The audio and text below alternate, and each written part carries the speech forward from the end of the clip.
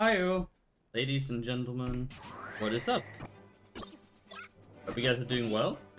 Player 2 defeated. Congratulations! This game's winner is Kirby! Alright, so Far Oasis for another 4 minutes. Hi Gilaja, what's up? How are you doing?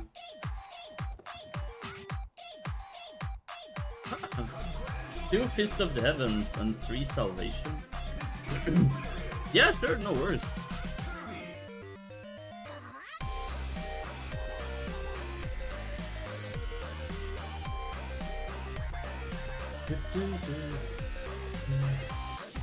Oh yeah.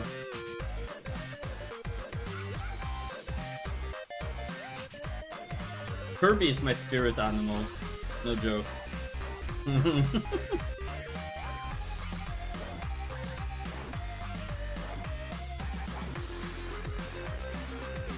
Doing alright. It's been a very long year, but it's, you know, it's getting there.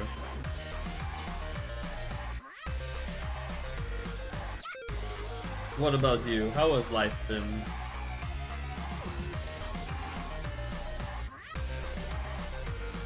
Jewel? What's Jewel? Oh, nice. An entire week of work, sweet. And just eat like a pig. I mean, that sounds reasonable. I mean, if you work hard, you deserve to eat whatever the fuck you want. Go for it. It's like I wanted to lose weight to fit into some of the dresses I want to buy, but I also really like pizza. You see how this doesn't work? The problem.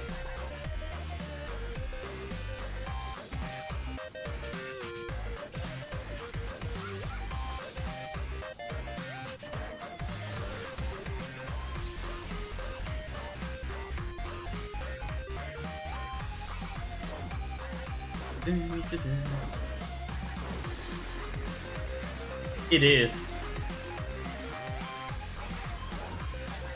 See, before I could make the excuse that I couldn't afford it, but then since my financial situation improved a lot, now I can afford it. So now I can't even say, oh well, I can't afford the dresses anyway. So now I'm stuck. It's a problem. Like, at least before it was, you know, I'm broke, so it's okay, it doesn't matter. No, I can't even say that.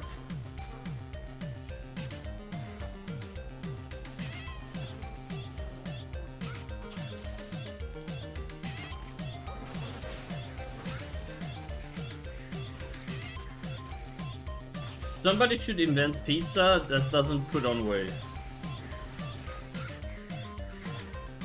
I am starting to work out a little bit as well, but... Oh, you used to swim? Swimming is fun.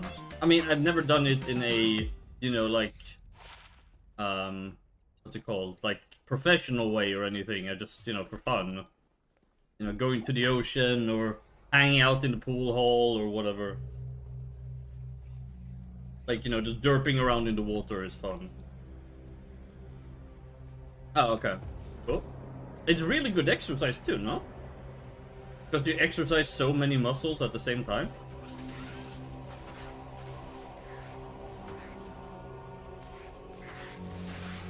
But does the knees matter when you swim? See how little I know.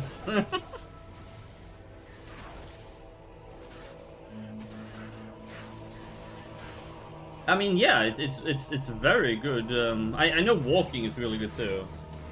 Oh yeah, no, running is really bad for you.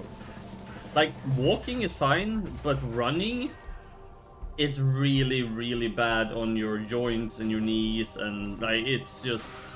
Because every time you, like, take a step and you land, like, gravity and your whole body weight you know, and then you push off and then you go again. Like, it's... I know a lot of people say, you know, running is this, running is that, but it's really bad for you. Like, it's really bad for you. Like, walking, like, power walking is perfectly fine, but, like, running or jogging is really bad. But no, swimming is a good idea. Maybe I'll start swimming too. Maybe I could lose some weight from that.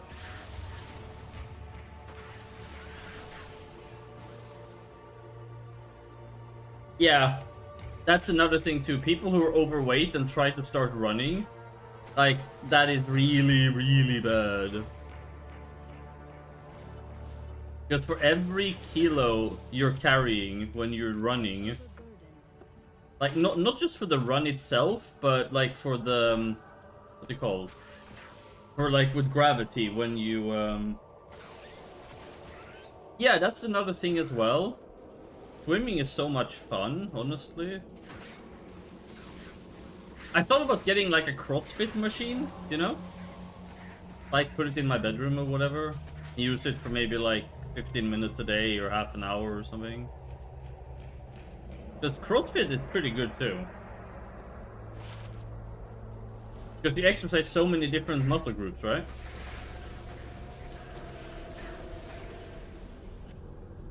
Like, unlike a treadmill. Yeah, no, I mean, the thing is, right now, I haven't exercised in like forever, so I figure anything is better than nothing, yeah? So even if I only did 15 minutes or 20 minutes, just anything is a lot better than nothing. So, you know, you don't want to overdo it when you're really out of shape. But I do miss being in good shape. Like, I was the happiest when I was at my ideal weight, about like 65 kilos. Because I'm really tiny. Like, I'm very short and very petite generally. So like 65 kilos is like my ideal weight. I have no idea what that translates into in other, but like in pounds or stone or whatever, but 65 kilos is like the weight where I want to be. Which I am above at the moment. So, it also, because like when you're overweight, you have less energy, right? And you don't feel as good about yourself. It also does things to your brain. Yeah, but it depends. I mean, you're a big man. I would assume, you know, you're... How tall are you? Yeah. Dude, I am barely 170, okay? You're like 15 centimeters taller than me. So yeah, it's about the same. Just, you know, for other measurements. I want to be about 5 kilos less than my height, minus 100. So, since I'm 170, I want to be like 65, yeah? And you want to be about 80, and you're 184. So, you know, it's about the same.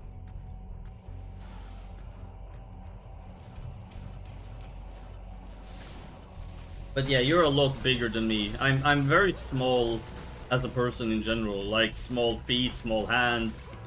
I don't have very broad shoulders. I don't have a lot of muscle mass. Like, I'm just a very small person. Well, not right now, because I've eaten a lot of pizza. But, you know, normally I'm a very... Ooh, Archon Staff. Eh.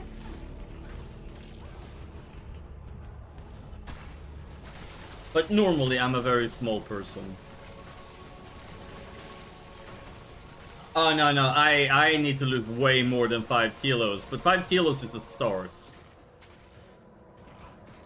I usually joke and say I weigh 300 kilos, but I obviously don't. I'm not gonna say how much I weigh, but I need to lose more than 5 kilos, I'll say that. But yes, 5 kilos would be a nice place to start. I'm guessing you probably have more muscle than me as well.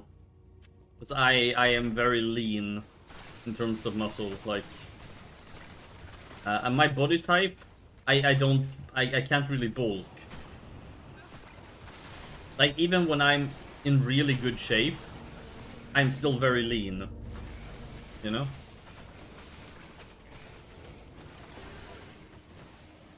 So I never get like big arms or big shoulders or, you know. I just have a very small stature in general. Just a petite person. I have some muscles the latest years. Oh yeah. I mean, how much do you weigh right now, if I may ask? You're 184. You're fine. I mean, yeah, you might be a couple of kilos over, but that's not too bad. I mean, for a man, it's not really that bad, especially not if you're that large. Like, tall, I mean. And I assume some of that is muscle as well, so I'm sure you're fine. The problem with me is that since I have such a lean body type, when I put on weight, you can really see it. Like, even if I only put on a little bit, I get blobby.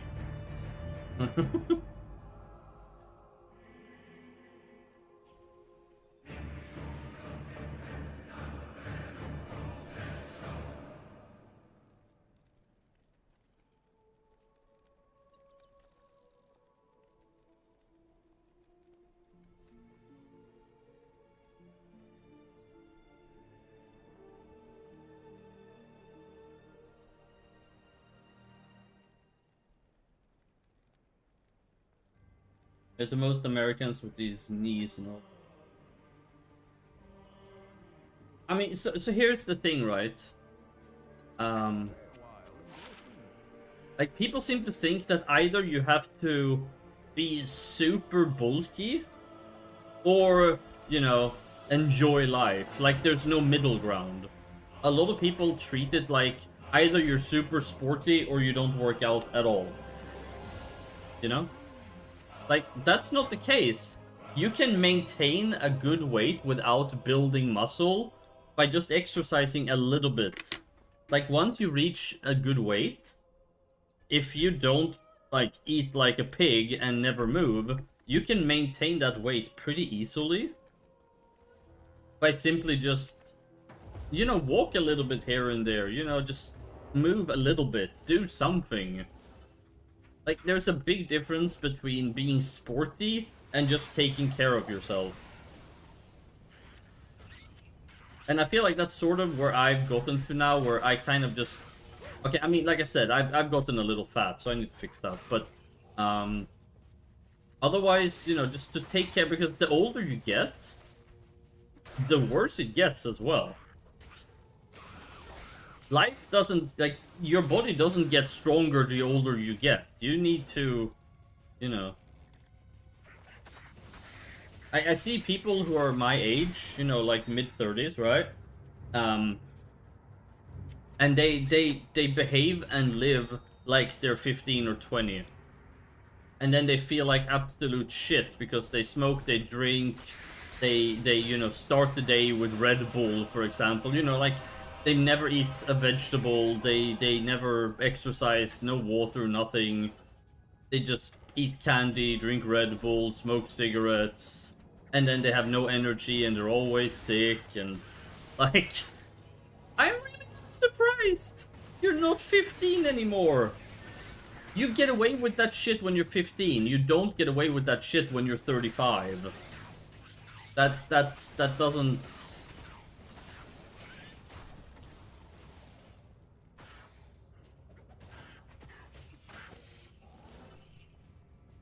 And then you have people who, they're like 35 and they have a body age of fucking 60.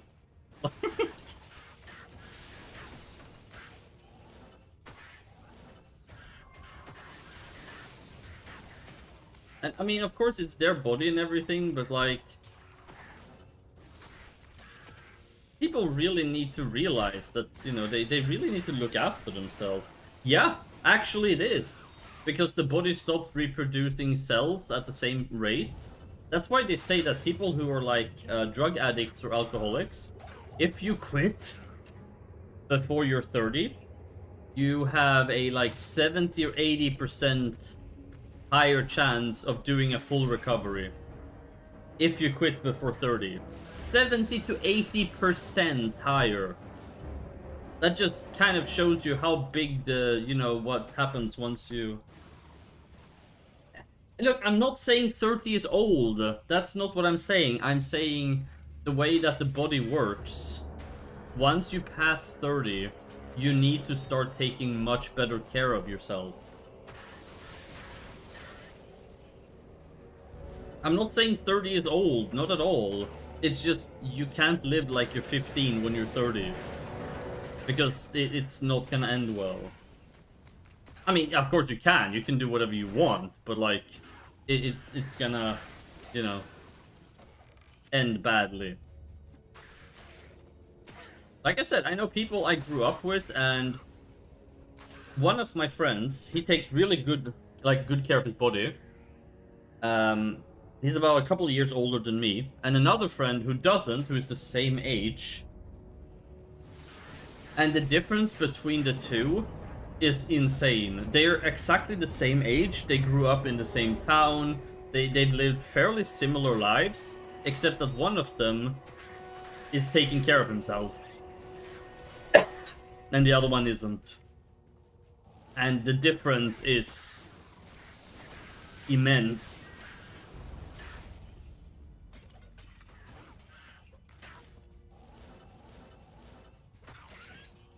Not just like looks, but, you know, just general like mind and like how they are and energy levels and... I grow fucking hair here. Oh my god, really? Dude.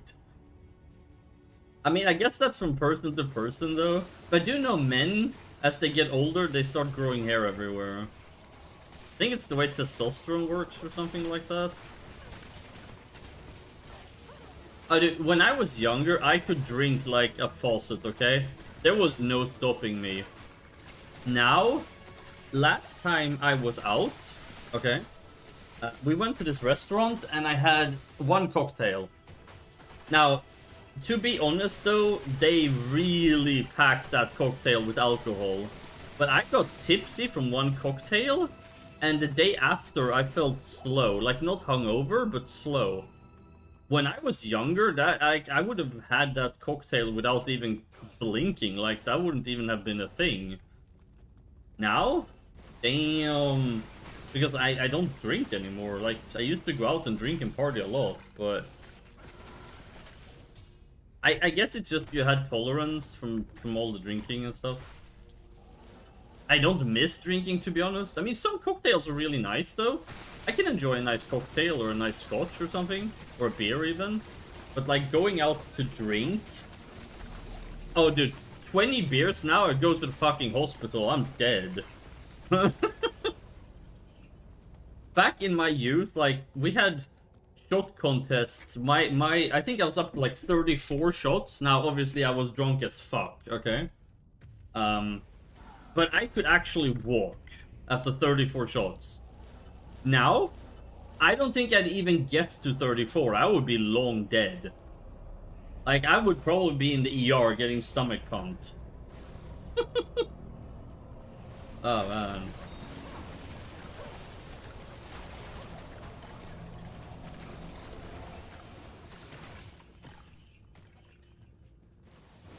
There was a time I used to drink this Austrian rum called straw rum, which was like 75 and 85% alcohol. I could drink that straight up with like an ice cube or like a little umbrella. Yeah, no, I'm, you know, I spent a lot of my time in Sweden, so, you know, we also enjoy alcohol quite a bit.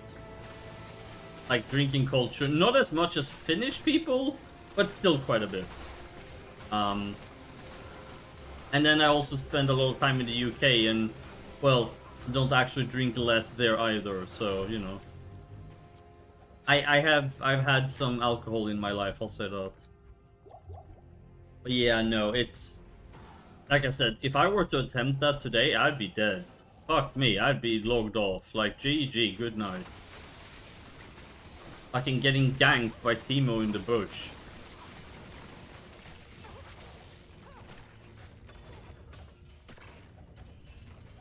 It's just life, though. Like, you know, life changes.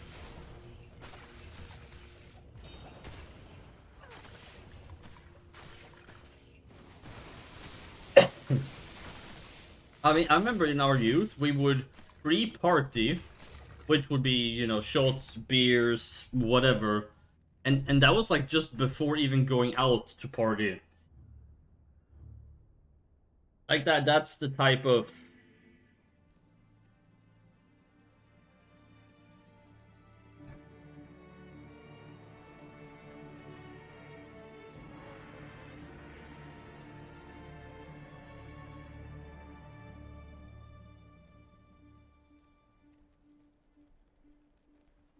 I wasn't a big fan of vodka, but like rum.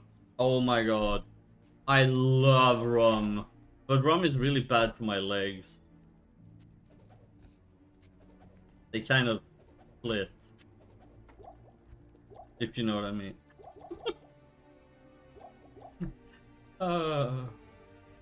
Jokes aside though, I was more rum than vodka, to be honest. Not a big vodka fan.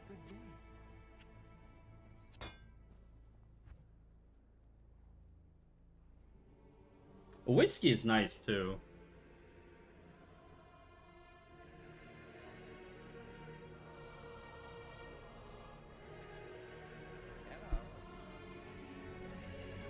You know my biggest problem with drinking beer? Like, I enjoyed beer, but my biggest problem with beer is how much you have to go and pee when you drink beer. Holy crap. At some point you might as well just stay in the bathroom because it's just... Oh my god. Just the amount of, like, just the sheer amount of beer that you can drink. And it just goes straight through you, like, it just doesn't... That's why it's better with, like, cocktails or whatever, because... Yeah, I mean, there's alcohol, but...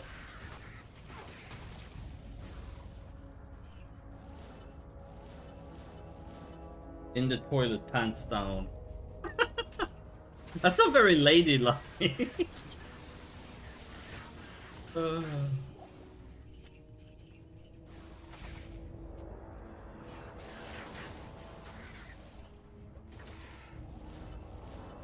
don't think I've ever done that.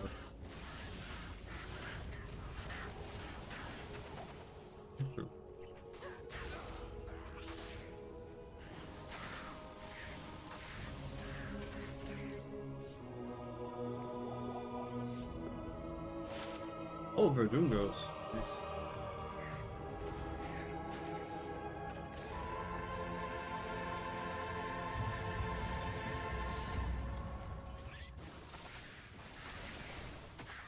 How do you guys feel about, like, Guinness?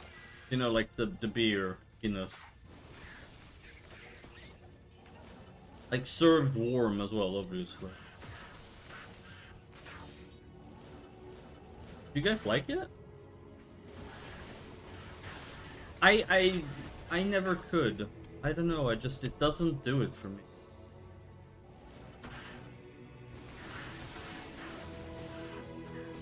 Because to me, warm beer is like cold coffee, it's just wrong.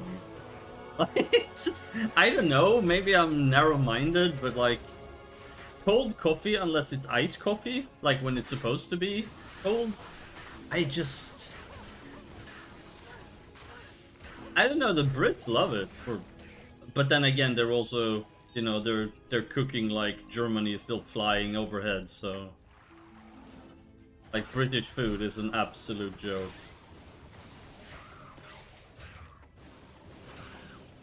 You know what the best British food is? Outside of like shepherd's pie, it's pizza, pasta, burgers, curry, Chinese food, and Thai food.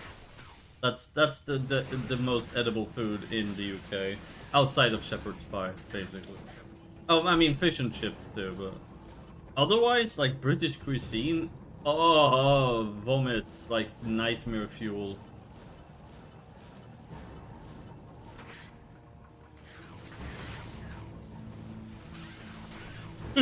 Tikka masala is British. I mean, you're not wrong. Fun fact, London has reached over 80% immigrants. There's 80% people who aren't actually British living in London now. It's turning into like New York type of deal.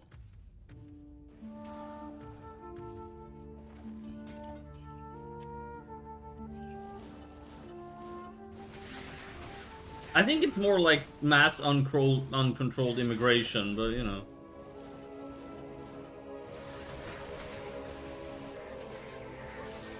Whenever Brits complain, I'm usually like, do you guys remember how Brexit was gonna save your country? Did it? They're like, that's not funny. I'm like, I'm not joking though. You guys fucked up. Like, Brexit is just, oh my god.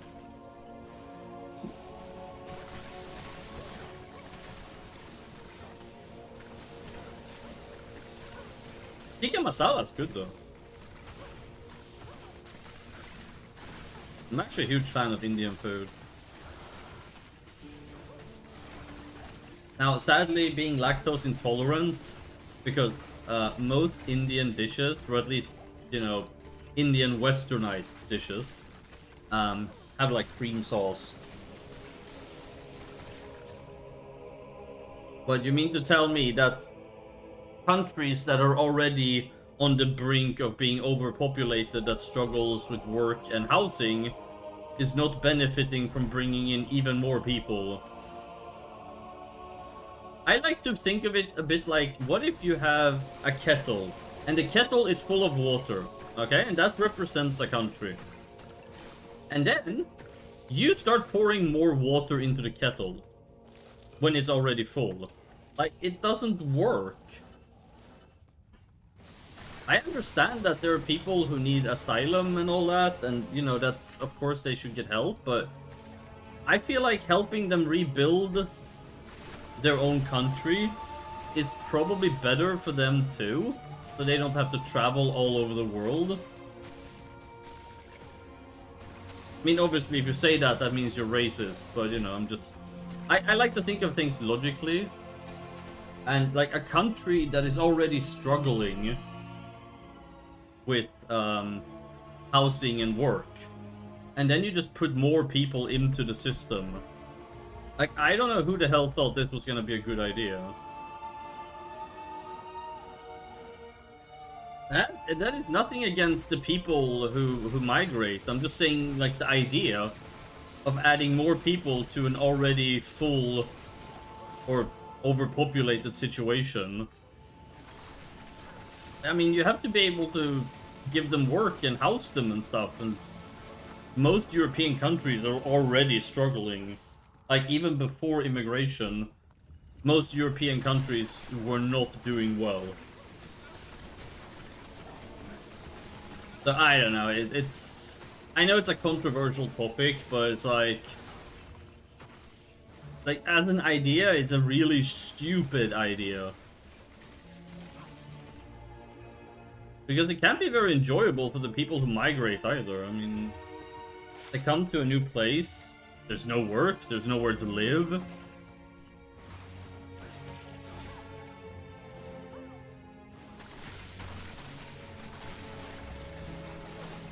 Again, not to say that I'm against immigrants or migration or anything, I just... It becomes a problem for everyone when you try to do it this way. And I'm not just talking about, like, UK or whatever, just in general, like...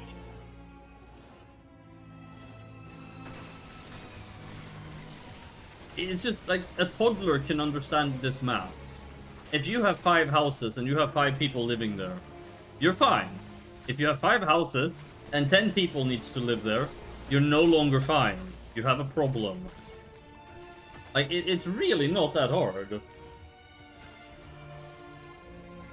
Ah, yes, yes.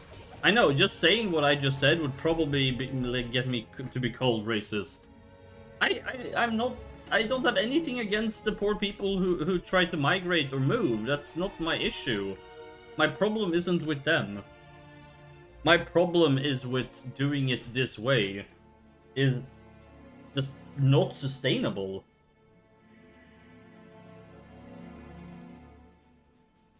So I have absolutely no issue with immigrants or people who migrate. It's just this way that it's being done at the moment doesn't work. Well, yeah. What do you mean will be? Look around. A lot of European countries are struggling so bad that they're on the brink of, like, fucking recessions and civil war.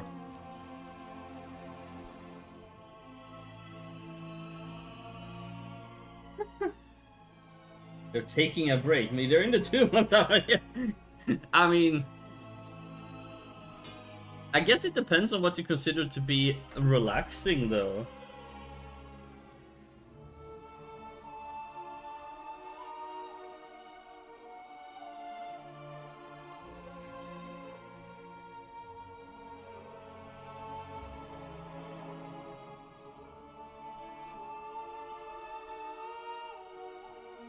Yeah, thanks, Galaja. I am still missing a lot of top tier items.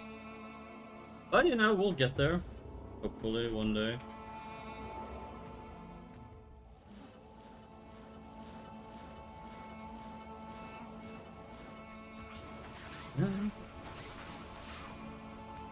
But yeah, I'm gonna play a little bit of Diablo and then later we're gonna continue doing dev work. I tried to create some balance where I only work on the server a maximum of 6 hours a day.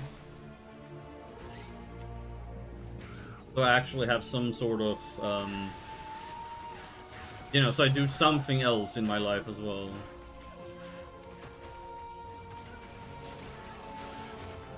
There was a time when I was doing 12 to 16 hours a day on the server, 7 days a week.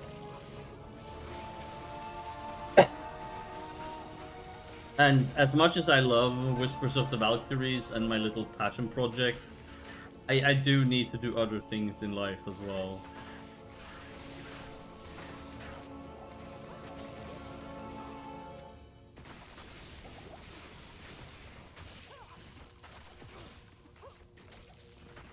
And I saw someone play Diablo and feel...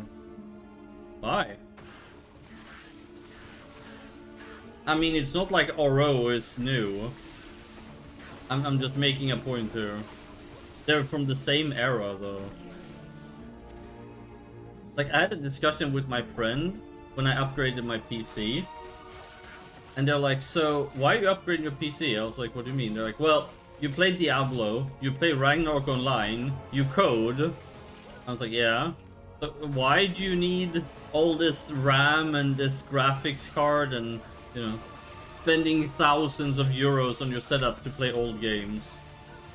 Like, it's not my fault they don't make any good new games. To be fair though, streaming with a VTube avatar does eat up a lot of your PC.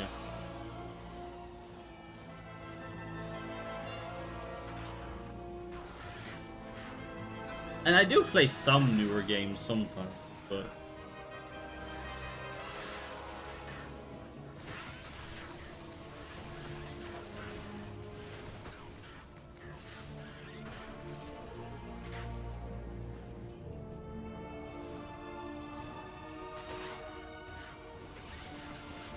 I remember I tried to stream in 4K, and it just, it did not work.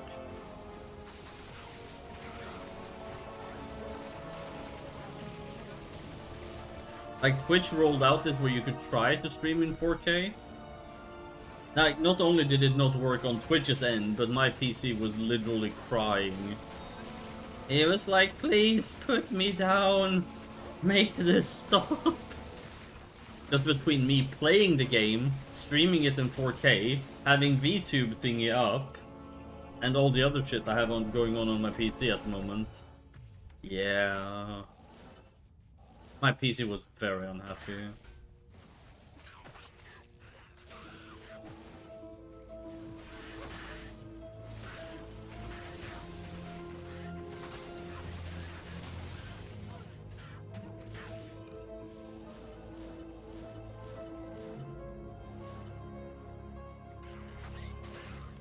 To be fair though, there are quite a few new games that I would love to play. Well, okay, they're not new anymore. For example, the game Stray. I would love to play that. It's on my list. I just never get around to it. And oh yeah, the new Final Fantasy VII, the remake and rebirth. I'm waiting for the third one. I've avoided all spoilers until the third one is released, so I can play all three in a row. I'm really excited about that, you know, whenever that ever becomes a thing. Everybody I know that has played it has said that they really loved it. Like, it was a great game.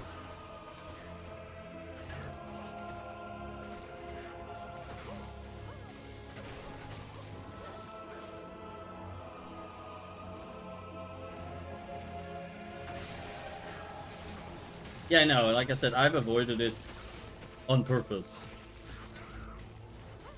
I also wanted to get into trying to speedrun Final Fantasy VII, like the original. I actually recently finished setting up my OBS and stuff like that for it, so... I don't know, I might be doing that one of these days soon.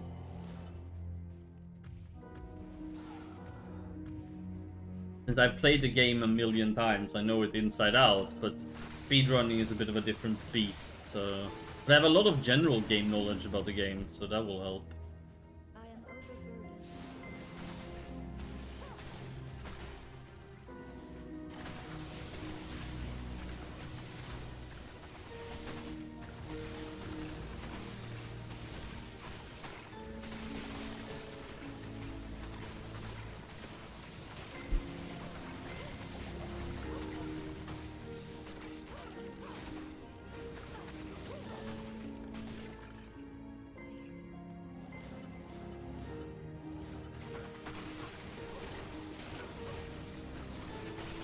So what other games do you like to play? Message. What do you want me to call you? Omnipotent? Or message? Or what do you want me to call you?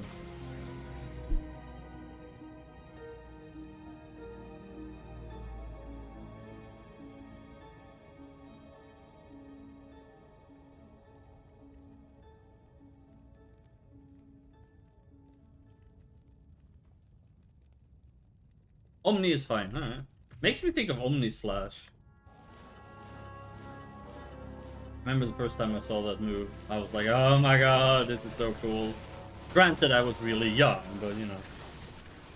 Why?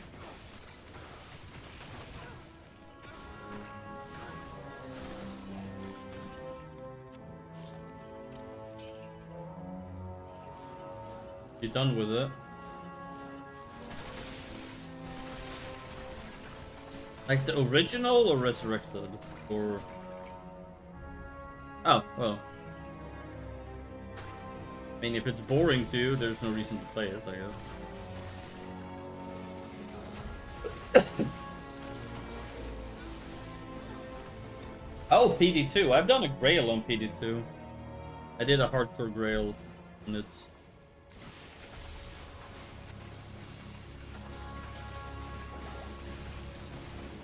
I have no idea what the game is like now, because back when I played it was like season 4? 5? I don't know, it was a long time ago.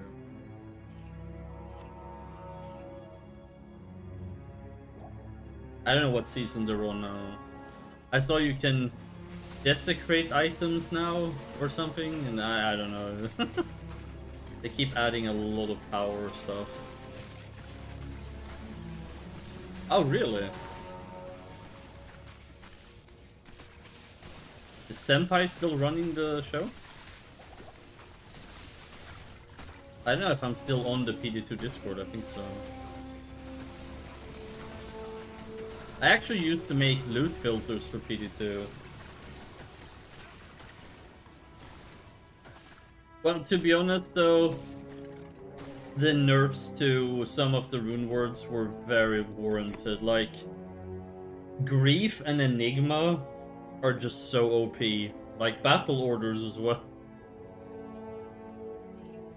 I enjoyed. I mean, I don't know what they've done since, but I enjoyed a lot. Like the mod a lot. It was a really good mod.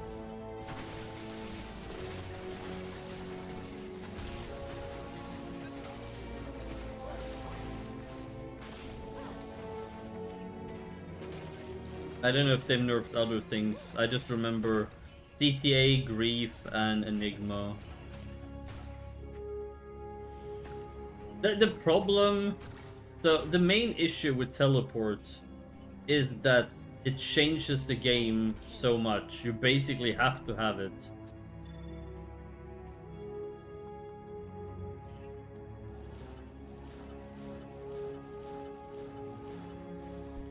Like, the game between having Enigma and not having Enigma is just... Yeah, but Hustle is movement speed, no? Fanaticism or Vigor? Or no, a Burst of Speed. That's the one, Burst of Speed.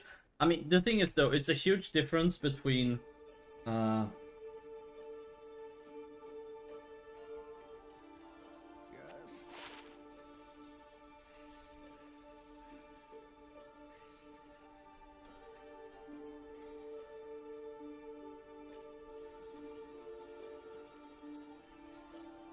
Like I said, I haven't played PD2 in a long time, so I have no idea what they have or haven't done, but...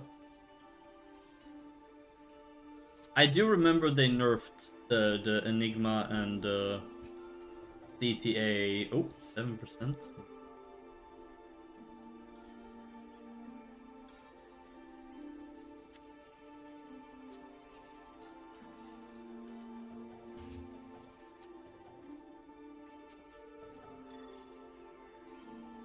Well, yeah, of course. But the thing is, Teleport is so powerful. Being able to jump over walls, skipping entire... The thing about faster on walk is that you can only run so far, where you can't really skip things in the same sense.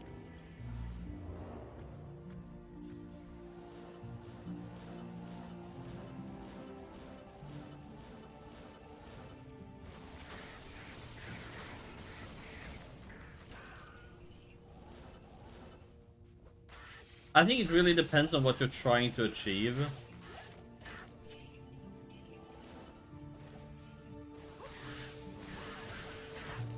I will say this though, I do miss a time before rune words.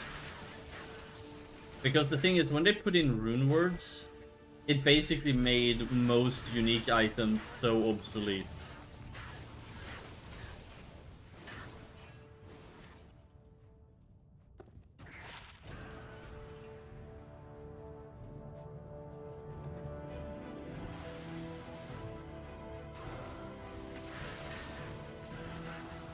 And I mean, I understand, you know, adding new things, and I'm not one to strive for going backwards or anything. I just...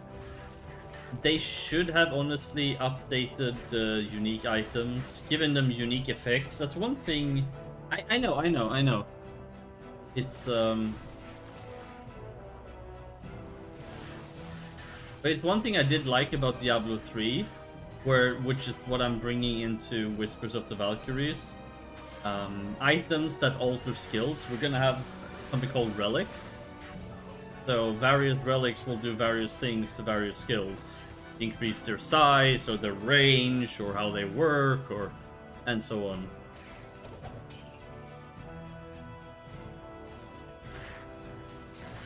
Like, you know, ring of this, or pendant of that, or sword of 1,000 cuts, or I don't know, whatever, it doesn't really matter. The point is, having relics, which, I mean, they'll be hard to get and be like endgame items and stuff, but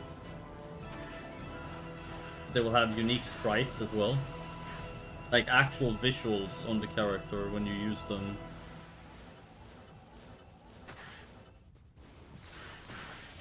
But no, PD2 made a lot of cool shit. Like, I really enjoyed... I felt like PD2 was a great addition to the original game. Like, for example, I tried Median XL as well, and that just felt unnatural. PD2 added things while still making the game feel like Diablo 2. If you know what I mean. Like, they gracefully added things and made them work.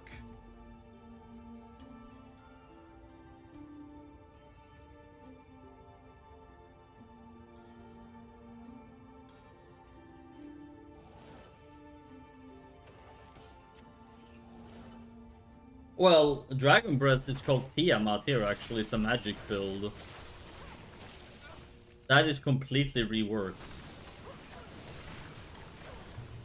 It stacks a debuff on the target called Ignite.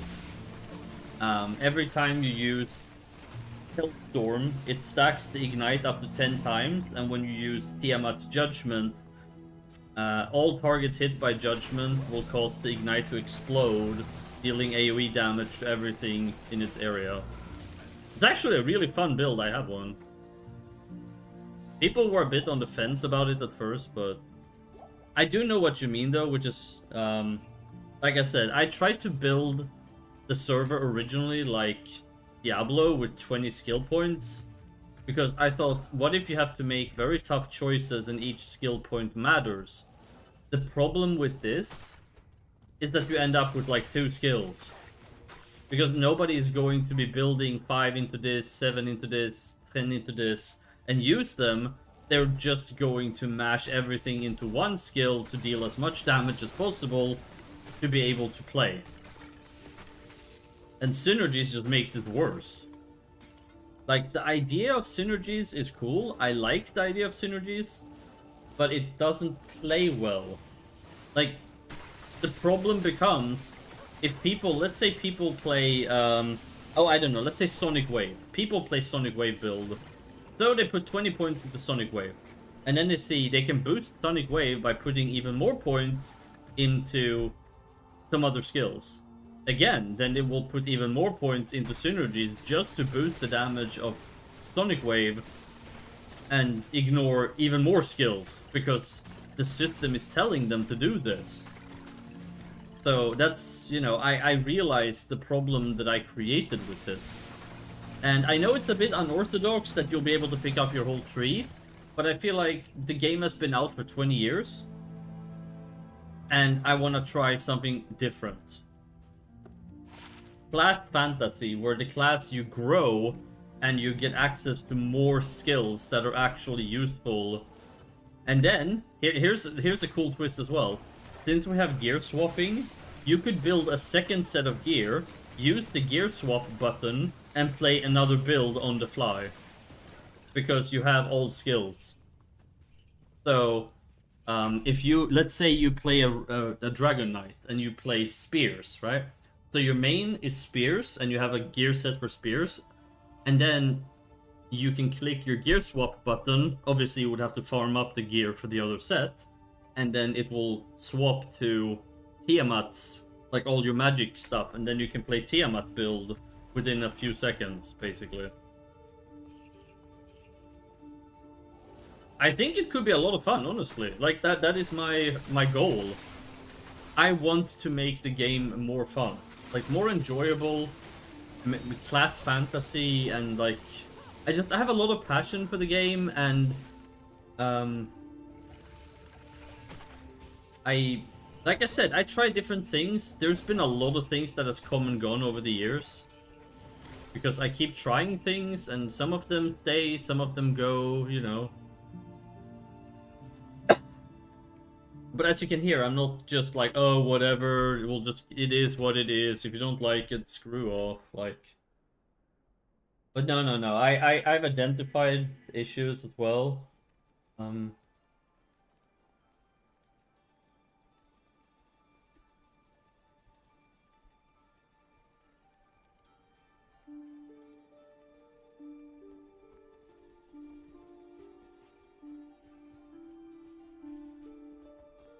But yeah, it's gonna take a while for me to get all this done, but you know, at least you know that's happening.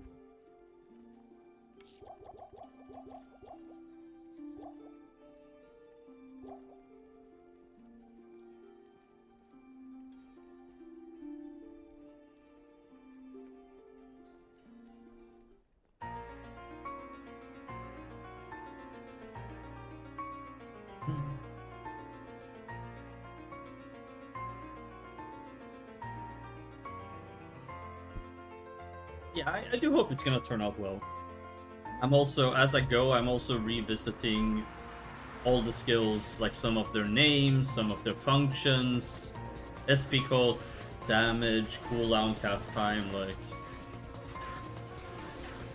You'll see. Like, later when I do the dev stream, I basically have made one character of each class, and I test everything I make and change.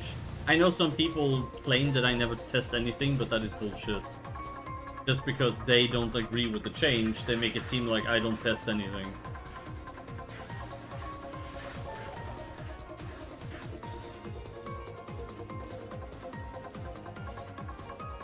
You know, when people don't like something, some people, they will make up shit, and, you know, it's just... Anyway. But yeah, later during the dev stream, I'll, we'll do more of the skill tree reworks.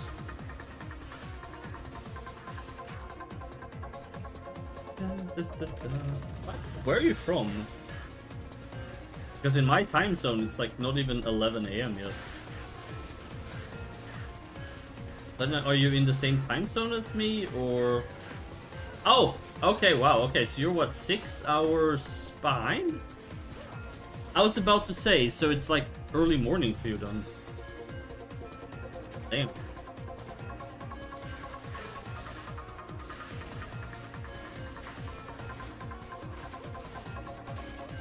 You're either up early or you're up late.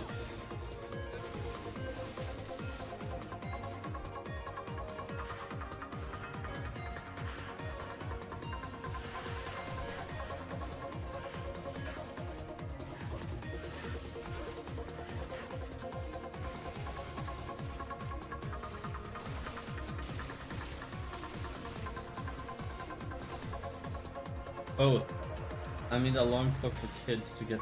Oh, I see. Alright. So you basically, you're gonna wake them up soon and then they have to shower and get ready for school and then make sure they get on the bus? That type of deal?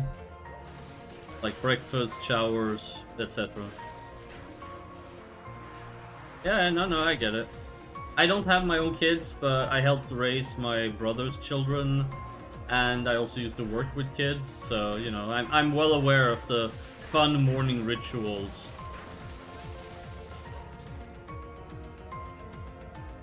I guess some ages are easier than others, though. How old are your kids, if I may ask? Because if they're taking the bus to school, then I would wager they're at least 10, maybe? 12? Maybe slightly less? 10, alright. But that was like, surely you wouldn't just let them go on a bus if they're too young, yeah? So, you know, they kind of... I don't know, what's the earliest you guys send them alone on the bus?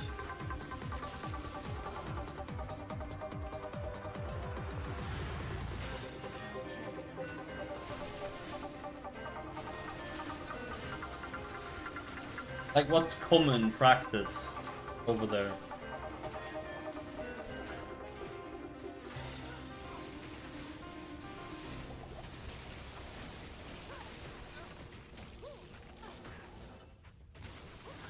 Eight, 9. Okay. And it basically picks them up right outside the house, or do they have to go to like a stop or something?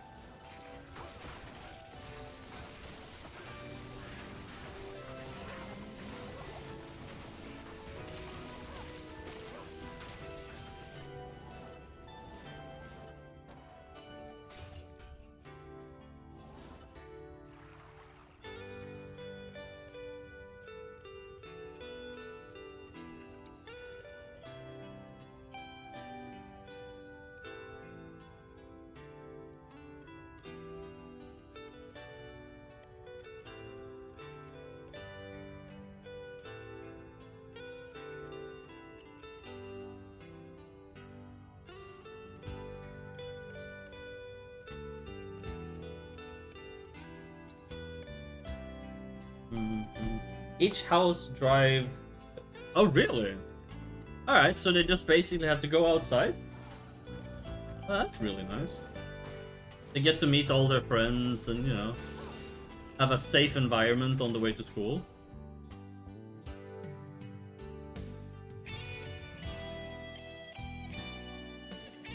Okay, my Game just crashed. Interesting.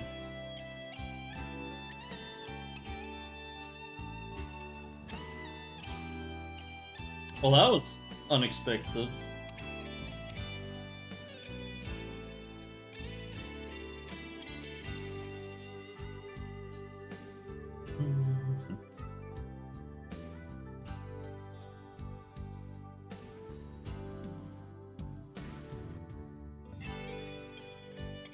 Hmm? Why rip?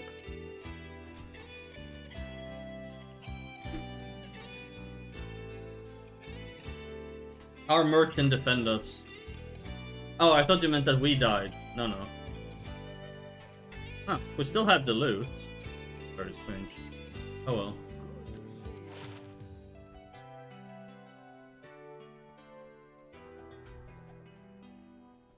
Yeah, I don't know. Usually I don't have that problem, but... I guess it happens.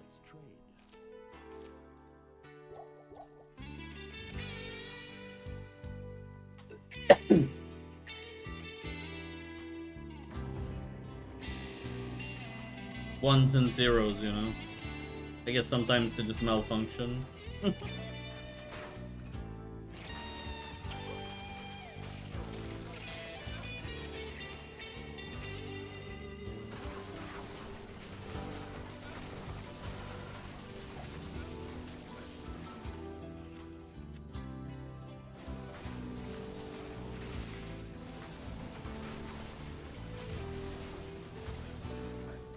That's the one thing that terrifies me about playing hardcore.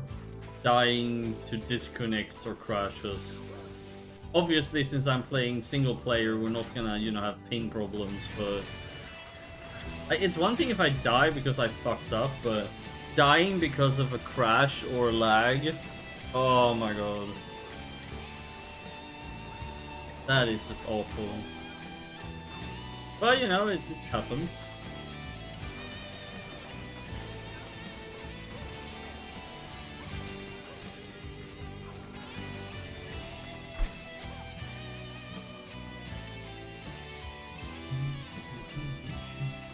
Rust Bang the Dark. So what class are you playing in RO at the moment? You're playing Sura? Oh, I know. I haven't played softcore in God knows how long. Now, I don't... Like, I'm not one of these people who will tell people that unless they play hardcore, they're chickens. I got bored of softcore. I played it a lot when I was younger, but... These days, hardcore is just more fun. You actually have to pay attention and gear against dying and... Ah.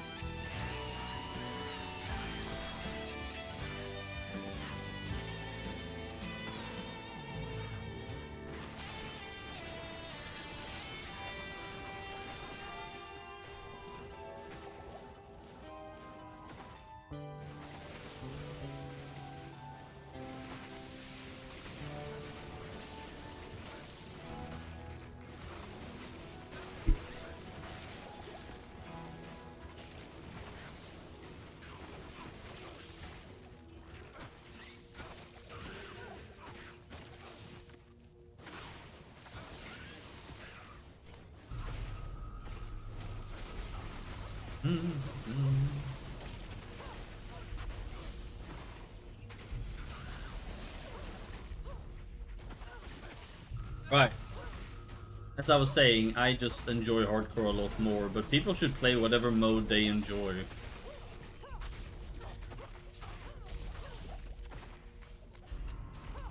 I know there's some people who play hardcore and then they will like trash talk people who don't play hardcore. I'm not like that. It's just a video game. People should enjoy it however they want. But no, I enjoy hardcore more because I feel like I have to pay more attention to how I build and how I play. Instead of just, you know, YOLO in.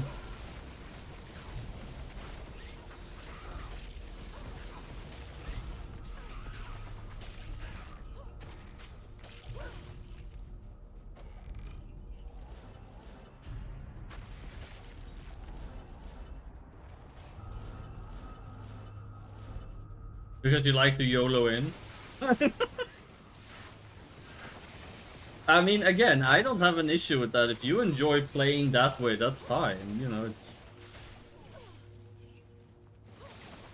Yeah, no, but like I said, some people play games... Like, you should play however you enjoy it the most, right? We're all, like... Here's the thing, I don't understand why people are so about dividing us. Like, oh, I'm a hardcore player, I'm a softcore player, I play ladder. We're all just loving the game. Can't we all just, you know... what's it called? Come together about our love for the game? Doesn't matter how. Like, there was some guy who was posting that he likes to play modded. Like, he mods the game a lot. Like, he makes it drop a lot more items, and, you know, he makes, like, monsters be a lot more monsters and stuff. And I'm like, he's not hurting anyone! Let the dude enjoy the game his own way.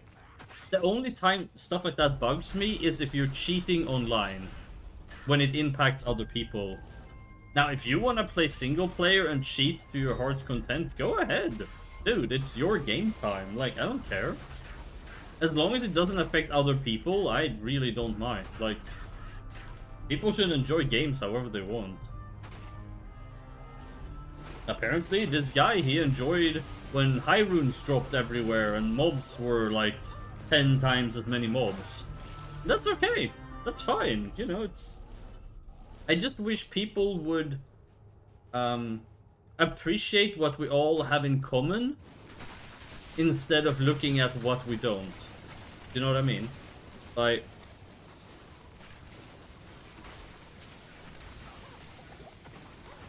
I don't understand this whole dividing people into... I do this or I do that. Like, we're all gamers. We're all people who love games. We love Diablo. You know, it's great. Like, I had this situation both in StarCraft and in League of Legends as well. Now, League of Legends, some people prefer to just play ARAM. Oh, look at this! Look at this, guys! Holy crap! Okay. This was unexpected. Oh, damn. Noise. Brrr. Now we can actually make another Infinity. We had an Infinity, but we misplaced it.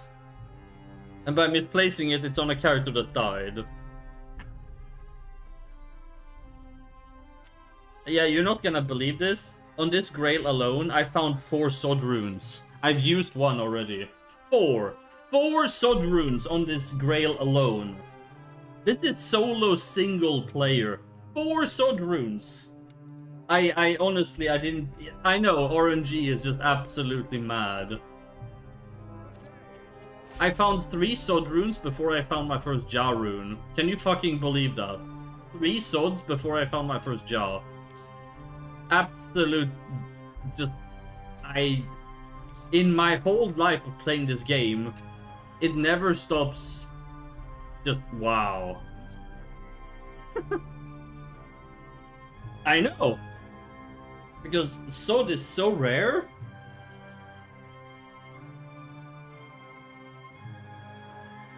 Even finding 1 Zod is rare. Finding 4?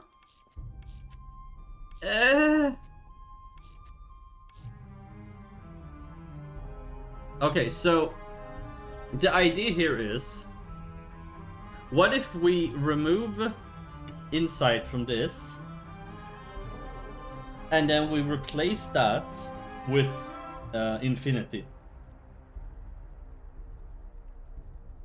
Because this is an ethereal 4-socket cryptic axe, which is, I mean, insight is cheap, so you can just make new insights whenever, but I'm afraid about the meditation aura, but I also feel like I'm also always chugging pots anyway.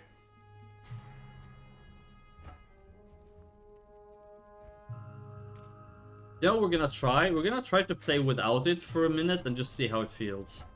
And then if it feels fine, because like I said, we're chugging rejuves anyway, so... But yeah, that was cool. Or rune. I do think an infinity will boost our damage by a lot, which means less throws.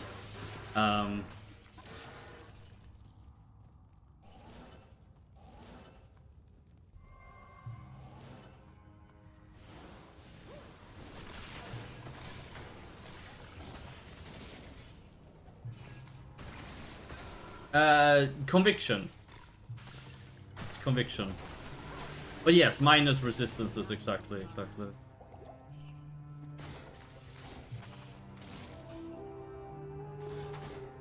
Ideally, I would want to make, what's it called? I would want to make, my brain. I want to make the shield, hang on, my brain. The shield, Phoenix, so you get redemption aura, so you get mana back for kills.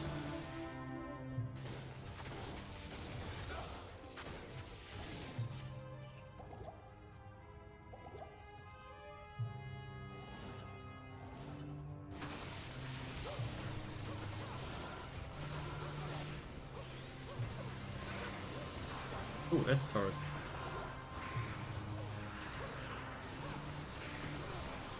But in order to make that, we need a low and a jaw.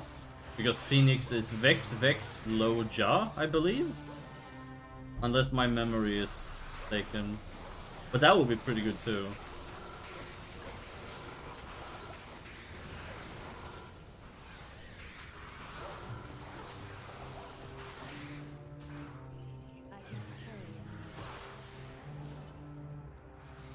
Oh dear god. This is why we have T-gods.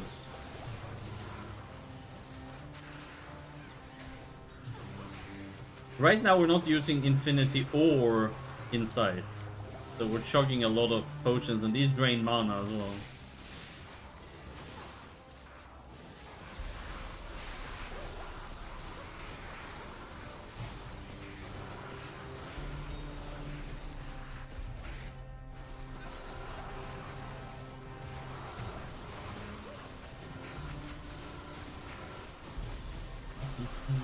Wow, my Merc died.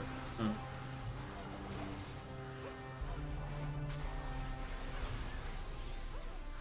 I guess when you don't have a weapon, life gets really hard. Yeah, alright, so let's make the infinity for him then. Alright, let's resurrect him first. I pray we get a good roll. I mean, okay, even a bad roll is gonna be good, but... So right now he's running Fortitude and Dariel's Visage and this awful Stormspire.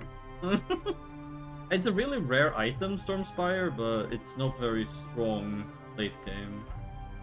Okay. So how do you de-socket again? It's Hell Rune, Scroll of Town Portal, or something? Yeah, mana per kill would probably be pretty good, yeah. Maybe on a ring.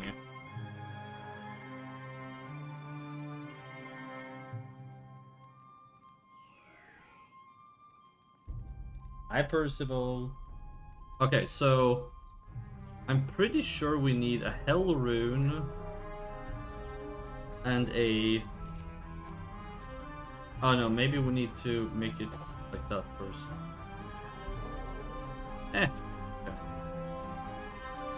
Okay, so yeah, look, we have an Ethereal Cryptic Axe. Okay, so let me see here. We need Bur, Mal, Bur, Ist. Bur, Mal, Bur, Ist. Fucking 6 Mal runes.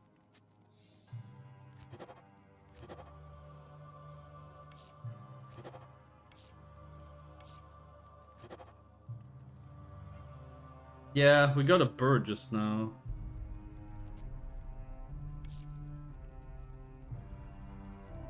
It looked like this. Okay. Bur, Mal, Bur, Ist. Hey, I don't want to risk... There was a time when this game was new, when runes were white. Do you remember this? Finding runes was so hard. Holy fuck. Because if you're doing like cow level, there was just white items everywhere. Now, they did change them into orange eventually, but those white rune names... Oh,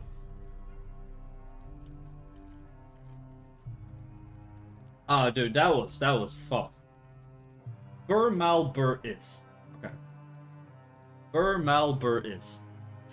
Burmalburist. Okay, okay. Okay, faster run, walk, crushing blow, prevent monster heal, level 12 conviction aura. I don't know what it rolls. It rolls. Oh, level 12 is the only roll. Okay. It rolls between 45 and 55 enemy lightning resist, so we got 47. Enhanced damage is 255 to 325. Not bad, not bad. It rolls... Okay. We got a perfect roll on... Okay. Oh, it's not too bad. Look at the damage as well. Juicy. Oh, yeah. Alright. The cool thing here is as well, if my Merc has conviction, it will... and an enemy has conviction as well. If the enemy has a lower level conviction aura than mine, then their conviction aura will be negated and like it doesn't exist because the game can't process two of the same aura at the same time. So actually this is even stronger than what it seems.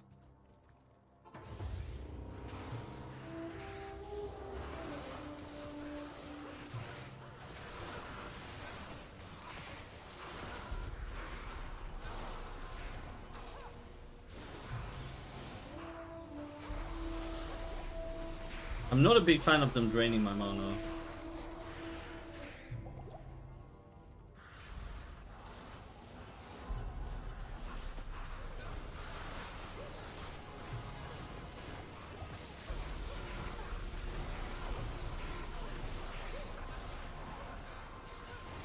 Man, look at the damage. They just melt.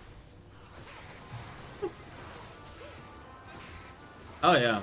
I mean, I was dealing damage before, but conviction is so strong.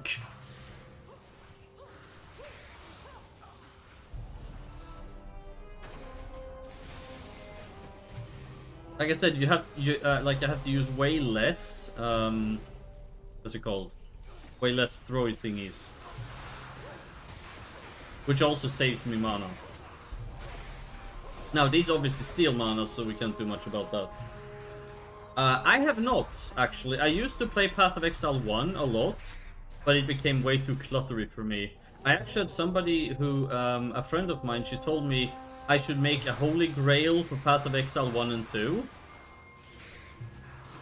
So that might be, you know, on the agenda eventually, once we finish this.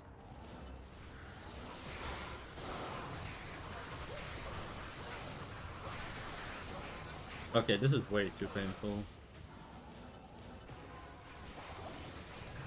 Yo, Gen... What is a Gen said? Is that like millennial?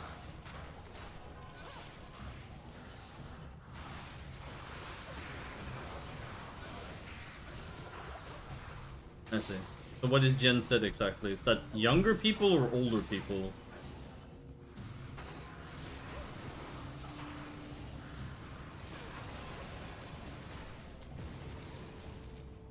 And also, who comes up with these names? Like, was there a meeting that I missed?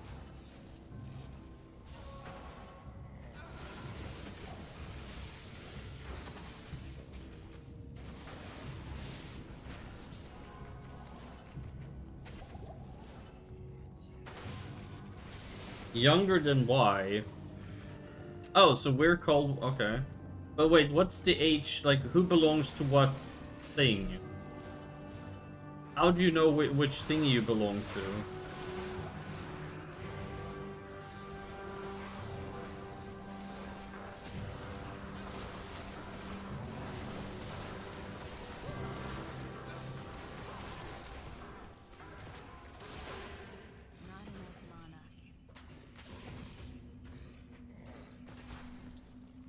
I mean, not that it matters per se. I'm just Generation X was it refers to distinct demographic groups. Y born between it. Y millennials born. Okay, so I'm a millennial. Cool, I guess. Something.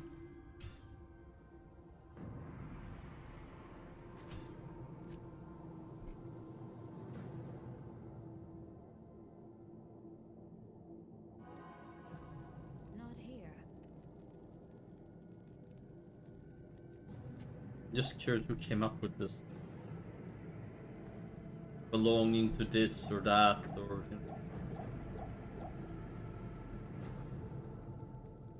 Well, yeah, because we grew up with RO. That makes perfect sense. Hello. And RO doesn't exactly attract the newer generation because they're all busy playing Fortnite and other crap games. So that makes perfect sense. It's people playing for nostalgia.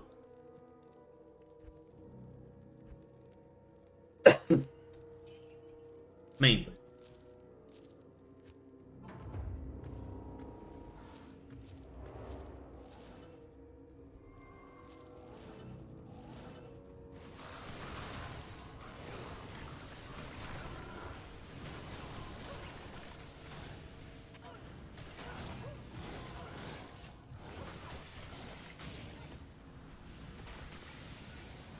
Skibbity backroom. The fuck? What is skibbity backrooms?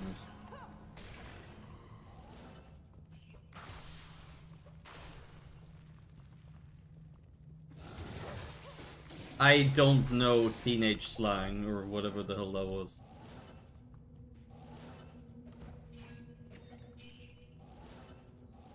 Skibbity, skibbity, something. Where's all the mobs?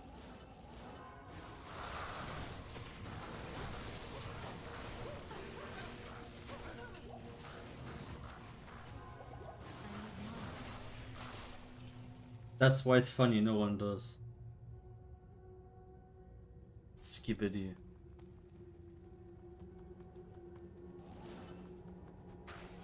I don't know, I feel like this TikTok brain rot generation is...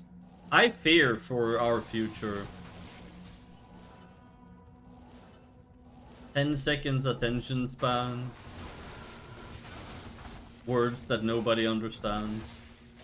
What happened to my Merc? He just died.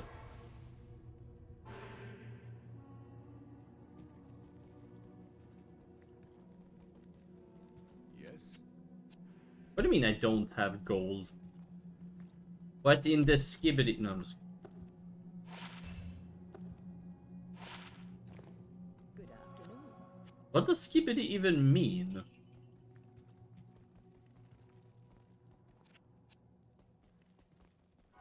Like, I literally don't know what it even means.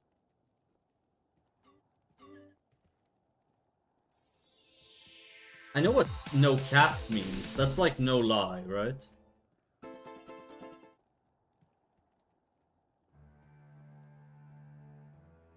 Or something.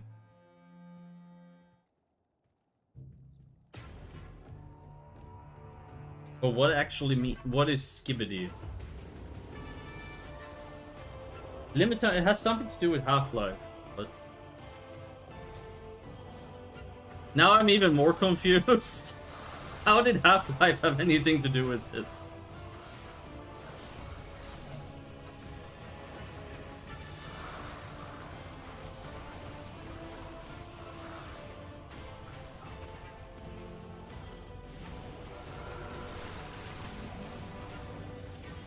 Alright. Please enlighten us, because I have no fucking idea. Something related to the gun. What gun? Like, gun?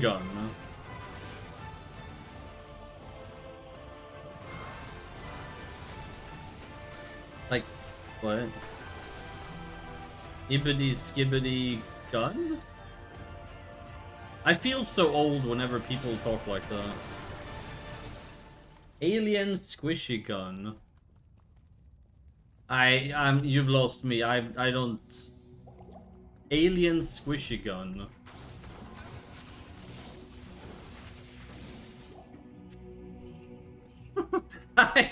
I don't even know what he's talking about. Like, I'm trying to understand, but I literally have no idea. Alien squishy gun. Okay. There's some form of toy? I guess?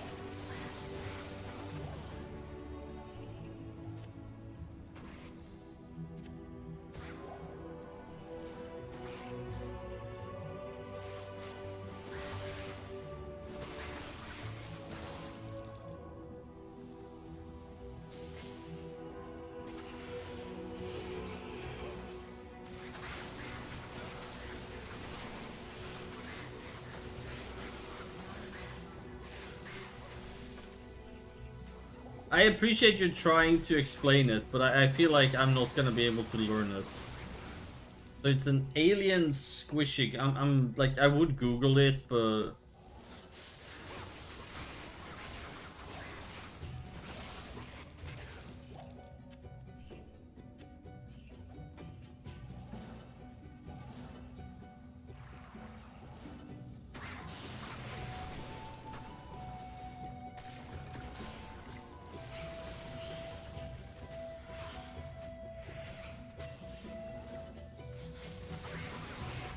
Parsival, are you younger than us? Is that why you seem to know this stuff?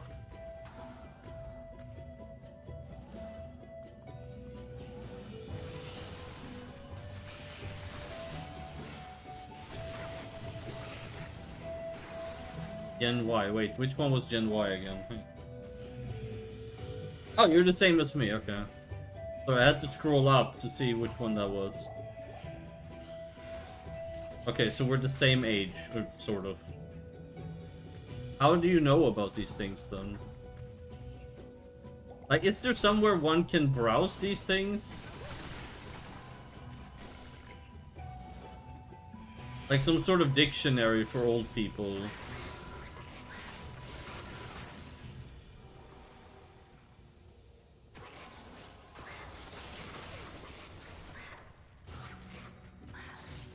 Has it been a flushing kids down the toilet? Right.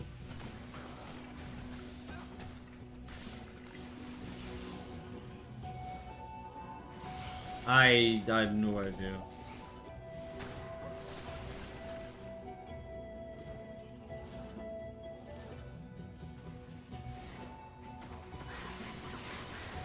Skibidi. Yeah, that doesn't make any sense. Like, it's not even a word. It's just a bunch of letters.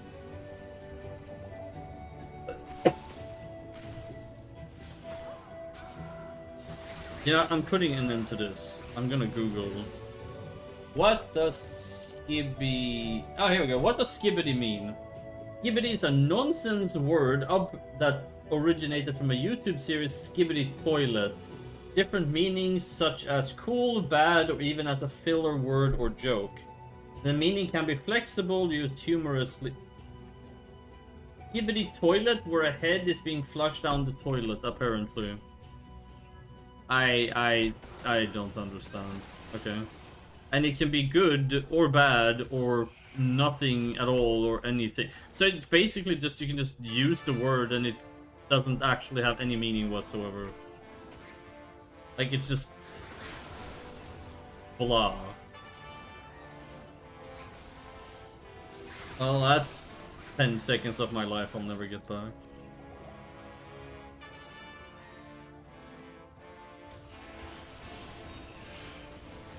What do you mean you've killed somebody in a skibidi? What?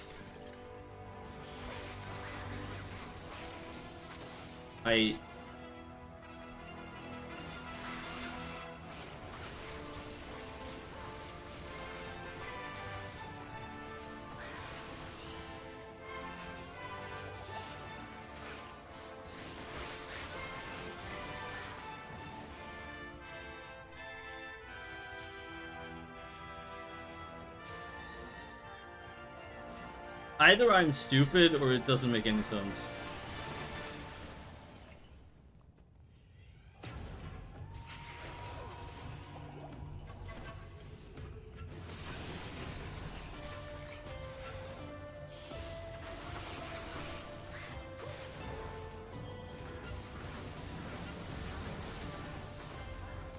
Kill on what? In Fortnite? You're annoyed? What? I'm sorry, I'm not trying to annoy you, I don't understand this word thing.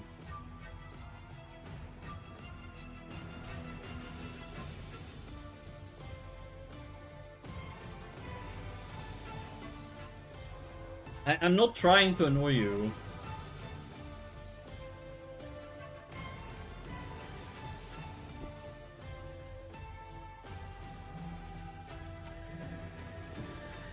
I'm sorry.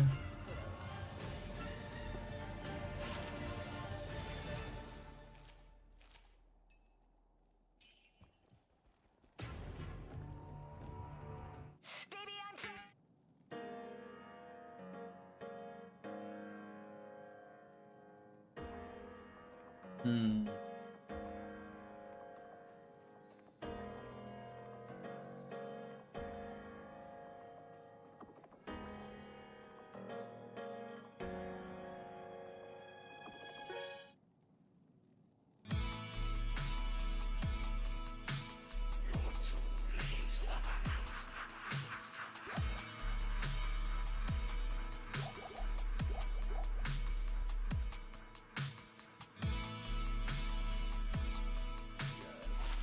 Do you say skibbity when you're annoyed?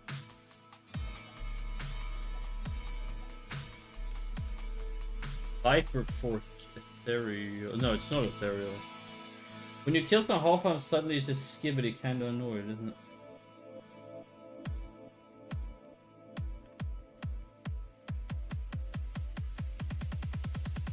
Join my army of the dead. Hmm.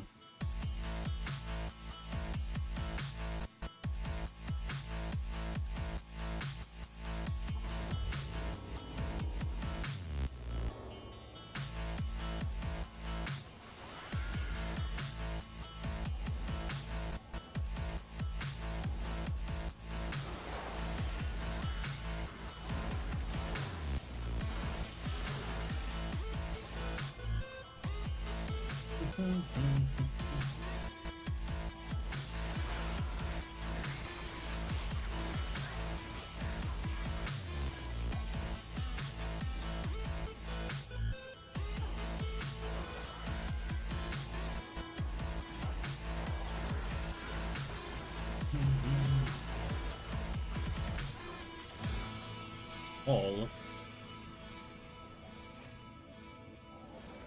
Out there.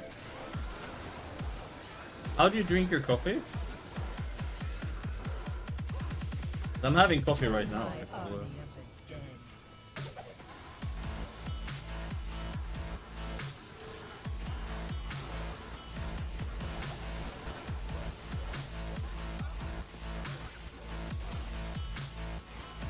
Anyway. Like milk, sugar.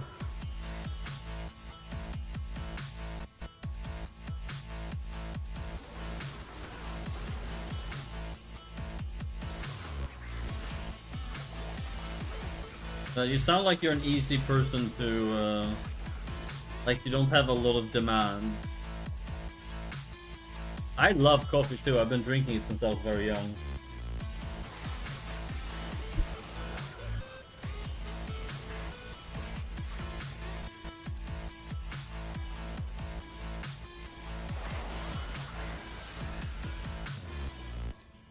Coffee is love, coffee is life. Nice. It's like a nice warm hug. Coffee is the equivalent of a drinkable hug. That's what it is.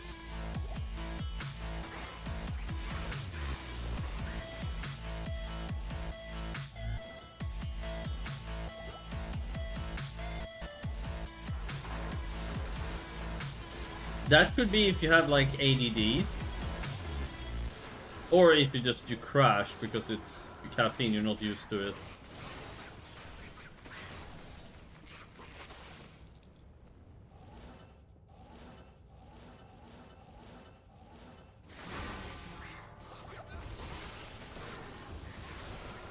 I know a lot of people can't drink coffee because they get really upset stomachs. Like, that's a thing.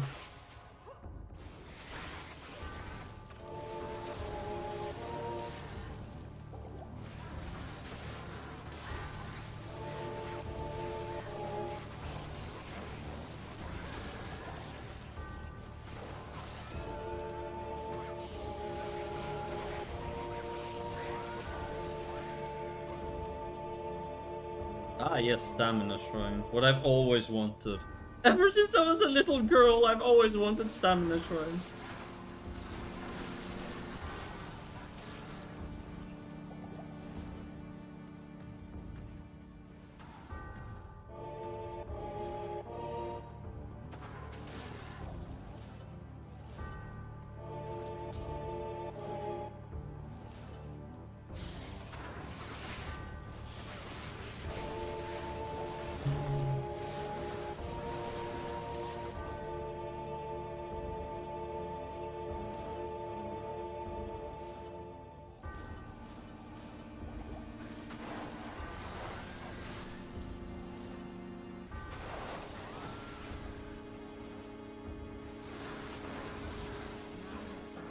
And with conviction, the elites just melt. This is player 7, by the way.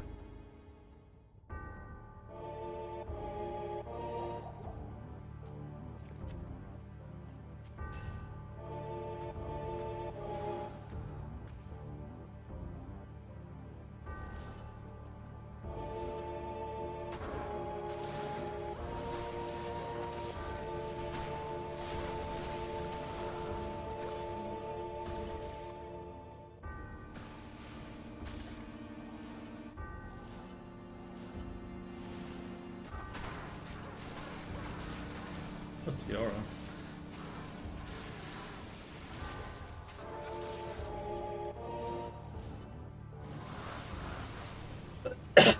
But no, I'm a huge fan of coffee. I usually take mine black, sometimes like with a little bit of sugar, but I don't really put milk in it. Unless I'm drinking like a frappuccino or cappuccino or something, but like normal, you know, everyday coffee is just black with maybe some sugar.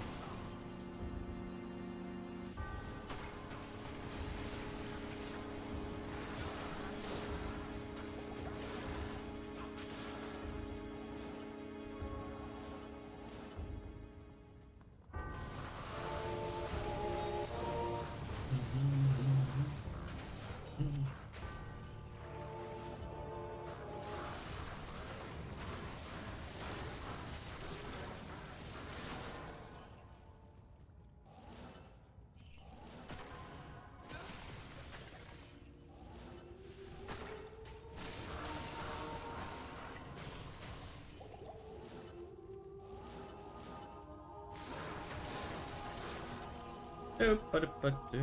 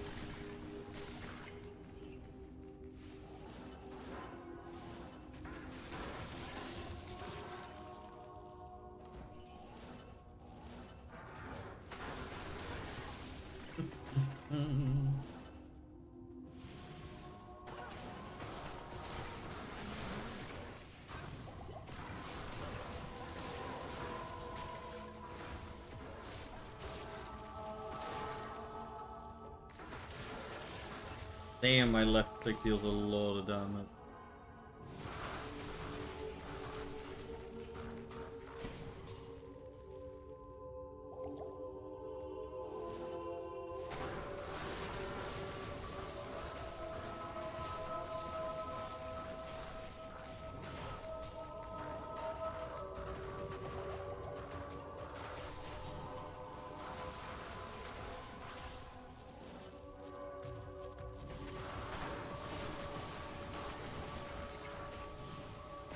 That's very skibbity of you.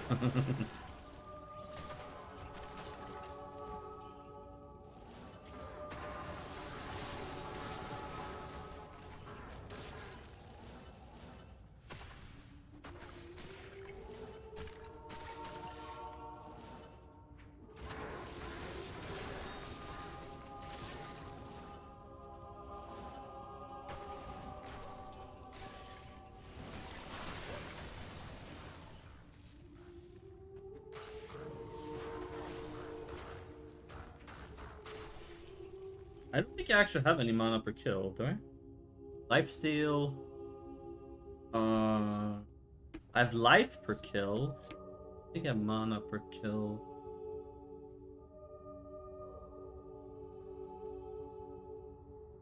Ohio Riz. I'll never be.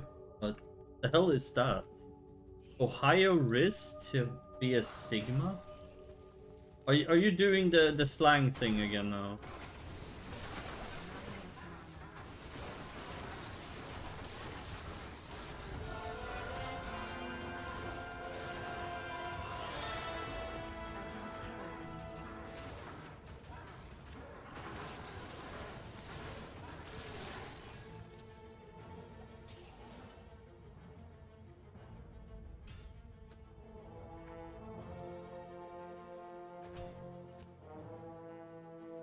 Ohio Riz. Is that a coffee brand? I'm sorry. I hang out with Jens too much into royalties.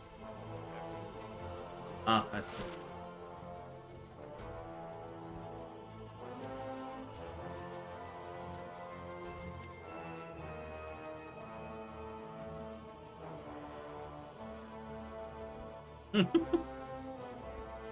It's okay. People are free to talk however they want, but just it's hard for me to understand sometimes. I'm just like, am I missing something here or Riz and Skibbity and what other words do they use? Oh yeah, no cap and hang on, there was a list.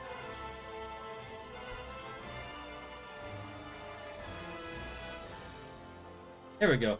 Cap, drip, fam, simp, cringe, dank, bet, glow up, high key, Briss, Delulu, sus, salty, goat, vibe, buzzin', flex. Oh my god.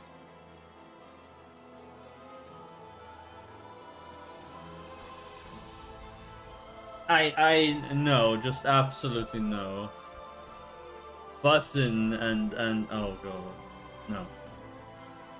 No thanks. I'll stick with English. Regular English is fine with me.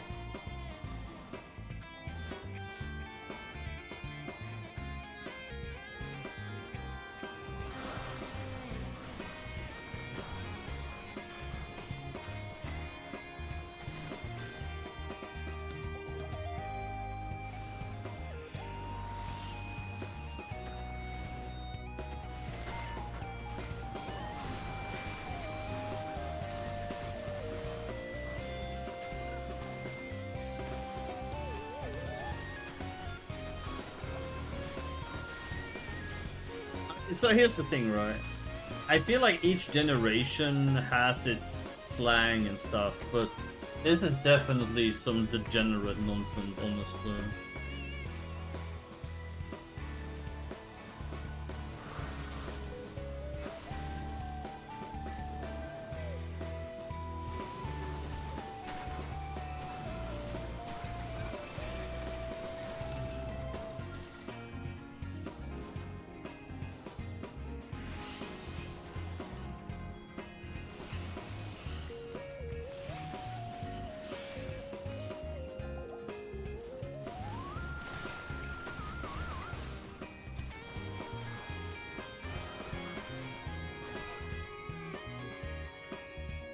I'm trying to think of slang that came from our generation.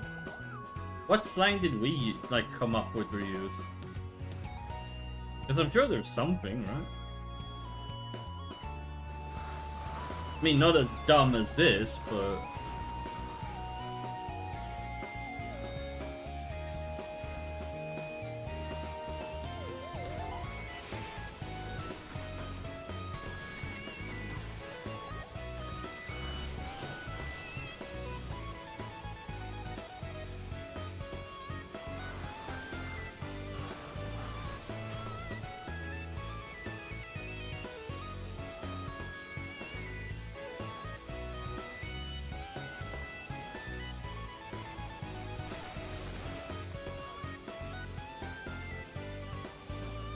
Or did we sound like this to the older generation?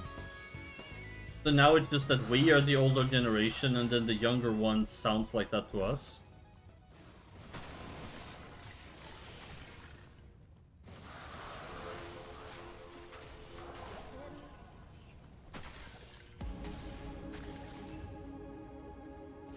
What do you guys think?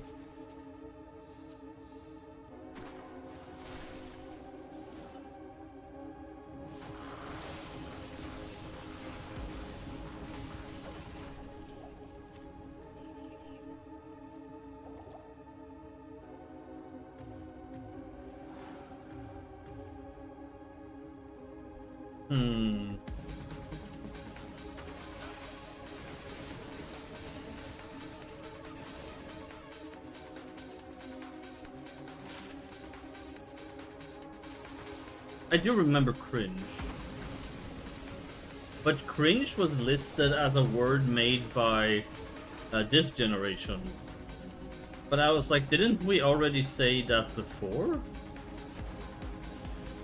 Or is it just that they use it now?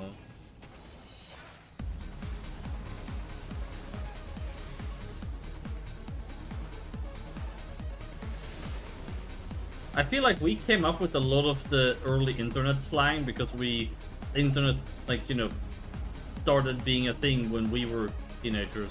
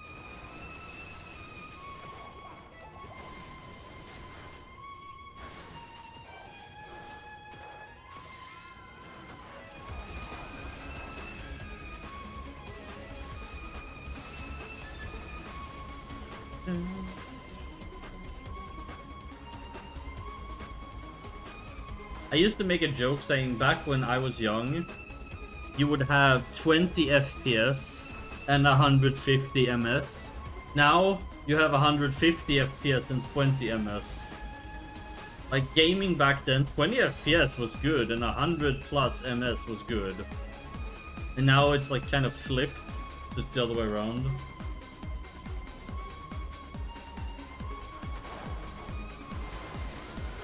I mean, it's true though, isn't it?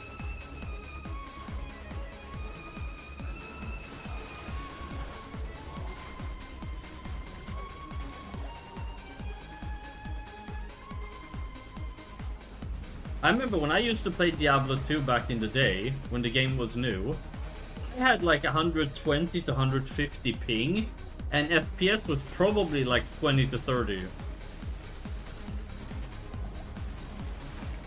The old CRT monitors. Oh my god.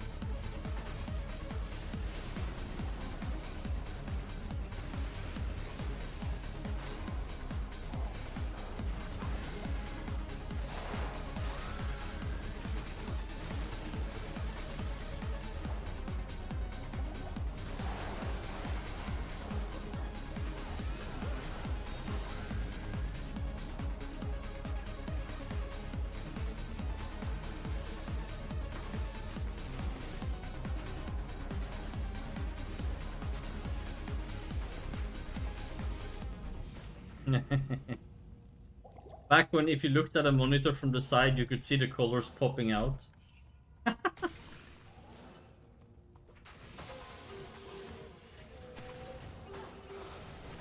Like, you know, if you were looking at a CRT monitor from the side. Man, those things were fucking hell hazard. Holy shit.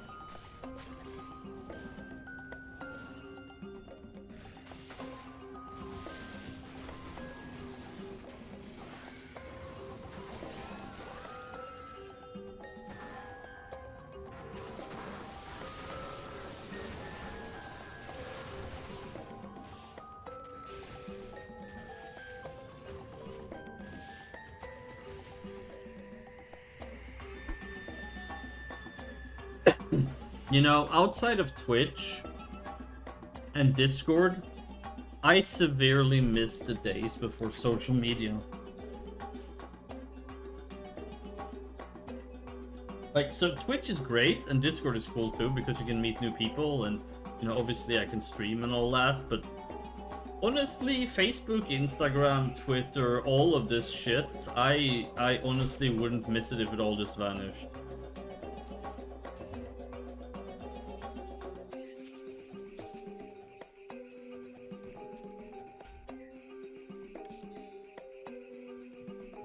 Oh, and TikTok.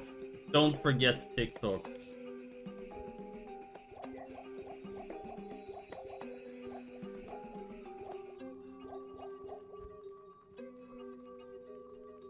I mean, I have a phone, but I basically use it to make calls. You know, the way phones were intended?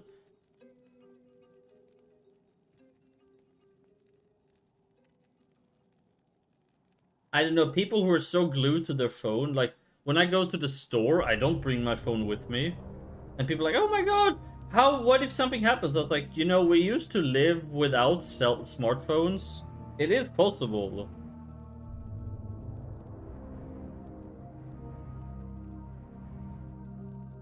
As crazy as that sounds.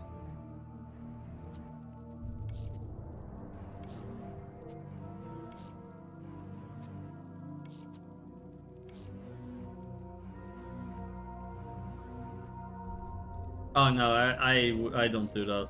My phone is basically just on my desk, and I use it if I need to make phone calls. Oh yeah, a lot of people are extremely addicted to their phones. Like, when people wake up, the first thing they do is check their phones.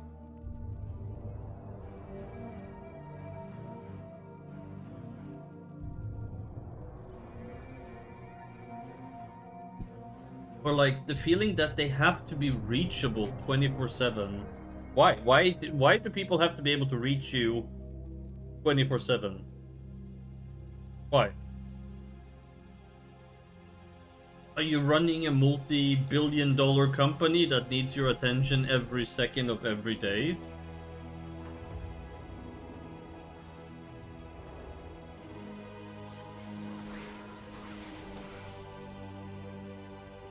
No wonder people get so much anxiety and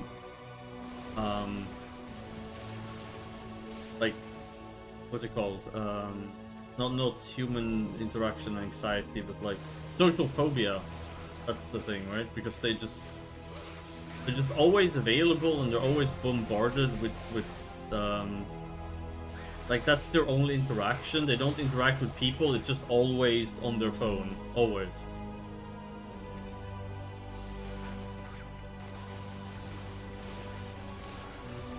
I miss the times when people would actually spend time together. Full rune, alright, cool. Cool. Not a burr, but you know. Can't really, we just found a burr rune, so. Honestly, making the choice to not have a phone, I can see it. Like, do you have a landline at all? Or like, you know, I mean, there's nothing wrong with having something like that to be able to make calls or get people to call you, but like the constant people having phones on them 24/7. Like, why have we reached a point where this is normal?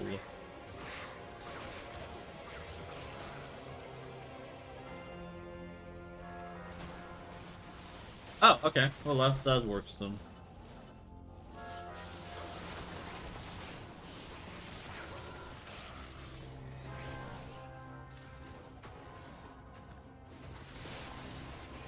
But no, like I said, do people, and especially teenagers and young people, like, you don't need to be reachable 24/7. And then there's also this whole thing about talking to other people. It's never you leave them a message or you plan to hang out. It's people are always, they're always IMing each other. Always.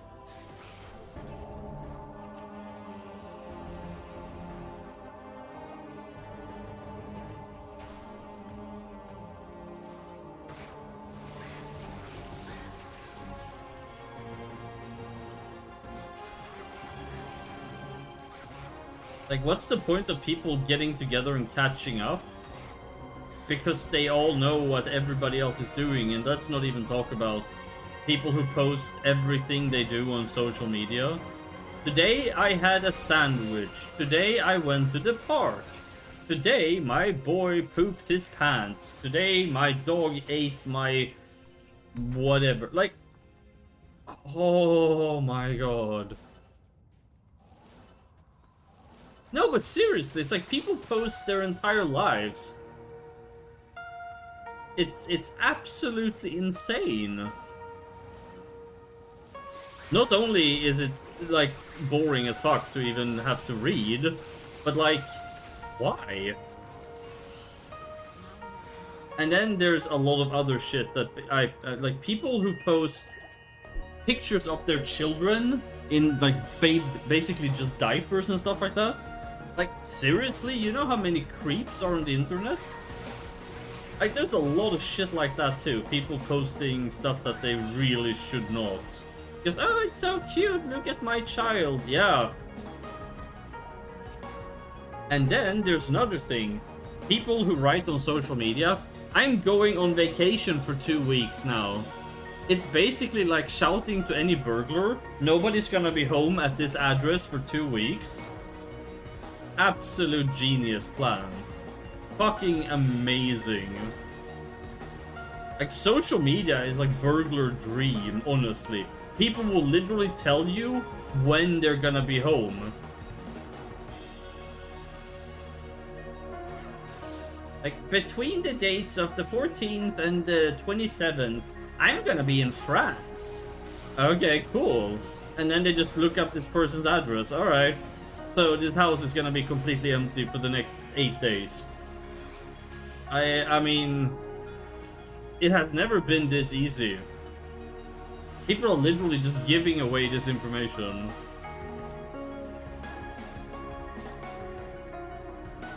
I feel like either people don't think about it or they just don't care. I don't know.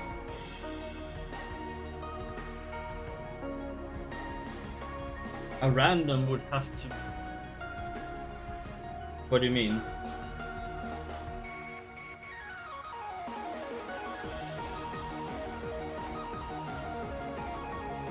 No, but I mean, for example, I'm talking about people who post it on, like, Facebook, where their real identity is linked. Now, if you post it on Reddit, it's, you know, people have, you know, anonymous names on Reddit, for example. But I'm talking about stuff like Facebook or Instagram, where people have their real information, like the real name or address, which a lot of people have. So I'm not talking about Reddit or something, but like the social medias where people actually have their real stuff. Yeah. getting somebody's address from, I mean, it doesn't really require a lot of, because like I said, a lot of people will put it in their fucking profile. Lives on blah blah blah road in X town. And then, I'm going on vacation for 7 days. LOL. Like, okay.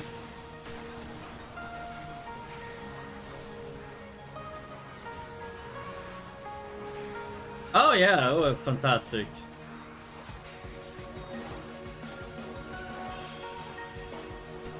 I'm just saying there's a lot of security concerns that people also don't think about. I would never dream of posting my real address or location, like... Not that I have a lot of things people would steal anyway, but it's just a matter of principle. Especially not if I had kids. Holy shit.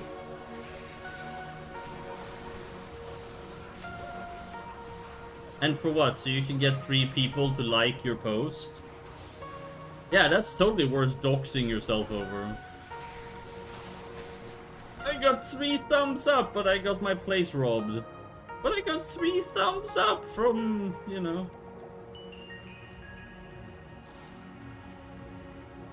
I just mean, I wish in schools and stuff they would teach more cyber...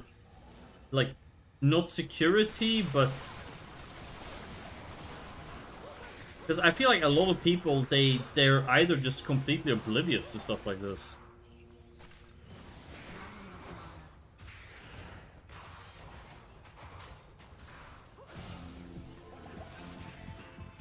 Like, how to stay safe on the internet, right?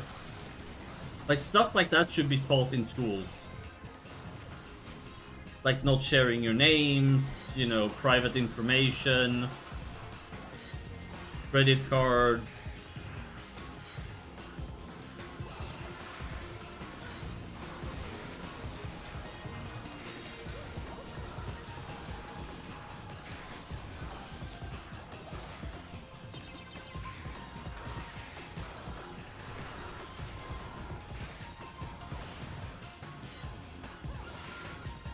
I don't know why all of your ads are food related. I think it's cookie based. So if you've been browsing a lot of eatery places lately, or something,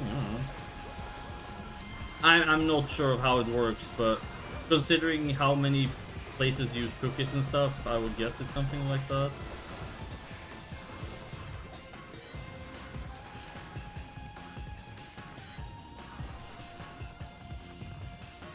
You know, you can use this to your advantage.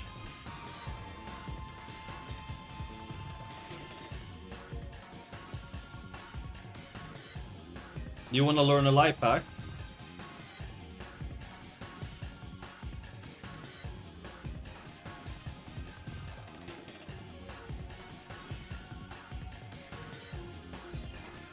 Yeah? Alright, are you ready? So let's say that you want to buy a new grill, okay? Or a new car or whatever. Now what you want to do is talk to people in DMs on Instagram and Facebook about getting a new car or a new grill, and that you're not sure about which model to get and you're looking for the best price. All ads you're gonna be getting are gonna be related to grills, prices, and models.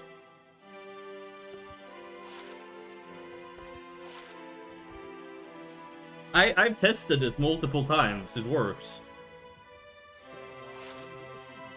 So whenever you're looking to buy anything, just DM somebody you know on a social media platform and talk about whatever it is you're looking to buy. And now you're gonna start getting ads for all kinds of stuff related to this. Yeah, no, but it actually works. Yeah, no, but it's just, it's really actually, it's the one thing this ad system is useful for.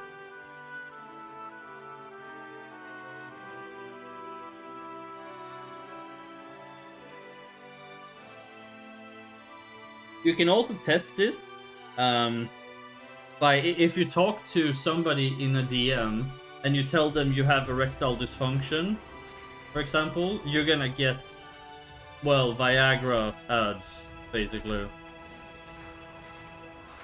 It's pretty funny the way that they made it. Like, it's creepy because it actually listens to people's private conversations.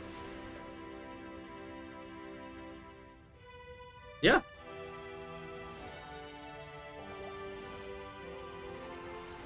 I mean, it is a nuisance, okay? It really is, but we're not going to be able to get rid of it, so you might as well make use of it, I guess.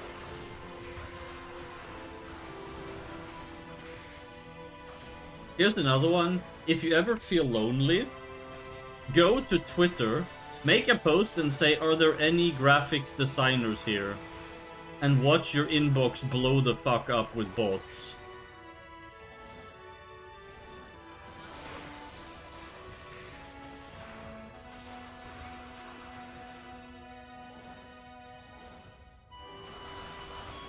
Also tested this, by the way.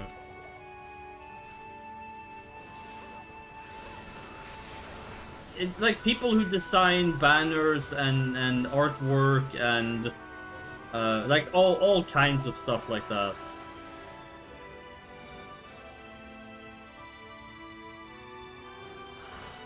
Like often people who stream or content creators or like need a logo of some kind, or you know, for their company, or basically anything like that. But yeah, no, it works. Go onto Twitter and then make a post and say, I'm looking for a graphics designer or an artist. You can say artist too, that works as well. And you're just gonna get flooded by bots in your DMs. Like, we're talking thousands. And then you don't feel alone anymore.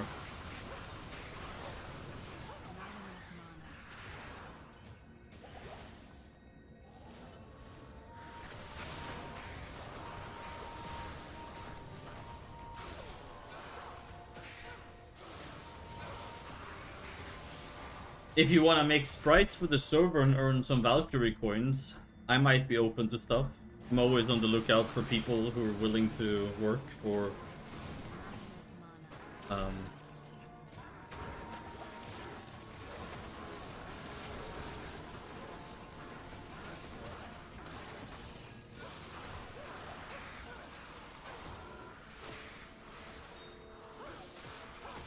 and I love custom sprites and stuff like that.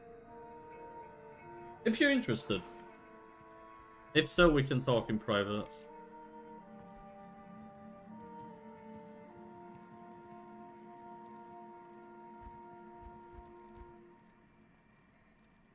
Gonna need more thingies. Alright. Everybody starts somewhere. Like I said, I would pay you in Valk coins anyway, so...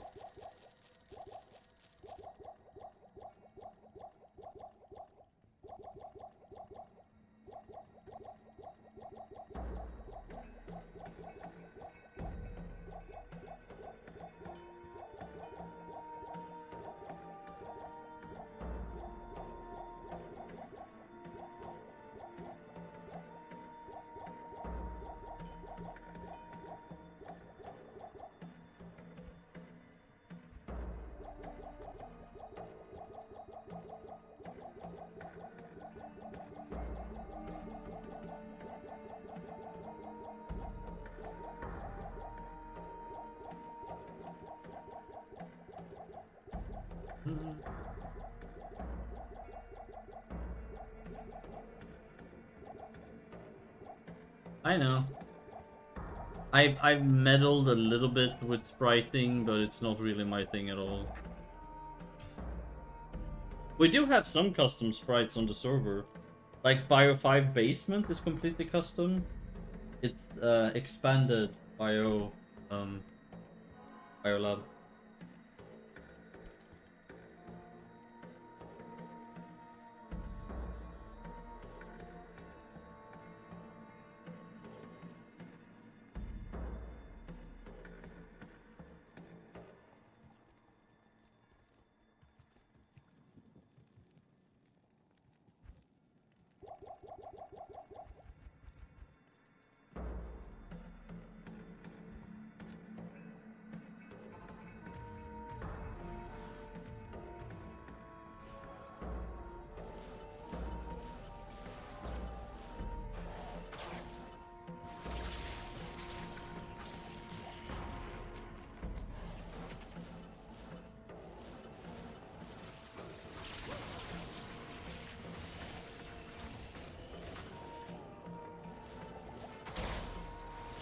Oh damn.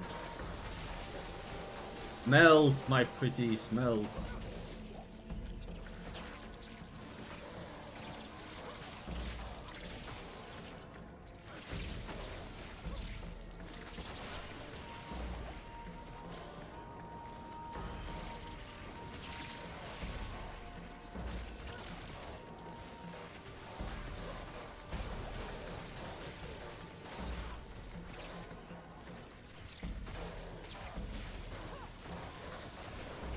Well, it wouldn't have to be like a complete Oro.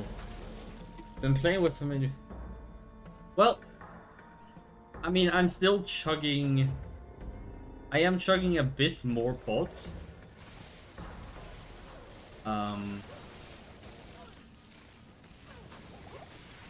But we were chugging pots already before anyway. So, it's not like that has changed.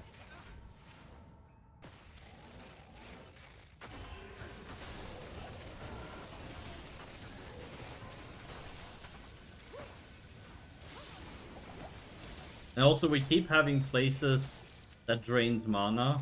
So it's really hard to gauge because these places are super mana intense anyway.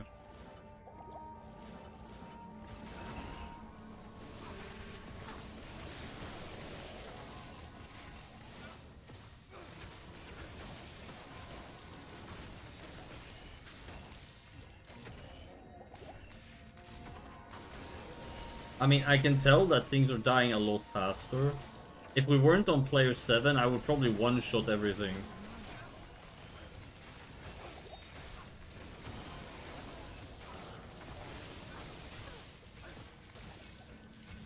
Oh, unique ring. Hello. This could be a new item on the Grail.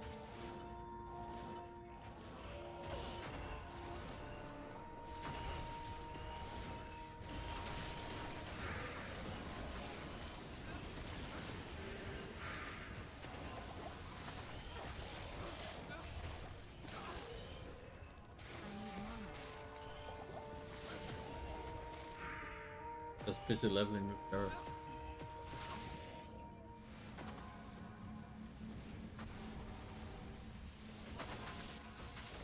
Yeah.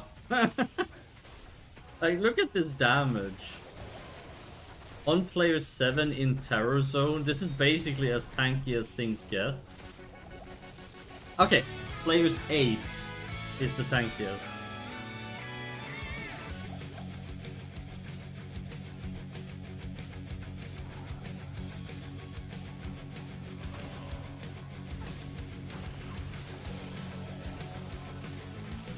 I do think if we get some mana per kill, or we get the Redemption Aura Phoenix Shield, we'll basically be unstoppable.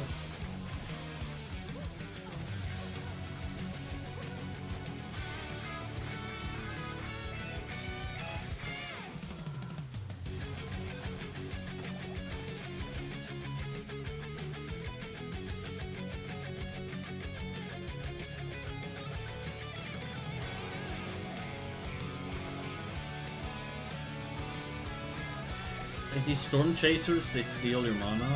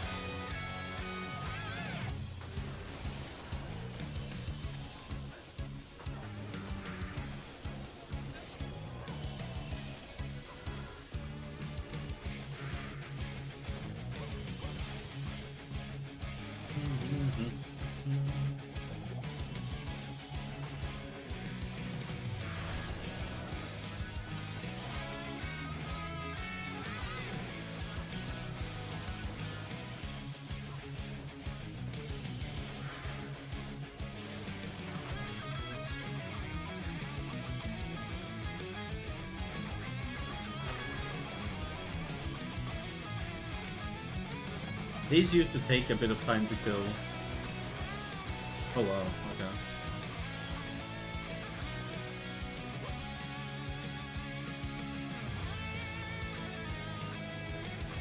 Let's see how fast Diablo melts.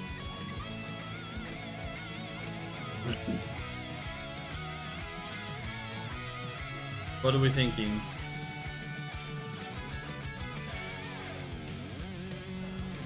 LOL! Look at that, did you see that? Dude, that was like sub 5 seconds. Just...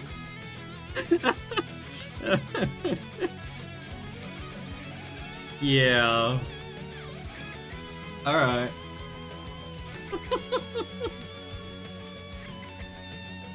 Well, we're not lacking in the damage department. Just click, click, click, click, click, dead. I wonder what the ring was. Come on, Wisp. Ravencross. It's a pretty mediocre Ravencross as well.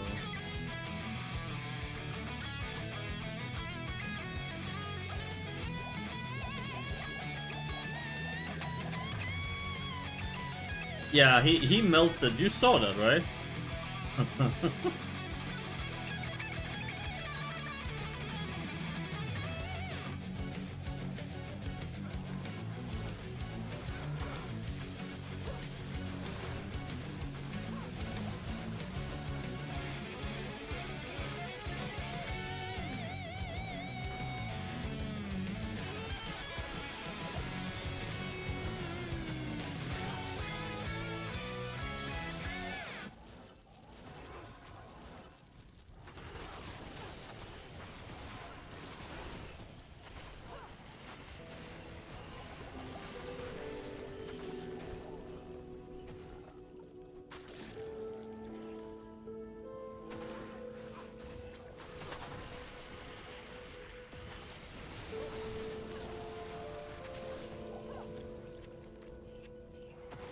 See if I can clip that for later.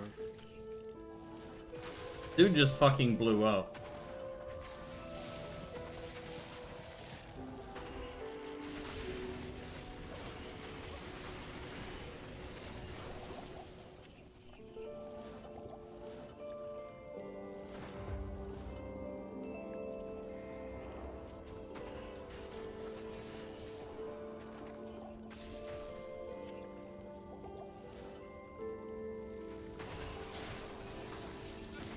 Mirrored food. They have pretty high strength requirements.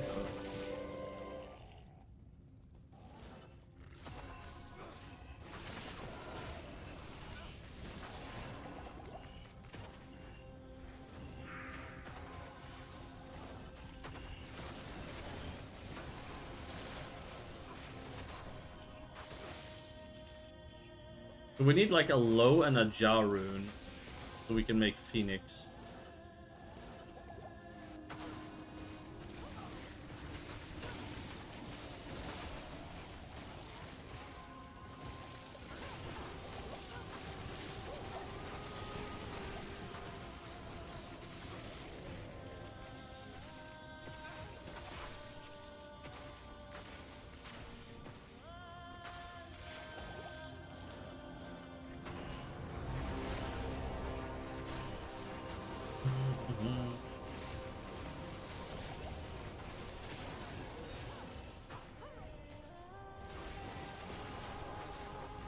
Well, not really. If we wanted to farm runes, the absolute best place would be Travancore. But since we're doing the Grail, doing Terror Zones is the best way because it can drop anything in here. I know it used to be a thing, people would do counters for runes, but like for mid runes she's not bad, but like trying to get high runes off of counters is hard. Travancore will be your best bet. Or Arcane Sanctuary, I know a lot of people swear by that as well. I personally never really drop anything in Arcane Sanctuary, but I know some people swear by it.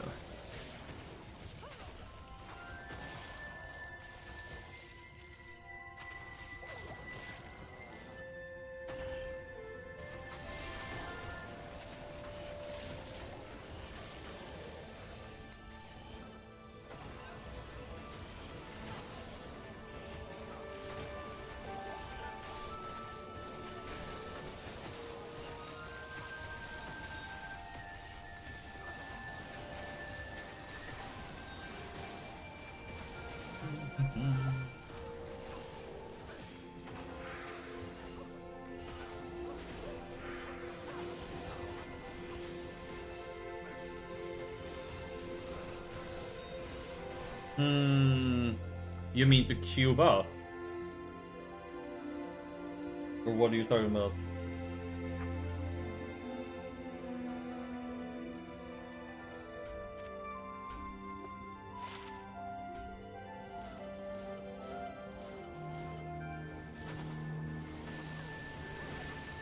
I mean, yeah, I guess.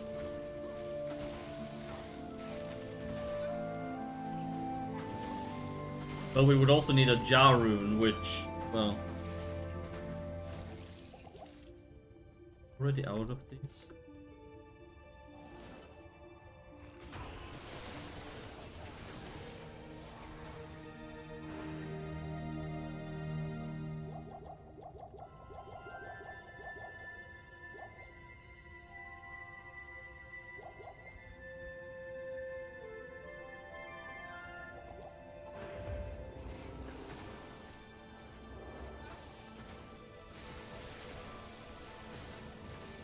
I mean, since we just got a burr, I don't really see us getting a Ja rune anytime soon.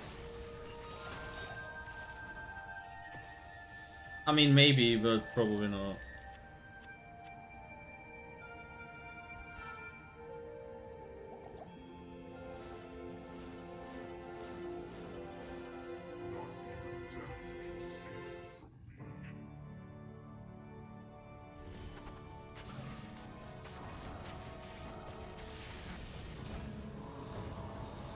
Never get tired of how quickly this dude dies.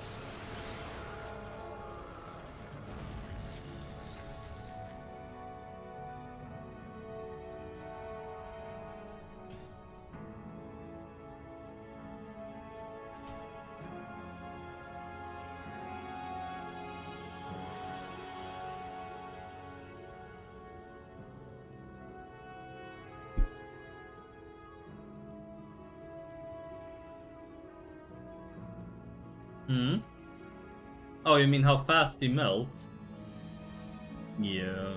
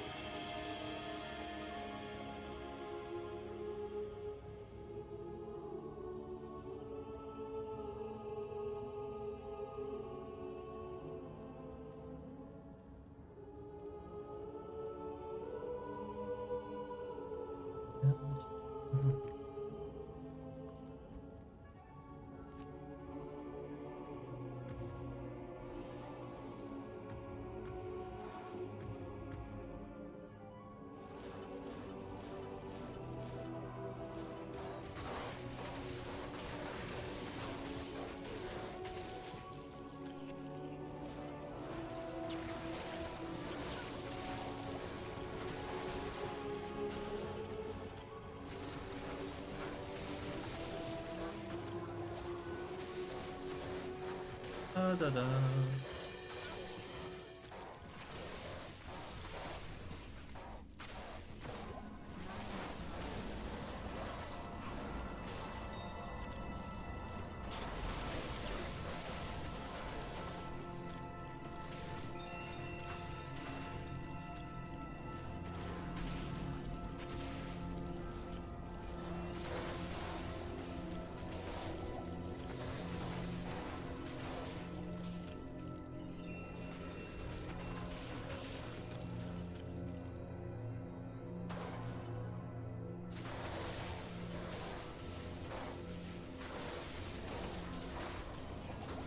What about Silkweave boots? Don't they give like a fuck ton of mana per kill? Like 10 or something?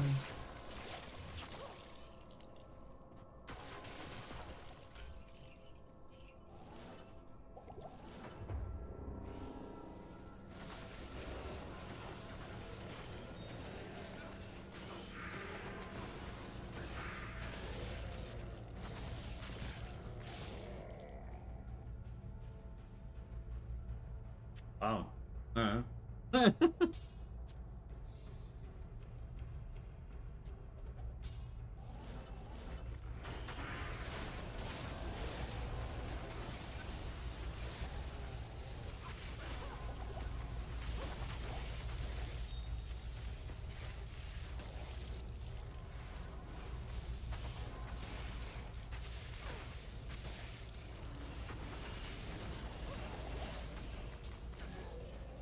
I guess you enjoy more fast games, I guess, if you don't like slow, grindy games. Which is interesting if you like pre-renewal RO, because like outside of Diablo 2, that is like one of the most grindiest fucking games ever.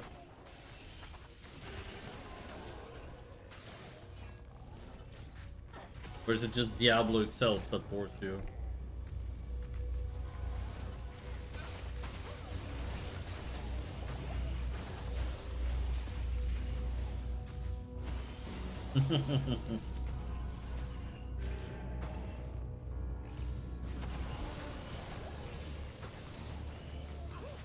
That's another problem I'm fixing in RO. So for example, a new instance that's coming for 200 plus, gonna be Fall of Glass Time, which will let players craft level 200 headgears. And what I'm doing is basically that everybody who's in the instance will get the same amount of materials to craft.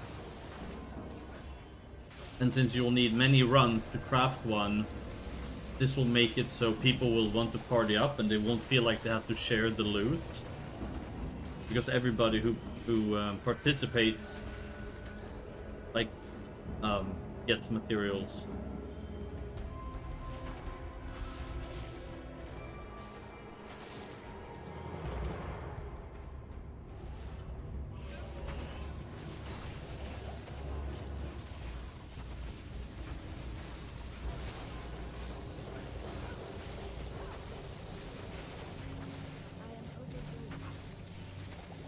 Yep. I even actually had, in the earlier stages of the server, we actually had personal loot in instances.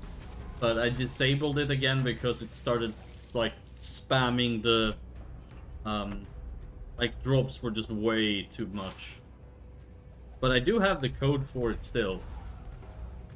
So it might make its way back at some point.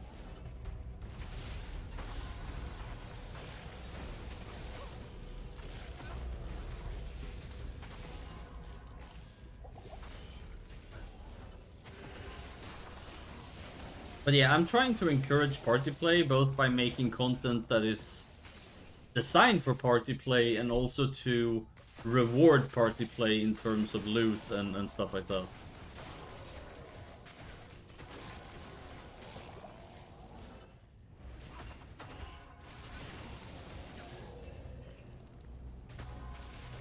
Because I feel like party play should never be punished. Like, you want to reward people for playing together. And when I say play together, I don't mean people leeching each other. I mean like actual playing together. Like, you know, partying up, doing an instance, or fighting a boss, or whatever. Like, I've already done this because quests, for example, are map-wide. So, 3 people can take the same quest and kill on the same map. And they all get credit for every kill that all of them do. You no longer have to be on the same screen. You just have to be on the same map.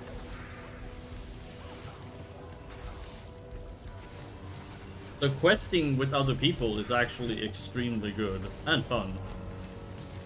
Because everybody gets credit. So even if you play supports and you run around supporting, Okay. Are you still in an ad or are you back now?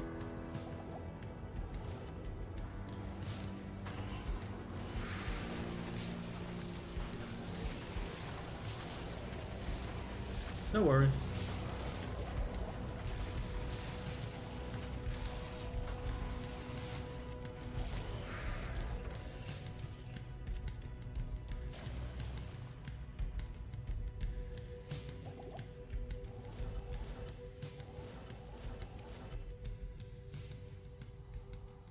Not even death can save you from me.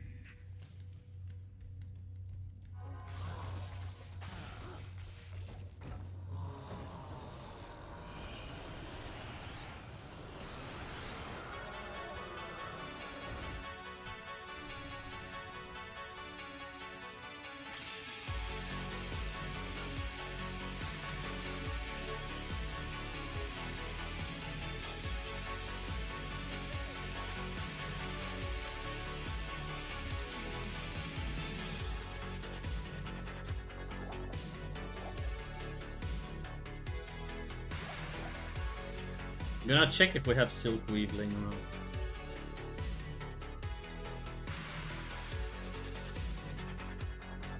Right, I was saying, just like, for example, I did it with party questing is map wide instead of what's it called? Instead of just screen wide. So 3 people can party up and get the same kill quest and finish it while teleporting around, or even if you are a support that you're not on screen when things die, you will still get credit for it because it's screen wide. Map wide, sorry, and not screen wide. Yeah. That was one of the changes I'm more happy with, to be honest. It's super useful. And it makes questing so much nicer instead of having to run next to each other. Which was kind of... it was very tedious. Like, you had to...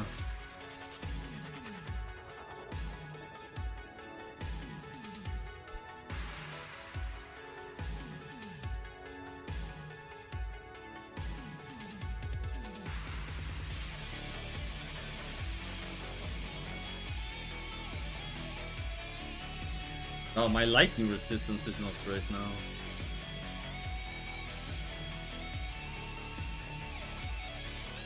But yeah, I've done a lot of things to what's it called? To try to encourage party play so far. Obviously, you know, it's a work in progress, but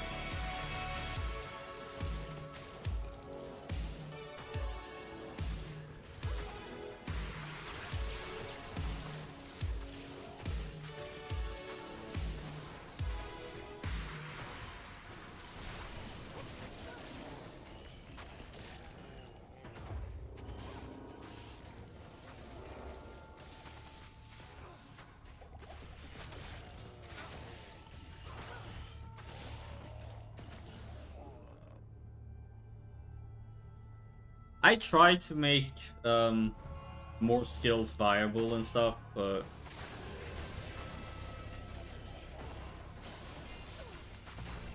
I think removing synergies and making it so people have old skills is a good step in that direction. Because it will be less polarizing.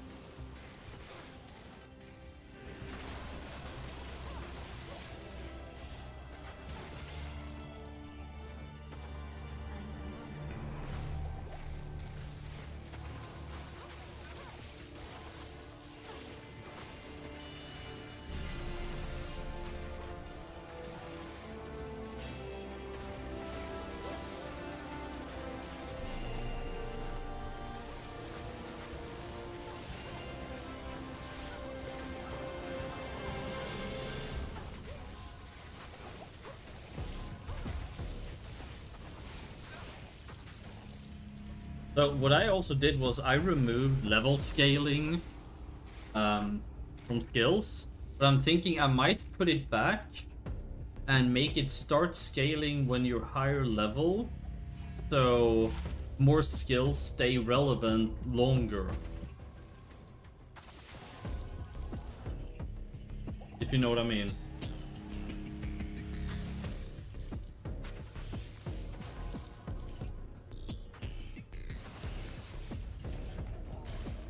Because I removed it originally from all skills. Like, officially, you have a level mod, which means that for every base level, the skill gains 1% total damage.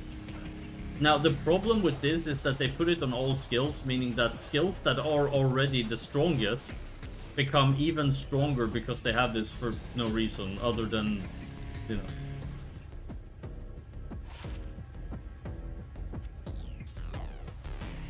Typical Cairo nonsense, honestly, but I think if we use the system properly and make it so lower level skills gain, I mean, not all of them, but maybe some of them gains damage per base level, so they stay relevant longer. I think that could be, you know, a good way to keep things more, well, relevant longer, basically. It might not fix it completely, but it might be a good idea. Because, like I said, I removed this originally because I felt it was just number bloat, which it was at the time. But I think we could use it for this purpose. So, for example, let's say Soul Destroyer falls off because it's a transcendent skill. Now, imagine if Soul Destroyer gained 1% total damage for every base level you gained, meaning it will stay relevant throughout. Because, I mean, it might not be the top, but if it gains, like, if it, you know, okay, let's say its damage is 1000%, and then it gains 1% additional total damage per skill, per base level. At base level 250, it would be dealing 2500%, which it's not meta damage, but it's, like, a lot better than 1000%.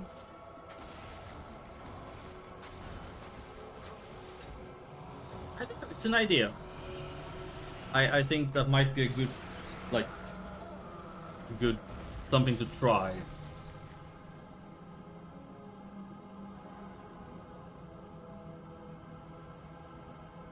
I'm talking about lower skills now. I wouldn't put this on, like, 4th job skills, because 4th job skills and stuff are already so fucking strong. Like, what Cairo did was that they just slapped it on all skills.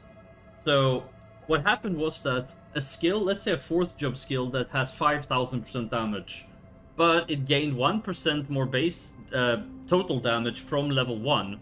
So at level 200, it would be 15,000% because it would be plus 200% from base levels. Meaning that the damage was tripled on a skill because you got it at level 200, but you had already tripled its damage by just leveling up to 200. Do you know what I mean? Like, it was so stupid. I was like, why? Because, you know, more damage or something. So that's why I removed it. Because that is stupid, right? It's not just me who thinks that's stupid. It's basically more numbers for the sake of more numbers. But I do think the mechanic possibly has some use if done properly. Like, if we try to utilize it correctly, I think it could help open more builds and make builds relevant for more playstyles.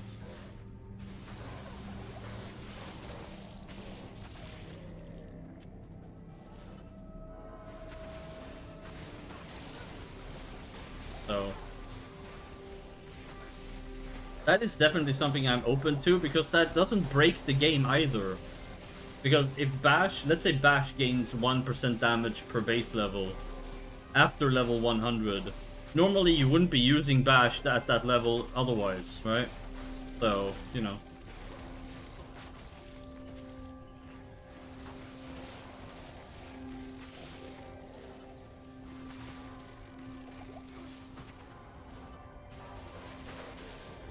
Why?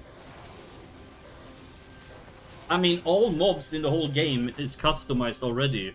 I guess you might not be aware of this, but I have redone all monsters in the whole game. Like how death works, MDef, their HP, their stats, their skills. Everything is completely customized.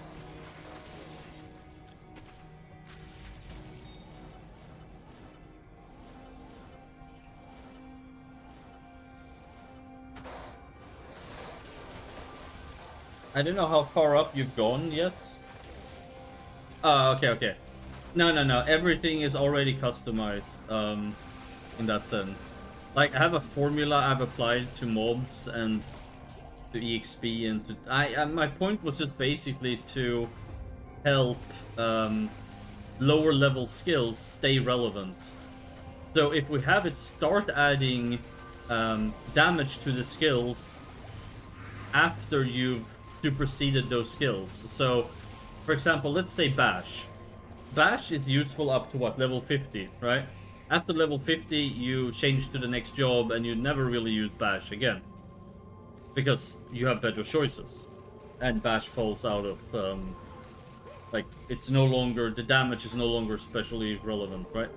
Now, what if we set it so Bash starts gaining extra damage from base level 50? Because this way it won't upset balance before, because you'll still do the same damage when you're that level, but Bash scales with you and stays relevant as you go up. Maybe not as relevant as maybe some new skills, but it will, you know, the gap will be smaller. Because level will increase the damage of it past 50. So when you're level 100, Bash has gained 50% total damage. Which, you know, again, might not make it super amazing, but it will, the gap will be a lot smaller.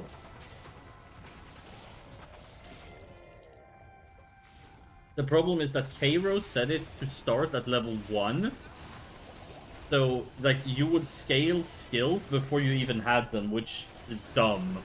Absolutely ridiculous.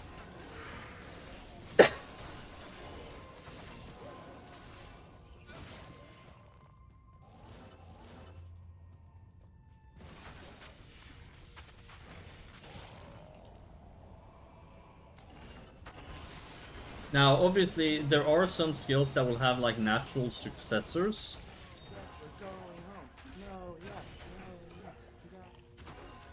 Which also isn't bad.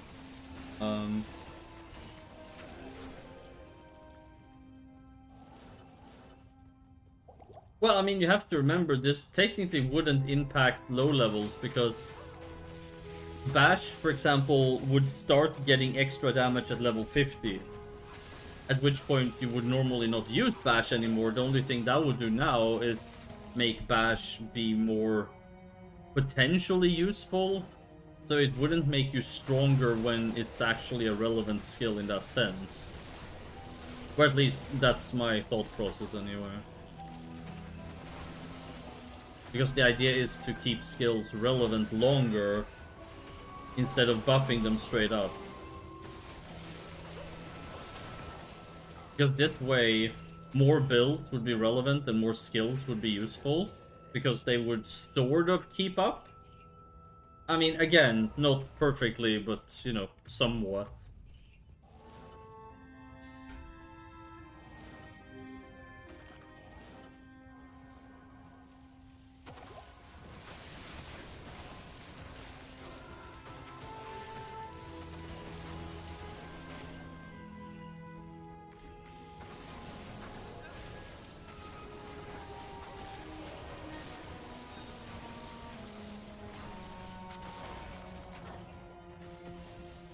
Yeah, even with mana per kill, we really need a Phoenix Shield.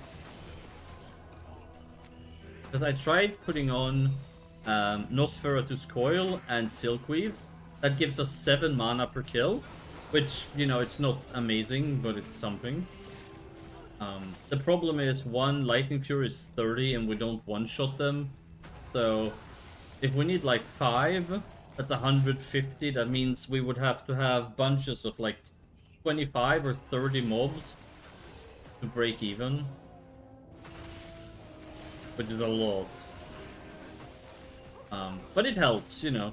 It doesn't solve our mana problems, but it's, you know, something. Yeah, like, it wouldn't break game balance, it would just make more skills stay relevant damage-wise. So, I think that would be fine to add that in. Again, I would have to crunch the numbers and, you know, make sure it doesn't... But I do think, like, just thinking about it per se, I think it would be fine.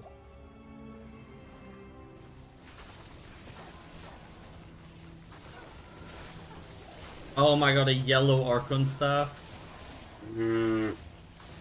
Well, we don't actually need Mang Song, but damn. Yes, exactly. Now, Ignition Break is actually changed on our server. It's a spear skill only here, and it's a long cooldown. But the way it works is that every time you take damage, you have a chance to reduce its remaining cooldown by 1 second, and when you use it, you deal a ton of damage and shove mobs away from you, and they take a huge hit, and if they collide with anything, they take another hit and get stunned. So it's most like it's made for spear rune knights at the moment, as a defensive. But yes, your point remains. You could use that and still use other skills as well. Essentially, which I also agree is a good way of doing this. Oh, well, I was just making a point, but yes. Exactly, you would have the option to use other skills, because they would actually be relevant, or somewhat relevant, in comparison to how it is right now, where using a lower skill, like once you move to the next tree, there's no point in ever even thinking about lower skills, because their damage is so low that it doesn't really...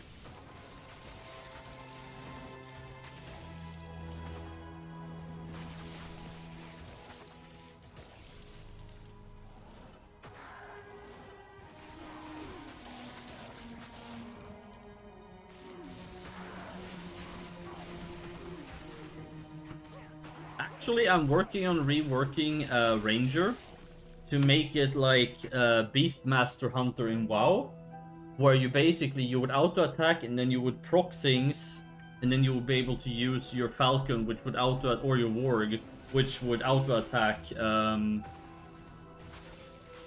like it would jump to the target and deal damage when you press without interrupting your auto-attacks. The problem with auto-attack builds outside of giving QTEs and triggers is that pure auto-attacks fall off so hard. Now, it's a little bit better on our server because I've reduced skill damage a bit. Like, skill damage is so much lower than it is on official. But Renewal is really anti-auto-attacks. I've even buffed Frenzy, so it increases damage by 400% instead of just doubles your auto-attack. And there's even a weapon for the build called of Hysteria that gives you a ton of damage and HP whenever you kill something. And it increases your cooldowns and SP cost, but since you're an auto-attacker, you don't give a shit about that. So, I've actually done a lot for auto-attack builds. Yeah, I just have a Ranger, hop on Warg, and Warg Ride attack all day. Honestly, I was actually looking at this, but I don't think there's any animations for it, sadly. Otherwise, having the Ranger be able to shoot from the Warg would be super cool. Like...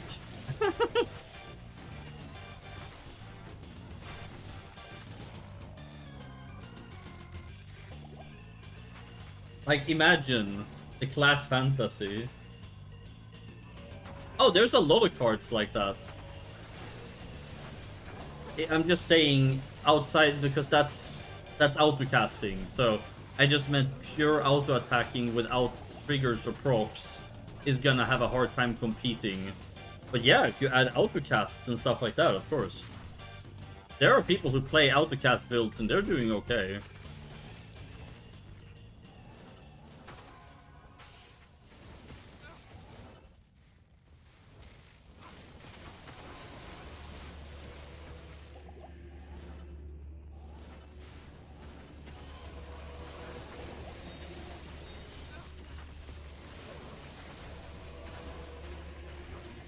Yeah, I'm currently reworking that whole build. The build is garbage at the moment. As you saw, I did to Falcon's Gale. I just haven't gotten around to do it on the Ranger yet. I did it to the Hunter or Sniper with Falcon's Gale and stuff. But the Ranger part hasn't been done yet. Because I have some really cool plans for it. I just... As the single developer who's still learning how things, you know... It's hard to be able to get everything you want done. Because it's just me, you know? I mean, sometimes we'll pay people to help and stuff, but essentially I'm the only developer. So... You guys are lucky I don't have any sex life at the moment. Gives me more time to work on the server.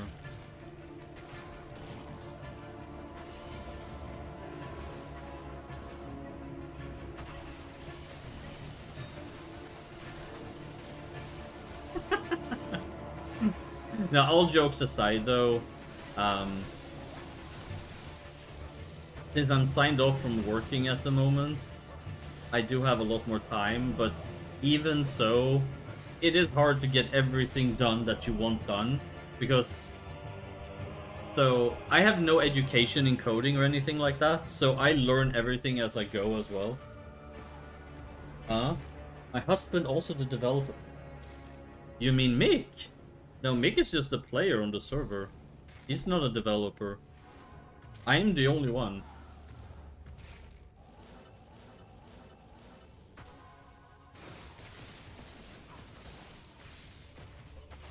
I saw the soul rune, but I have like 200 of them. So, yeah. If you see a Ja rune or a low, I'll happily take that. I was gonna say not likely to happen, but we did get a burr, so you know. Yes. You're thinking IO.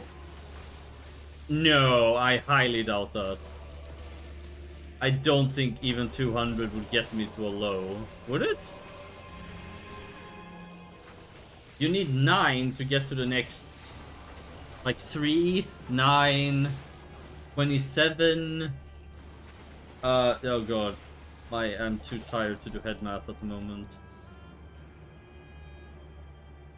But it triples every time, so it's 3, 9, 27, 27 times 3, and then the next number times 3, and so on and so on. Soul is number 12, low is like 20 something.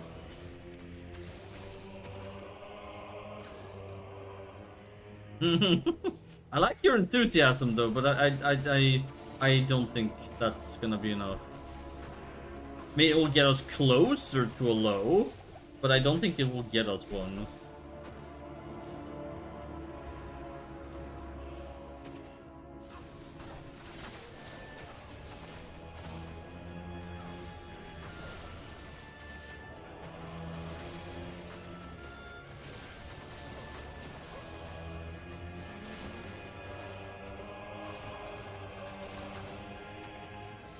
Are they burning my mana?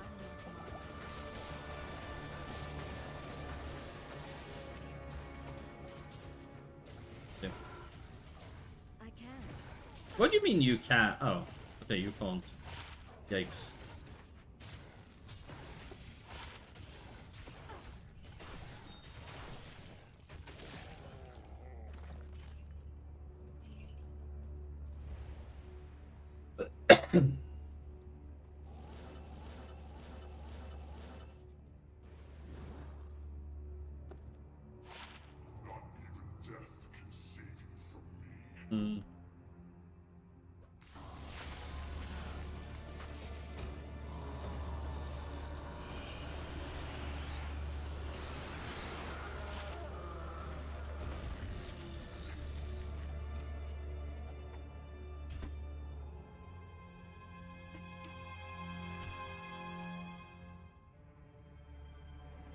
I don't even think Life Leech would help much. Sorry, Mana Leech. I want to put back my bell. We're gonna keep the boots though, because okay, so these boots, it's 19% magic magic thingy, but 37% lightning resist and cold resist, which we don't need, but I guess we can keep the Silk Weave. It's some 3 mana per kill and mana total. But yeah, we definitely need to get ourselves a what's it called? A Phoenix Shield.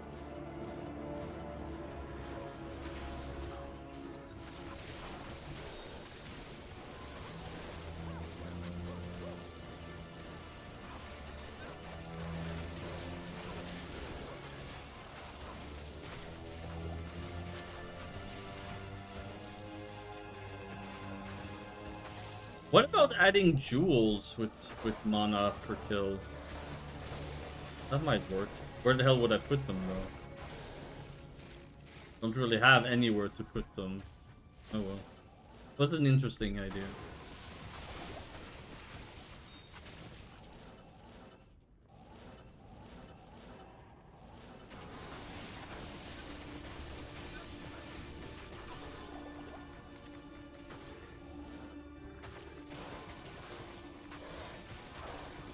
What's the highest rune you found in Diablo? Okay.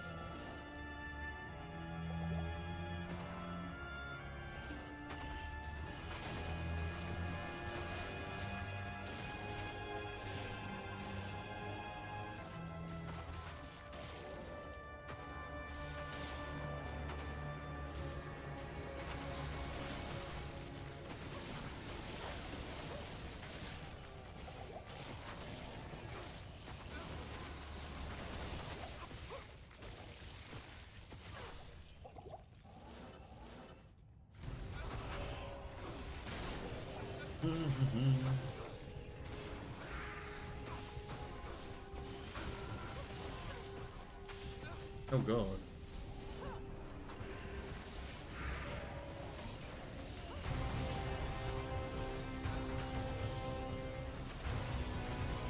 It's a bit chaotic in here. No pun intended.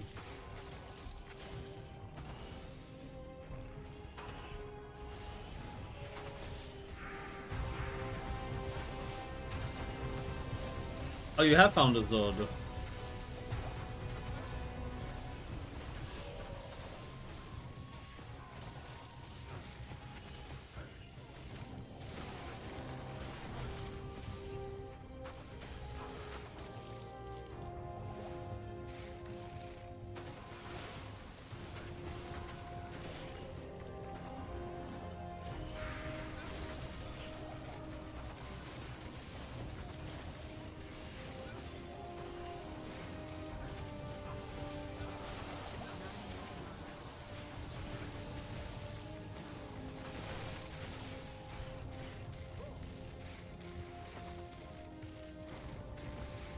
Oh, you were playing it on your Switch.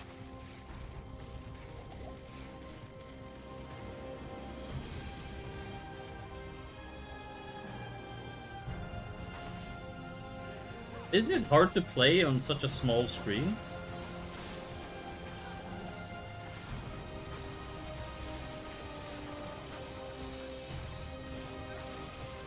I would imagine that would be sort of like mobile gaming, or not?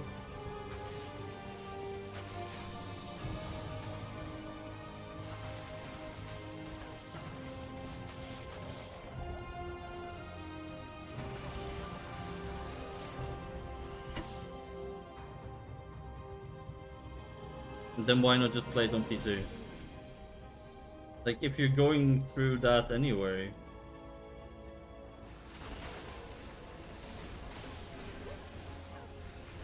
It just seems like PC gaming with extra steps somehow. I can't.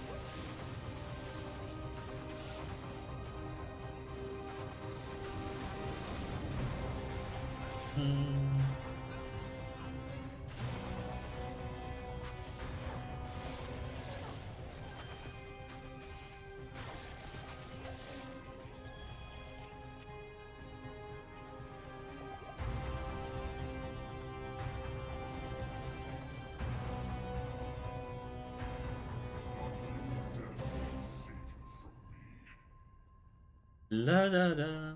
1, 2, 3, 4, 5, 6. I bought it mostly for Metro Prime 3, which never came out until. Okay.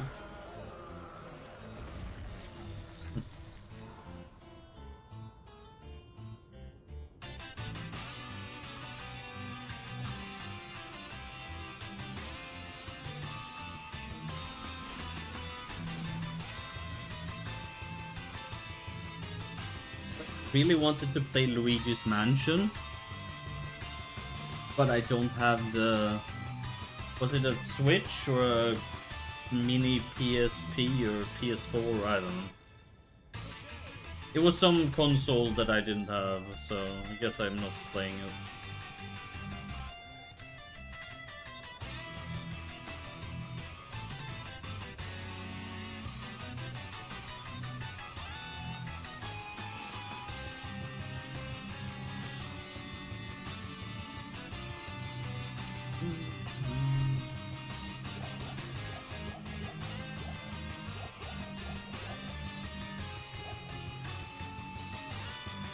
Oh, 3DS. Maybe that's the one, yeah. But yeah, I really wanted to play it. Yeah, but, you know...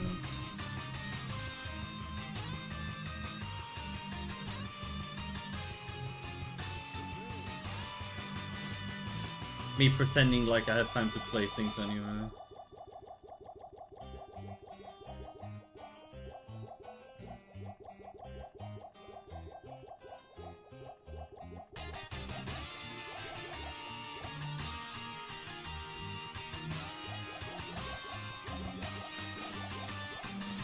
The only way I get to play a game is basically on stream as a Conquest.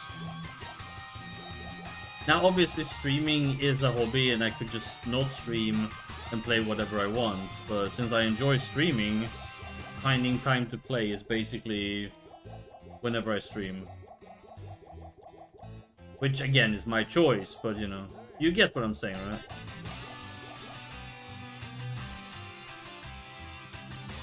Like, nobody's forcing me to stream.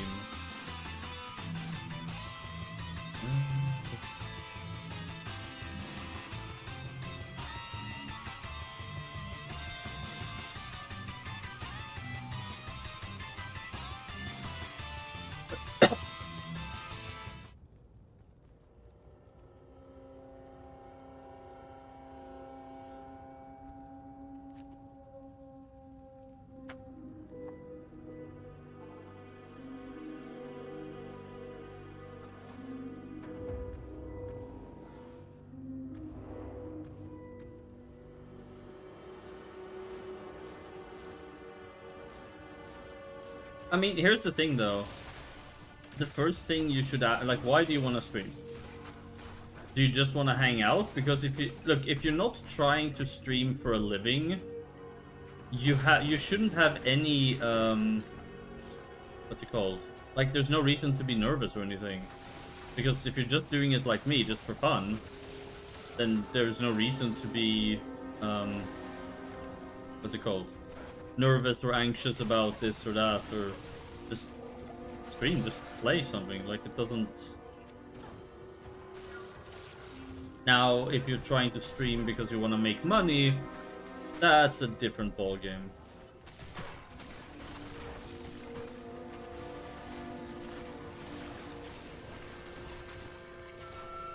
I would probably not recommend trying to stream to make money, to be honest. It has burned a lot of people who try it because they think it's, you know, just super easy.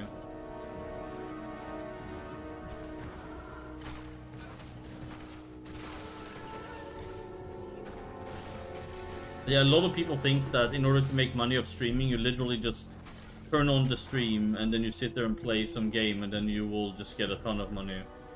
Which is absolutely not how it works.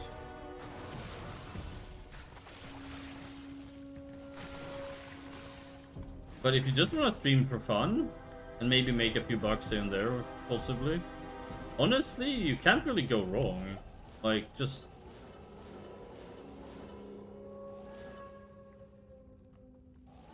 I'm not gonna say you have no reason to be nervous, because telling somebody who's nervous, like telling somebody just don't be sad, you know? I'm just... there's not really any pressure if you're not trying to make money. So it becomes a lot more enjoyable experience, at least to me. I know a lot of people, like, they rant and they're angry because they don't make as much as they want to make, and they don't have the view count that they want, and blah blah blah blah blah, but like, because they're trying to stream as a living. Which, again, you can do that, but it's hard. There's, like, in 2024, there was 9 million streamers on Twitch alone. Okay? That's just Twitch. Now, can you make it as a streamer? Sure. Of course. Possible. But it's so much more than just turning on your stream.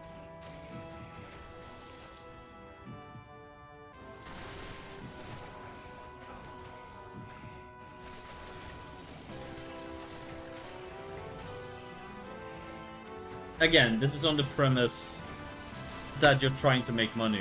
If that's not the case, then you don't really have any pressure. Like, I just stream for the social fun of it. Like, I get to hang out with people, play some games, you know, chit-chat. It's good fun. Like, it's fun and relaxing for me. And yeah, every now and then I get, you know, a sub or a donation or some biddies or whatever, and that's cool. But like, people who want to go full-time and then they have, like, you know, 10 viewers.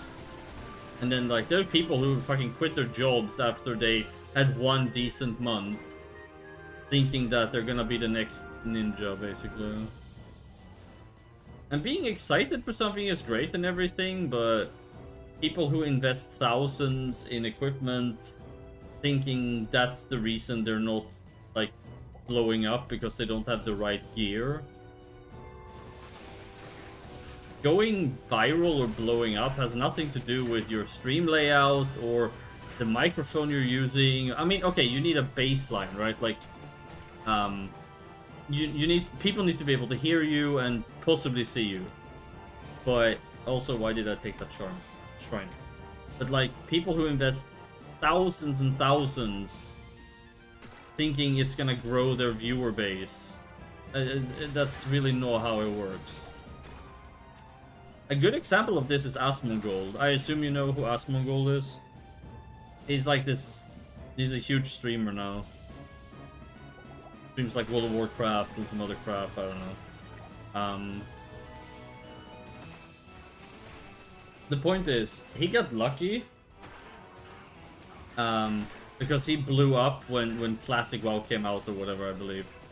Now, his setup at the time was basically his game and a small camera in the bottom left corner of the screen. That was it. It was like as budget as it gets.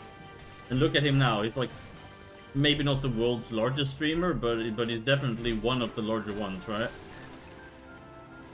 But it's not because he had a ton of... I think he probably still has that setup, to be honest. Like, maybe he has improved his microphone or his camera a bit or something, but...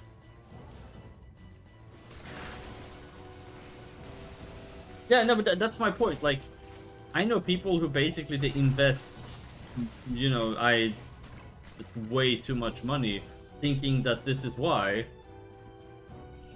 But here's the thing, though: if your personality is that of a prostate exam, you have larger problems than your camera. But also, even more so,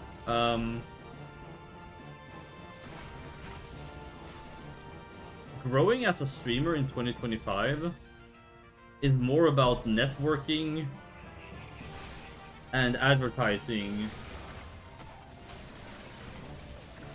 than actually just going live. Obviously, you will have to stream in order for people to, you know, watch you, but just clicking go live and just sitting there waiting for people to hop in, that's not gonna work. Bald? Oh, is he bald now? Alright. I don't think that has anything to do with streaming, though, if you're bald or not. But yeah, my point was basically your setup. You don't need to spend tens of thousands of euros to have 4K megapixel cameras like the OnlyFans girls has. You can see every single pube on their tushy, you know, it's...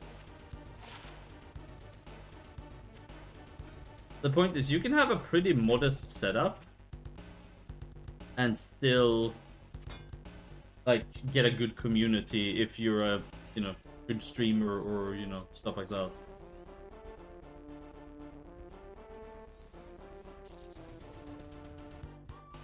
No, but it's true, though. I mean, here's the thing. Are you more likely to watch somebody because their camera is 4K quadruple HD up the wazoo? Or are you gonna watch somebody who has a fun personality that you enjoy spending time with? Like, the camera and microphone, once you pass baseline, right? Once you pass the baseline where people can hear and see you fine, you really don't need to over-invest as a small streamer. Now, if you're a huge streamer, like, let's say one of those huge YouTube content creators and stuff, I completely understand that they invest in fantastic gear because they make, Oh!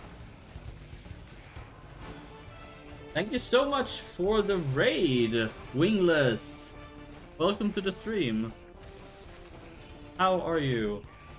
Also, Nightbot decided to... it's going well. We actually found a Burroon just, I don't know, an hour ago. So we made an Infinity. Rolled pretty decently. Thank you so much for the raid. How was your stream?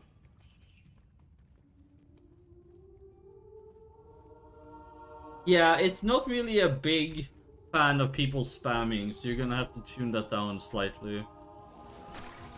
What were you streaming, by the way? Wingless raid.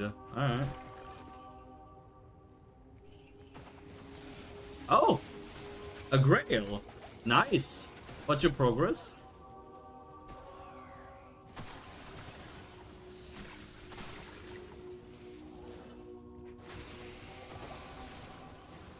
The raid message I copied, I love bots.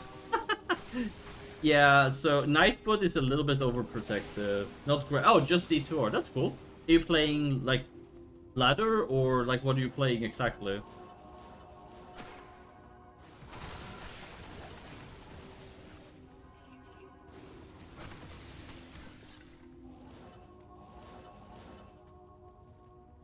Welcome to the people who came here with Wingless, by the way. I'm Nina. I stream some variety and some coding. I have a bit of a system going on. I try to stream a couple of times a week. Nice to meet all of you. Standard right now, start a pally build to get the feel for it. Normally I'm a necro main.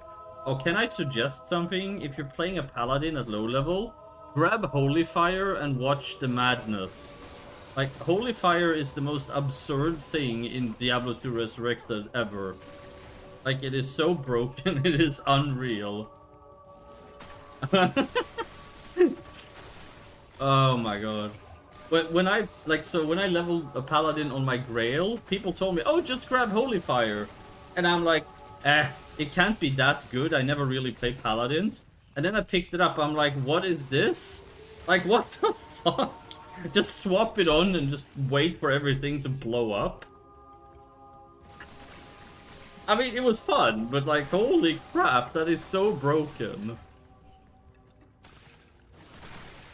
So then you put on like Vigor on left click, and then you put Holy Fire on your right, like right mouse, and then you just hold down shift and just Vigor around and everything just dies. You should try it, like couple Vigor with the Holy Fire. It is pretty funny.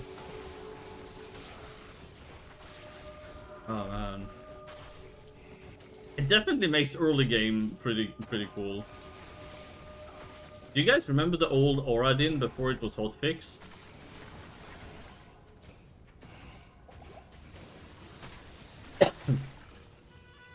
Man, that was the most abusive bug ever. I mean, it was funny, but it was still abusive as all hell. I don't know if you guys are familiar with it. It's been fixed now, so it no longer works, but for those of you that don't know, there are items that gives you auras. Like Dream, for example, gives you Holy Shock aura. There's Dragon, that gives you Holy Fire aura. Now, what you would do is that you would put these items on, take them off, and put them back on again. Every time you did this, the aura would stack. Meaning that if you did this a couple of hundred times, you would have like level 1000 of each aura stacked around you. And then you could just literally... Now, it would fall off if you swapped games. But, like, you could just... Yeah. If you then had Enigma on top of it... Can you imagine this, okay? So you put this on, and you take it off, and you just do this hundreds of times. So you have a level 1000 of, say, Holy Shock and Holy Fire. And then you equip Enigma with Teleport. You can see where I'm going with this, right? Like, this was absolutely bonkers. It was funny as all hell, but holy crap, it was broken. Jesus Christ. Blizzard hotfixed it eventually, but that was funny. It really was. Oh, you've played since 04. Oh, then you've seen all the fun eras with bugged items and dupes and ith items. And fused uniques? Oh man, there was some wild things back in the day. Holy crap. Wind Force gloves and Buritza armor? Oh yes, my Oculus rings. Oh yeah, and the one ring and the prismatic ring. White ring. Oh yes, or constricting ring. 100 to all resist and all stats and maximum resistances. Yeah, I'll just equip 2, no worries. My Windforce gloves were pretty cool though. And then I had an double Windforce Breath of the Dying bow, which basically was 2 Breath of the Dyings with the stuff as well, and 2 Windforces fused together inside of this rune word that didn't even exist. It did like a gazillion damage and it gave me level 40 multi-shot. So whenever I used multi-shot, it looked like a circle around me. Like literally an actual circle. There was so many arrows. Because I had level 40 from the bow, and then I had Skillers, Annie, Torch, you know, all the usual stuff, right? So I ended up with like level 60 or 70 multi-shot back in this insanity. Oh man. Yeah, I've also been around for a while, Wingless. Thank you so much for the raid, by the way. So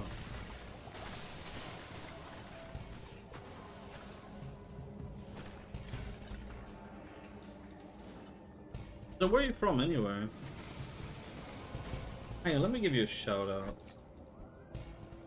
Wingless NC. NC is New Zealand?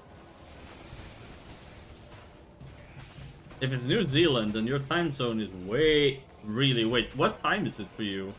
Because your time zone is so far away from mine, like, holy shit.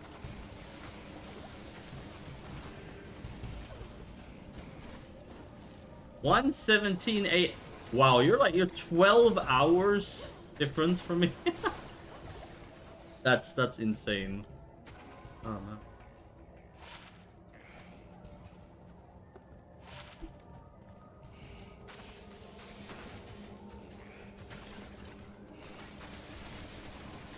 The thing is that you said you're a necromain. I remember when I discovered Corpse Explosion. I go to 12 but had a friend pop in I hadn't seen ages. Oh no, I understand.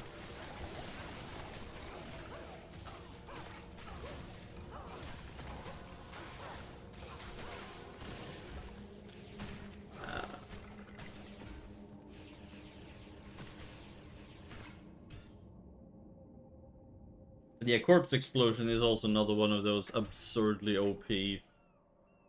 But that is an actual skill though, so that's not a bug. Even though one would think that it might be a bug, but it's not.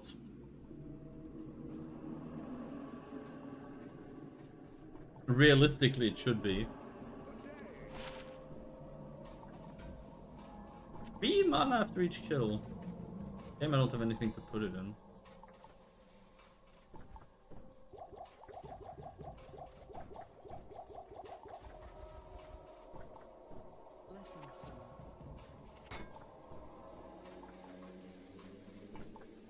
So what's the sickest item you've ever found, Inglis?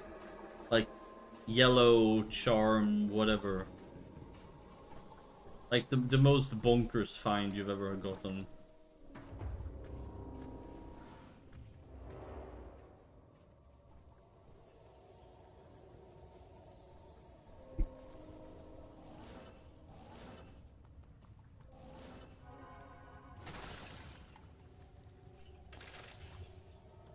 Oh?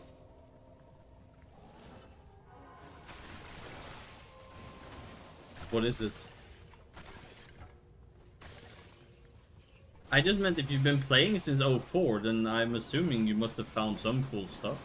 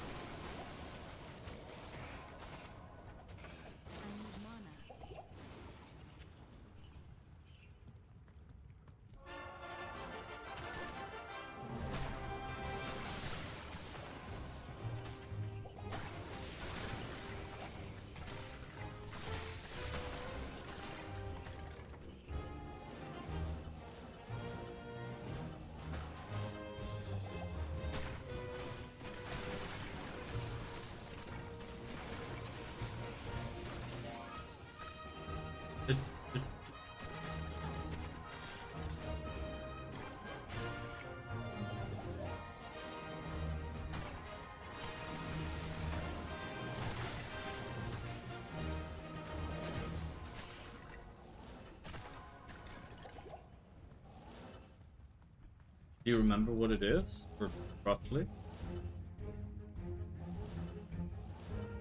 Okay, let's see. Stalker 1 with 2 slots, a max passive available to Bone Spirit, natural Stalker as a rune word white, so just added so. Oh yeah, I know of those. You can get some really sick white bases.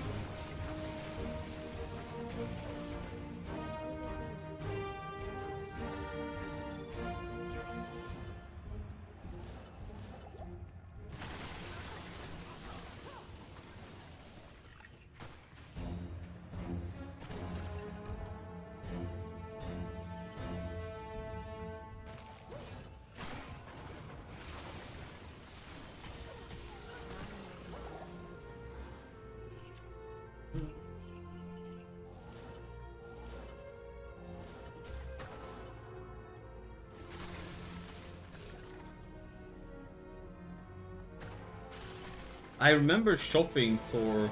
Oh, Bone Spear and Teeth. Yeah. I remember shopping for like +3 to Teeth early on when I played a Necromancer. Because it would just plow through Act 1 and Act 2. Like, Teeth was so good.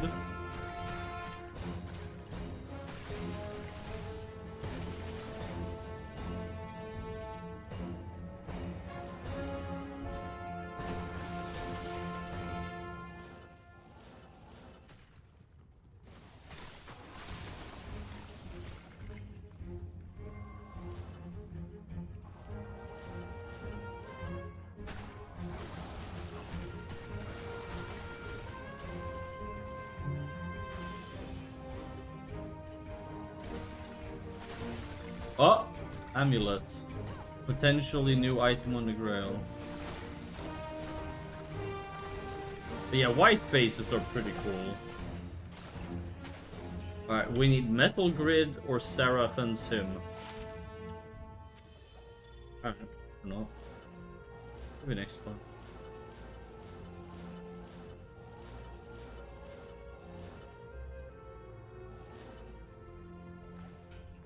I don't know, it's since we got a Burroon, I'm kind of feeling like we're not gonna find anything new today. Outside of that. I feel like we used up all of our RNG. I know that's not how RNG works, but that's how I think it works.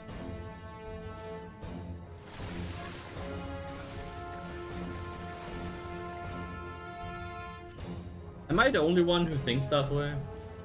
Like when you drop something good, you feel like you've used up your RNG for a while now? Corpse Explosion is absolutely wild.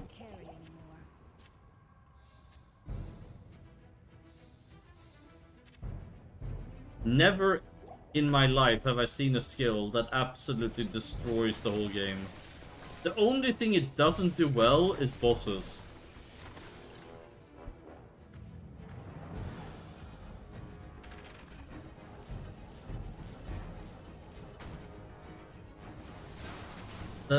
That's it. Otherwise, it literally does anything. For example, in cow level on players 8, kill 1 or 2 cows, and then just hold down the button for Corpse Explosion. Oh my god, it is extremely satisfying. It's broken, but it's satisfying.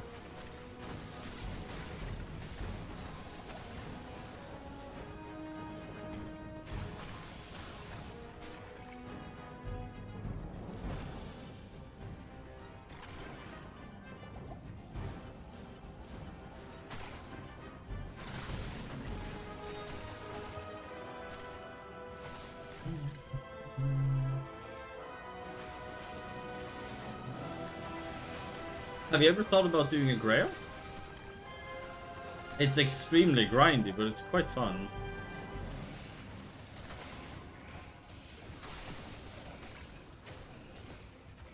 Unless the boss has minions and then it destroys... Oh yeah! Oh, you think so, do you?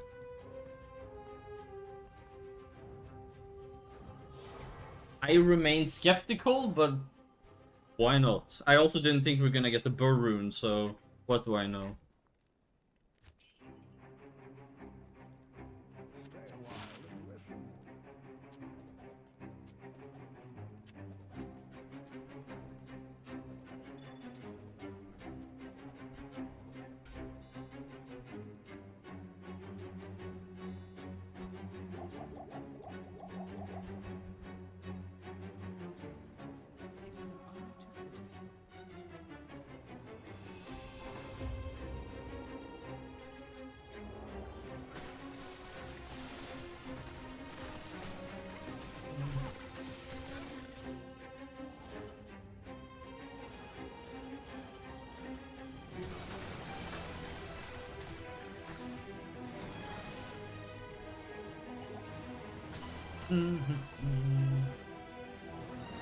Oh, it's Mr. Radaman.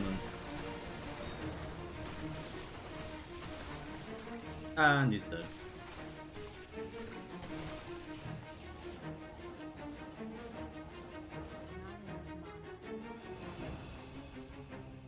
Well, I mean, it depends on how much you enjoy farming. Because that's essentially all a Grail is.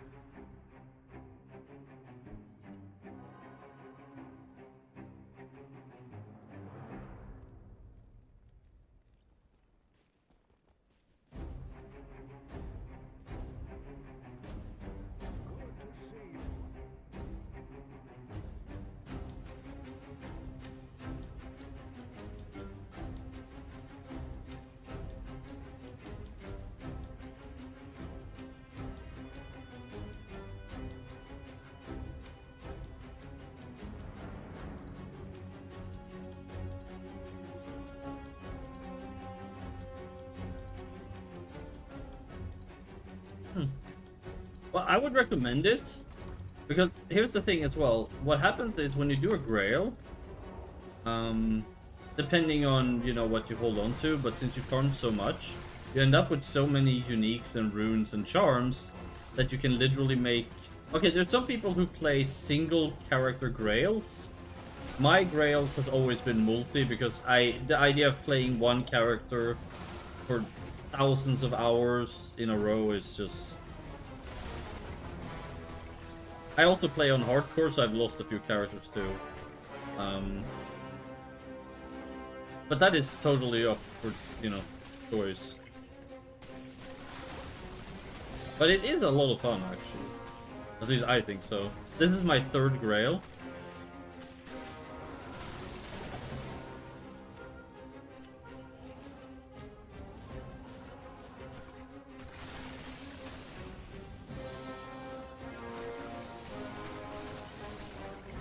I did one Grail in LOD softcore.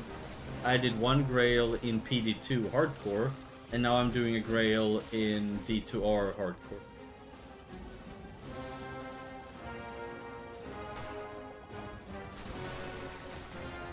Okay, so a Grail is you need to find every single unique and set item in the game once.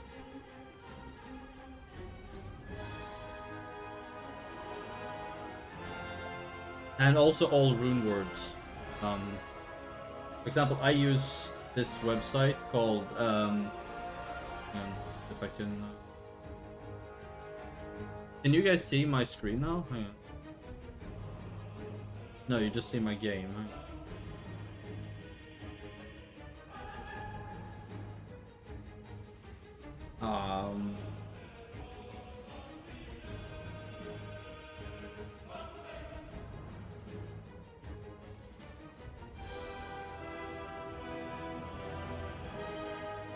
Okay, now you can see it, right? Let me just pause. So it looks like this. Right now I'm 487 out of 506. And then when you find stuff, you cross them off.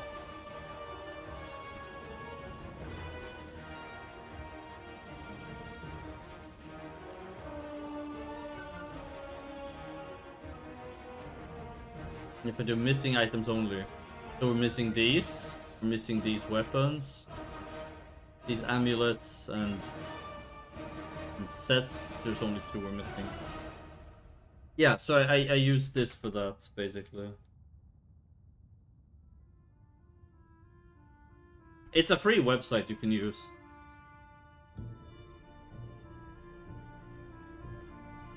Keep track of it. I'm sure there's other apps or programs to track it as well. But I've been using this one and it works for me. You can even, like, there's one for ethereal, one for rune words. You can even mark if an item is perfect or not. Oh, you played some Diablo 4? I played it when it came out. It was fun for a few weeks. I have no idea what the game is like now, though. I haven't played for a long time. But I had some fun with it for, I don't know, a couple of weeks. Went in blind and played hardcore. I died numerous times. Because I had no idea about anything in the game. It was good fun. Did they ever make Lilith statues account-wide? or removed it or something. Because I remember that was character bound or like per character, which became an exercise in annoyance. Because once you've done it once, you really don't want to do it on every single character. Like, finding them all once was fine. But like, doing it on every single character, since they're not randomized either, it's always in the same spot. So once you've done it once, there's really... having to do it again is just kind of...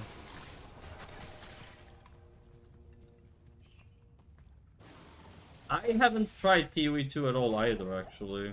I used to love playing PoE 1 until it became a seizure-inducing clusterfuck. Because they just kept adding more and more and more and more stuff into it. Which, it's their game, they have that right, but at one point I was just like, you know what, this feels like I'm playing like on LSD or something. Like, it wasn't even ARPG type of thing, it was seizure-inducing LSD something. 25 different events at the same time, and then everything was blowing up everywhere. You could barely keep track of anything that was going on. No, but I mean, that's basically what PoE 1 looks like now. It's literally a seizure-inducing LSD fest.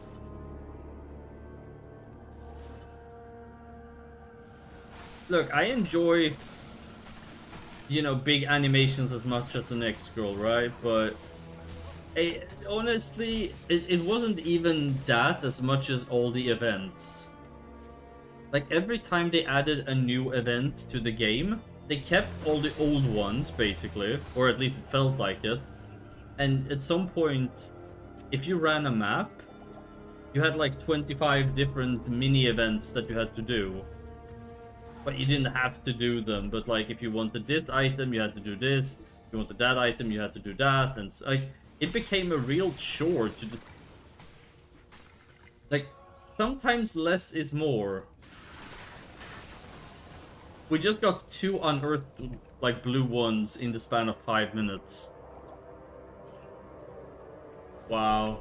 For those of you that don't know, that's the base item for Death's Web. I'm sure our necromancer friend here knows. We already have Death's Web on the Grail though, but it's still rare to see that base drop so much.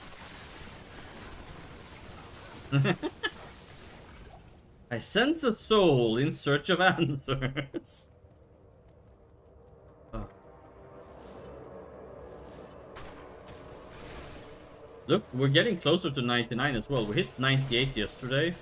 The thing is though, Terror Zones makes leveling so fast. Especially when you're running Player 7 as well. Player 7 plus Terror Zones, leveling... I feel like leveling to 99 doesn't really... not a thing anymore. There was a time when it would take you like 3 months to go just from 98 to 99.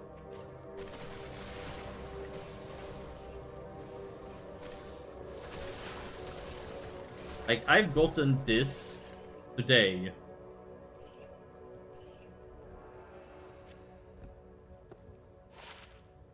They definitely changed the narrative on leveling in this game.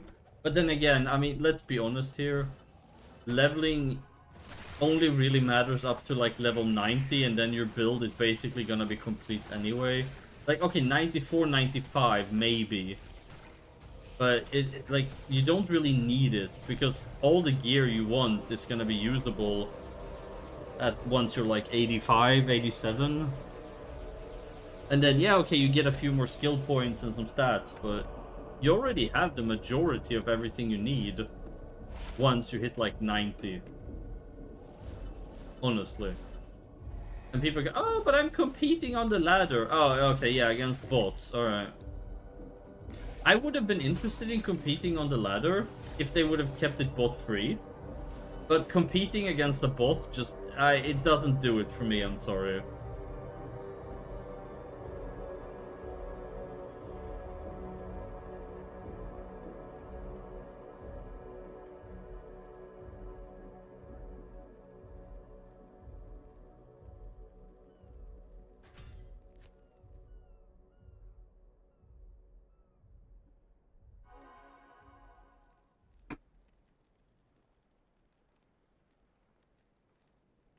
They are, but they ruin everything. Bots in this, bots in that. The thing is though, Diablo 2 has always been plagued with bots. And Blizzard literally gives no fuck. Like, did you know Blizzard uses bots to actually make money? They've actually turned bots into a source of profit. And I can explain how if you don't know. So, okay, so bots have always been a thing in Diablo 2. I'm not saying that's a good thing, I'm stating a fact. Now, Blizzard tried to ban them at some point, and they just came back.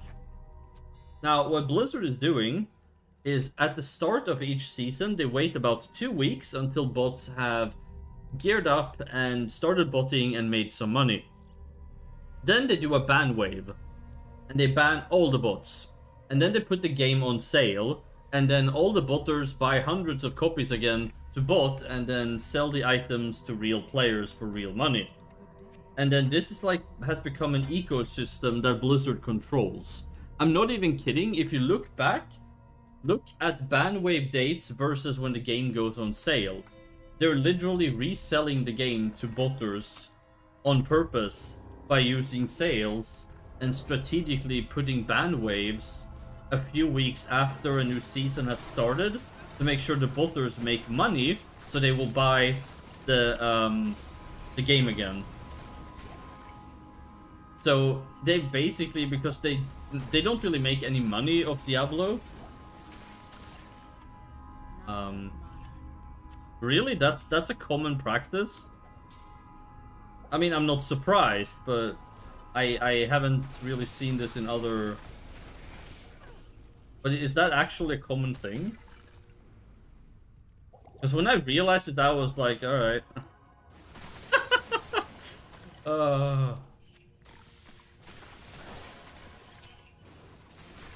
I guess Blizzard was like, well, we're not gonna bother trying to get rid of the bots. So we're just gonna profit off of it. I wouldn't even be surprised if Blizzard is running some of these bots as well, honestly. I mean, think about it. Over the years, I wouldn't be surprised if Blizzard was responsible for many of the bots. Selling in-game, like, gold and runes and shit for real money.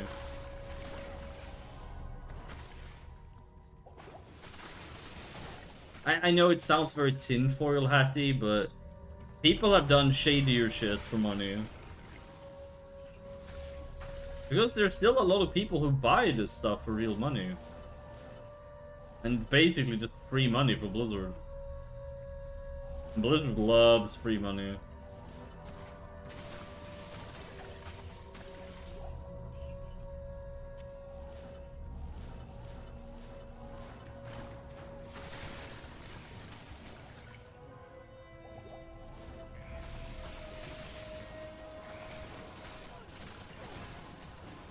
I don't know, do I sound like a deranged, like, tinfoil hat person?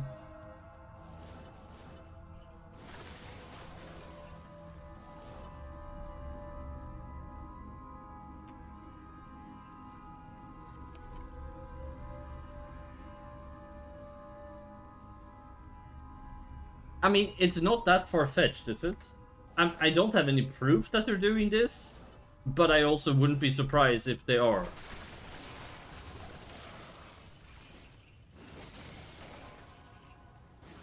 I mean, this has been going for 20 years.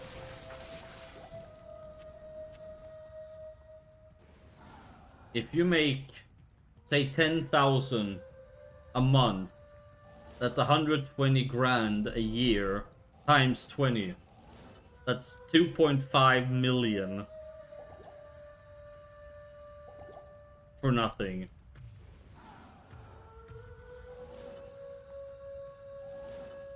Is it a large amount for Blizzard? No, but in the olden days, maybe it was.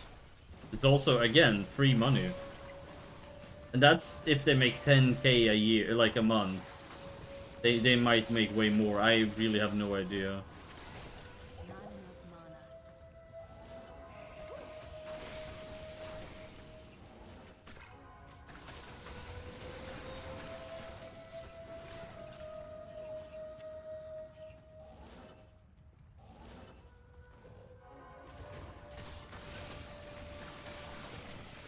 I mean, look at RO private servers. There's a lot of private servers that have shady GMs that will RMT with players to make money. Like, they will literally sell items on their own server.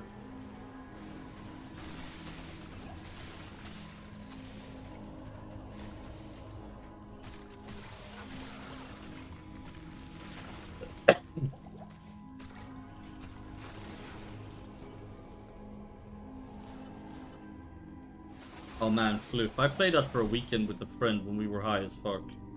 Haven't played it since. It's a very weird weekend. Interesting, but weird.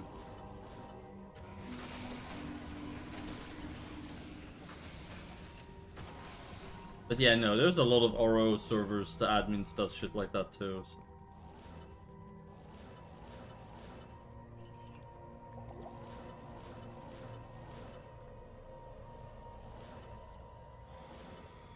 Like selling MVP cards or OCAs or, you know, whatever else they're doing.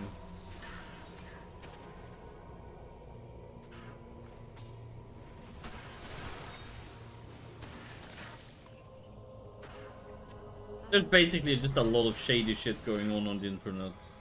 You know, nothing new, really, but...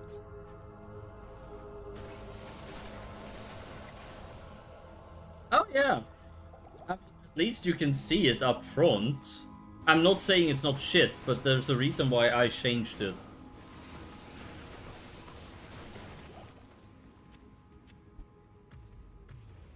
I don't know if you've seen how our refined system works. There's no downgrade, there's no breakage, and it's not for real money.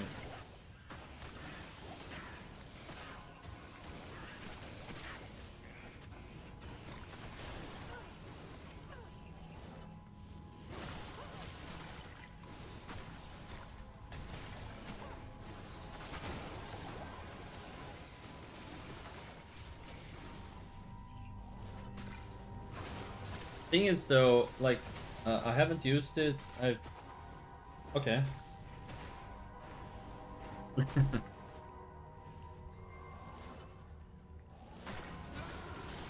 But yeah, I don't believe that player power should be tied to your wallet. I don't. Gaming, everybody should be able to enjoy a video game, whether you're rich or poor, whether you have a great education, whether you're, you know. Gaming is for everyone. Real money should not be a discerning factor if you can enjoy a video game. That is my honest opinion. Now, I do know I sell cosmetics and the VIP system, but I have overhead and running costs, but it doesn't sell player power. So, my monetization is very tame. It's basically to cover running costs, and that's pretty much it.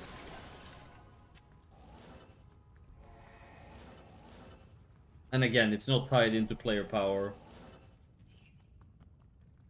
I'm actually gonna do some changes to the refined system. Where it's gonna be every 5 levels. So I'm gonna take a little bit of RNG out of it. So right now, up to +5 you need meteorite dust. After +5 you need meteorite shards. Oh! New item on the Grail! Guys, new item. That is Griswold's Valor. Fuck yeah. This is a new item for us. Alright, we're gonna tick it off in the box. There we go. 488. Sweet. Hell yeah. We're still missing Crown of Ages, but honestly, that is sick. That's awesome. Wait, what am I throwing it out for? Alright, so we got a Baroon and a new item so far on the Grail. Damn, we're having a very good day. Anyways, as I was saying, right now, up to +5 requires dust, and then after that, it requires shards. What I'm gonna do is every 5 is going to change which. So +1 through 5 is gonna be meteorite dust. Plus 5 to 10 is going to be meteorite shard. Plus 10 to 15 is going to be meteorite cluster. And plus 15 to 20 is going to be pure meteorite. And you will need 15 of each to upgrade to the next tier. But the chance will be higher. So it will be more farmable. There will still be RNG. But there will be less RNG and more how many items you need to farm to get to plus 20, for example. So there will still be some RNG to it, obviously. But right now, the RNG factor is pretty insane. Where plus 19 to 20 is 0.5% chance and requires 1 shard and 100k. So on average, that's 200 shards and...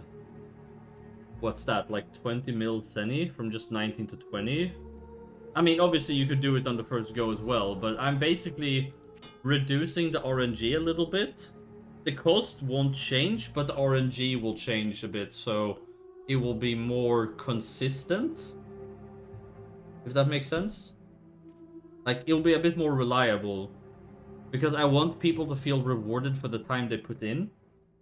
I don't think there's anything wrong with RNG, but I do think there's a difference between RNG and stuff that feels punishing and unfun. Like, there's a balance. Some RNG can be absolutely fun, but in official RO, there's RNG on top of RNG on top of RNG on top of RNG.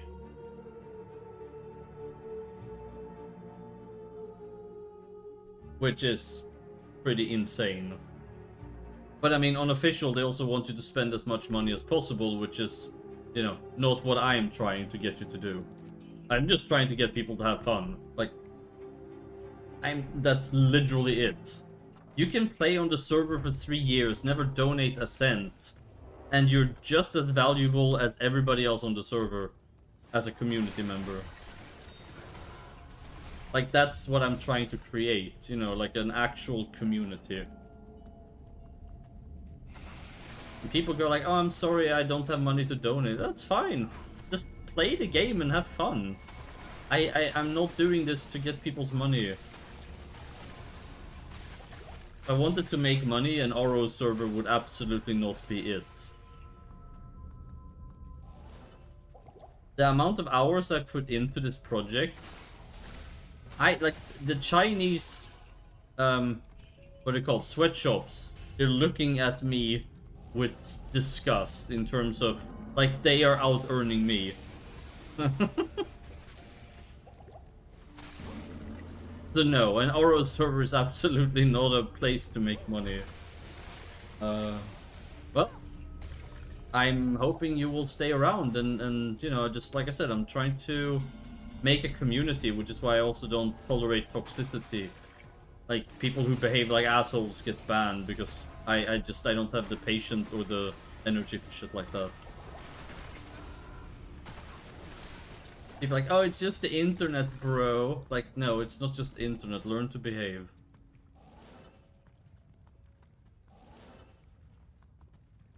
Everybody says that. Yeah, like I said, I mean, there will be monetization in the terms of cosmetics. But like I said, that's to keep the server going, basically. That's it. Because, well, right now, I'm paying around 150 euros a month in hosting costs. Which is a lot of money for me. Because I don't work at the moment, so I can't really...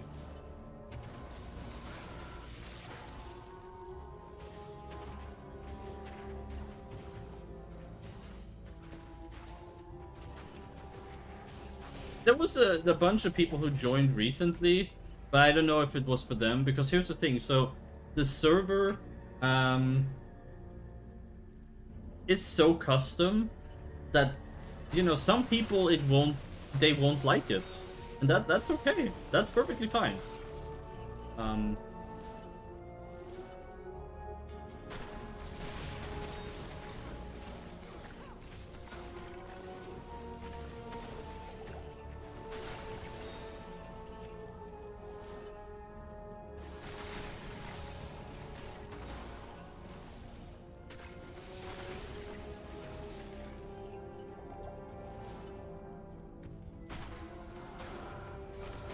Well, I mean, yeah, because if you go in expecting it to be the official, then you see that it's, well, really not. I try to keep the you know, the RO feel, but I'm trying to do it in my way, basically. Just like, I will use official content in my own way.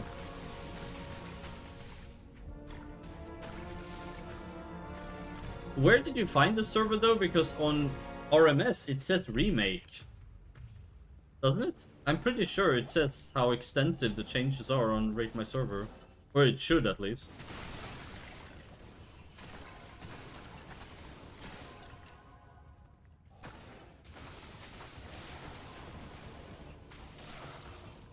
Okay. I don't know, maybe it's not visible enough? Like, that we're so custom? I'm gonna have to look into that, then. If it's too hidden or too hard to see that it's a custom. Because I don't want anybody to feel cheated or like disappointed or whatever. I want it to be very clear and visible that we are custom, you know. But I also know a lot of servers use the custom flag when they've, you know, changed a couple of things. And then they claim to be fully custom, even though they basically just changed a handful of things, and everything is basically official. Like, oh, we're fully custom, and then, you know, they've altered 3 items or like 1 mob or something. That's why they added in the remake flag, because it was just getting ridiculous. So many servers were claiming that they were fully custom. The problem is, there are no real guidelines to what defines fully custom. Yeah, exactly, that's my point. But that's also not really their fault, because there isn't a template for what is considered custom or fully custom or a little, do you know what I mean? Like, it's so subjective. And if the majority of servers say custom, and they basically just changed, like you said, no gutter lines or holy cross, blah blah blah, then, you know, that's what you expect to be when it says custom. It's a difficult situation, because, like I said, there's no clear line on, like, there's a clear line on what is official. When it says, like, completely official, everybody knows what that is. But once you start delving into what is custom, like, there is no guidelines for what is considered fully custom, semi-custom, some customizations. Like, I don't blame you, because it's a really difficult situation. I mean, we do have a skill planner. It's not completely up to date, but again, it doesn't solve the situation where the buzzwords are fully custom. Like, it's, So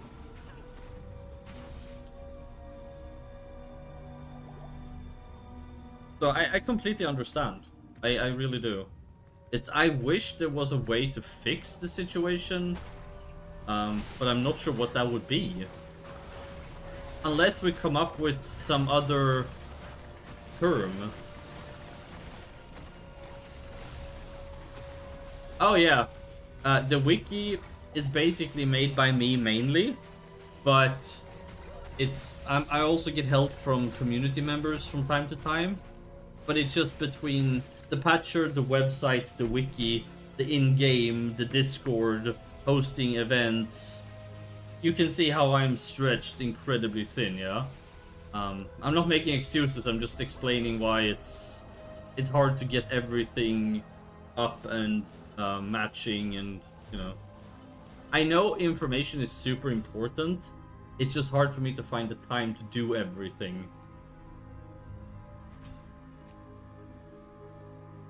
Because I only have so much time per day, and I only have so much knowledge. I'm also terrible with making wiki stuff. So that doesn't really help.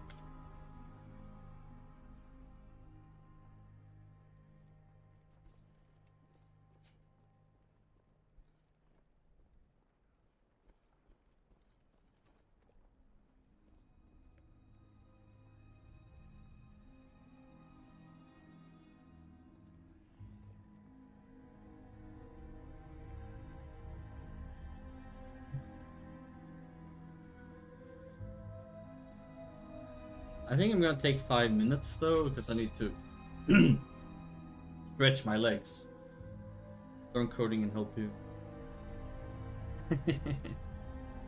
Thank you. But no, as I was telling somebody else as well, the more I get done, because many things are one-time setups, like when I change the patcher, right? Or I'm working on the website still.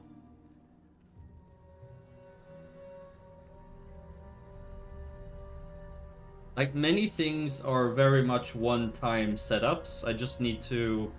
But some things are continuous, like for example, keeping the wiki up to date. Because I keep changing things in-game, and it doesn't exactly auto-update. If I was able to, I would hire people to do it, but I just don't have the funds for that either. And the money the server does get goes either to hosting or paying people to help us implement things that we want.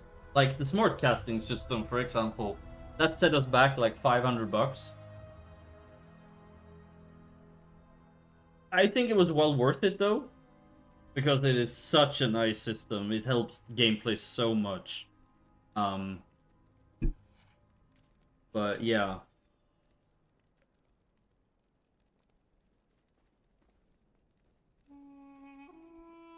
Let's see, what's the Stony Field? That's a pretty shitty one. Okay, I'm gonna take 5 minutes since it's a bad Terrazone anyway. So I will see you guys in a couple of minutes. You know, get a drink, stuff like that, yeah? And I'll be back soon.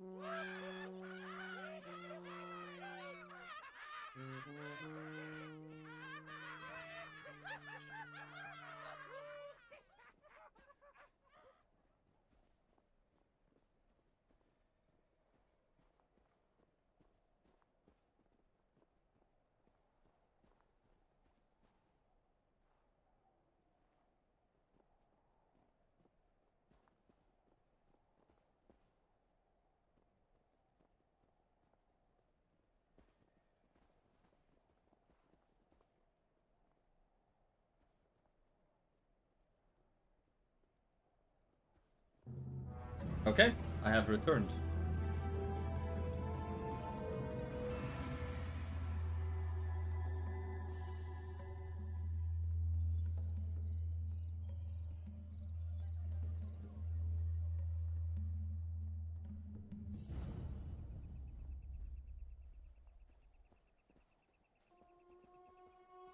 I'm looking at what I'm gonna eat.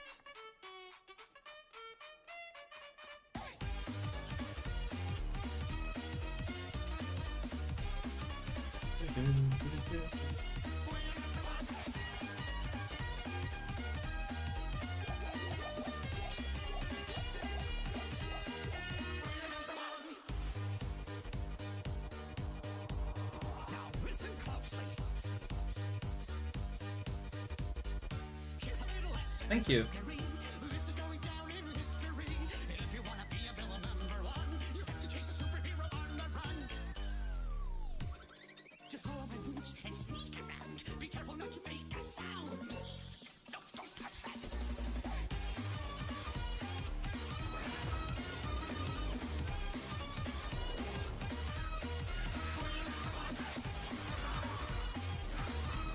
So we shouldn't have any mana problems here, really.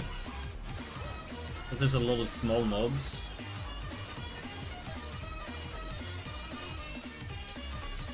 Like these camps with fallen ones.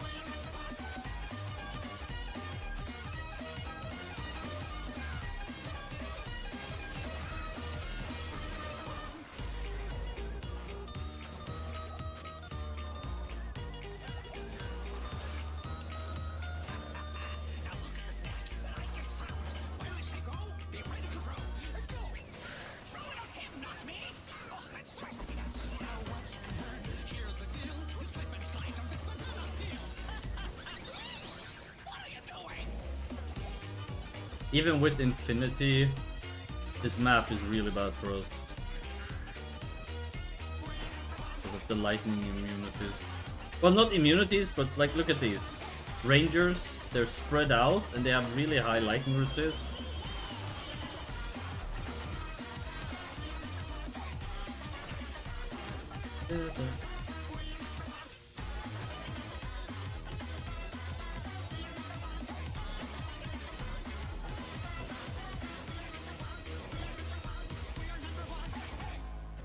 So what are you up to? I was contemplating during this what's it called, Terror Zone, that we would go to Tristram and try to get a low and a Jar rune. Because this is a really bad one.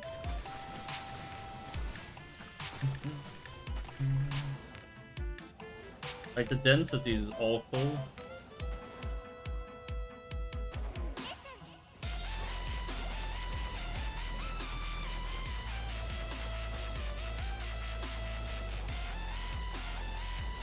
Like, look how long we have to teleport to even find anything. Like, no elites at all.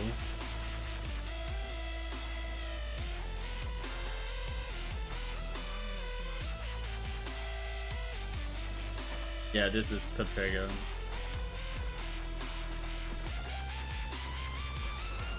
Okay, okay, there's one. Yeah, no, that's not worth the time. It's a shame though, because they're so easy to kill, but for our build, this is not good.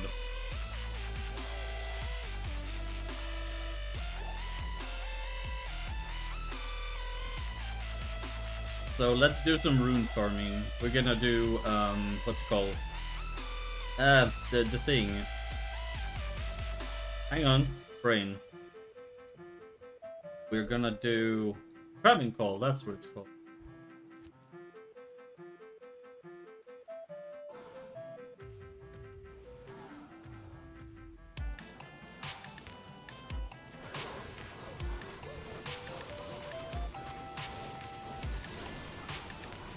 This is on player 7.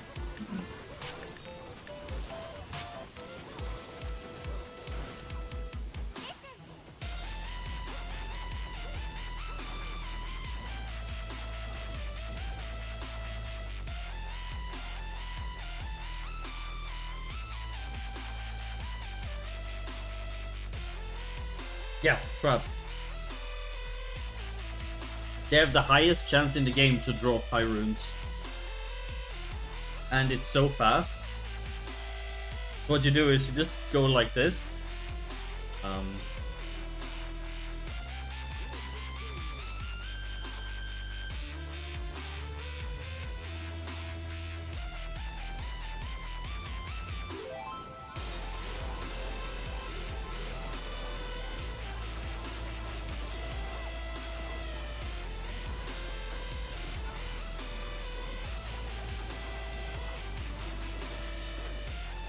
Yeah, we don't really need to have this on player 7 though, but... Oh. I thought you were asking. Lol, 2.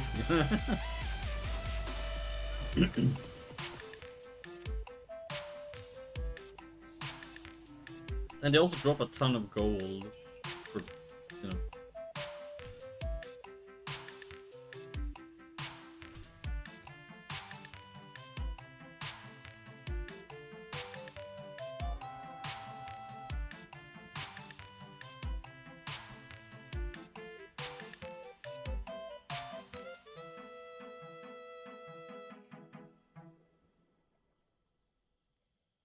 1 second, I'm just checking something. Then we can...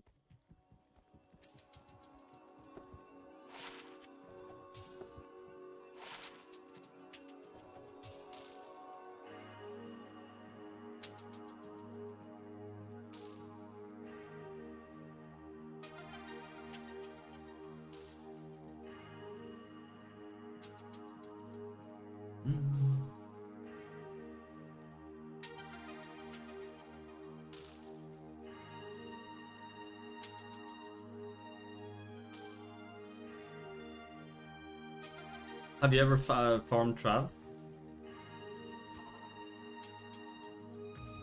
They also drop like a ton of charms and like rings, amulets.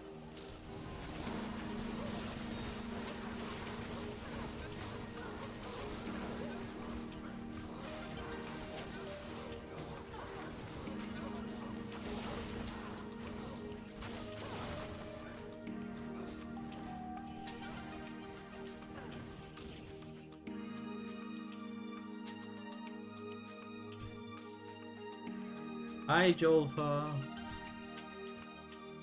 How are you?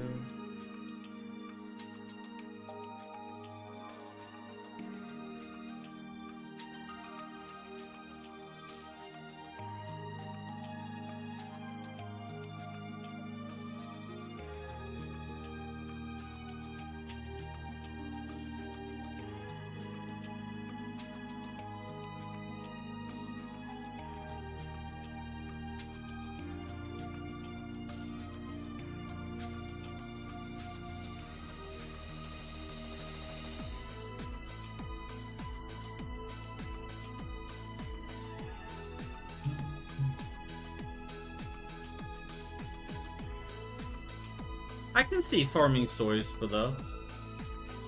Since they drop so much jewelry. I can definitely see that.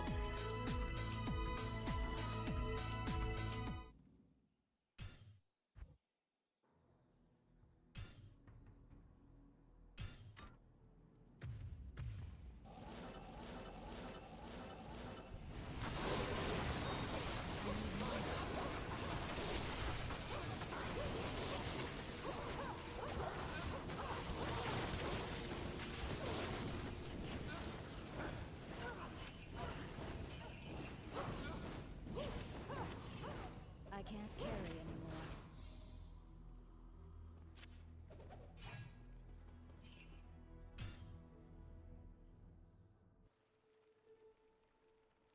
Oh yeah.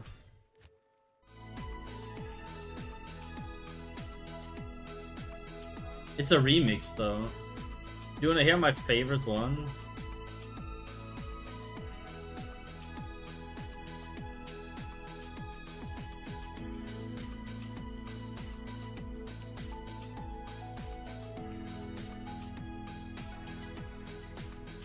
I don't know if it is this one or not.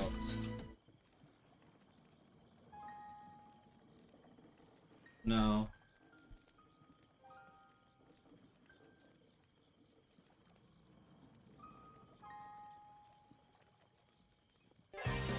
No.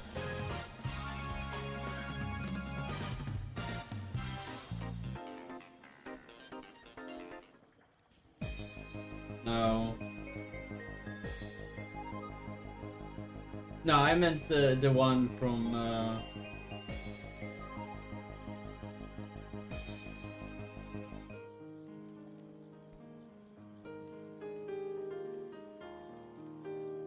I'm talking about this specific BGM with different No, that's not it either. Oh.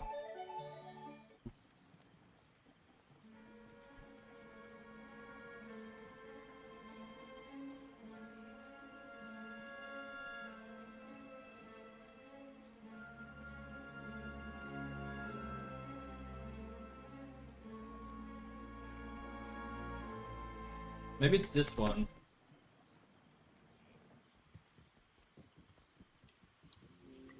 Yeah, this one. This one is really good.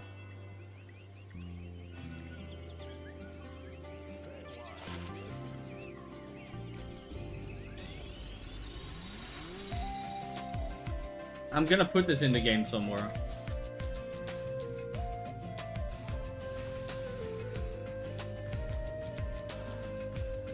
This remix is god tier.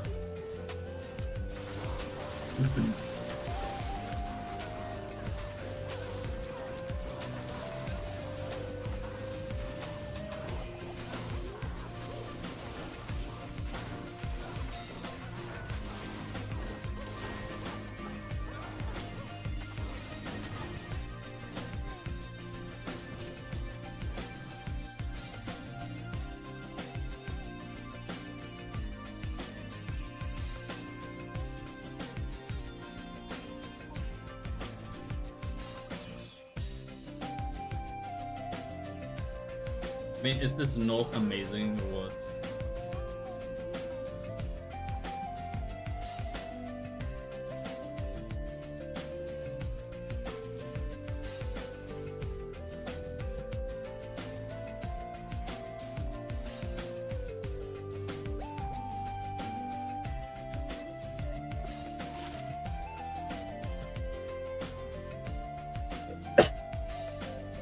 By the way, do you guys want to see something cool? You can play it like the old days.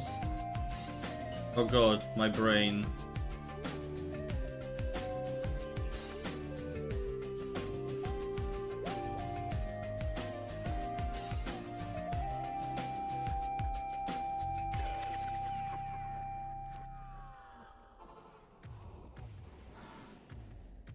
Yeah.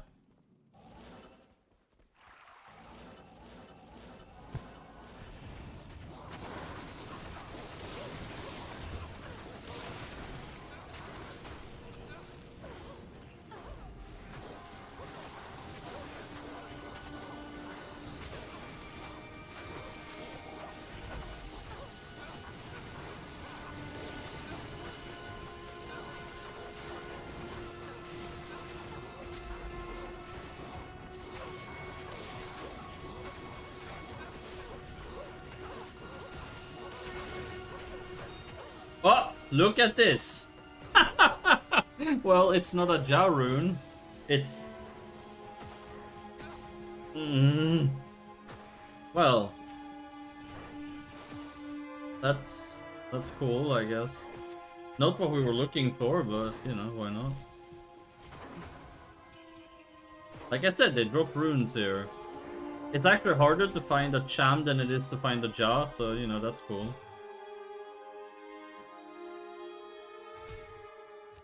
I think we actually need more than one anyway for the rune words, so finding them is cool. Since we need to make all rune words in the game for the Grail as well.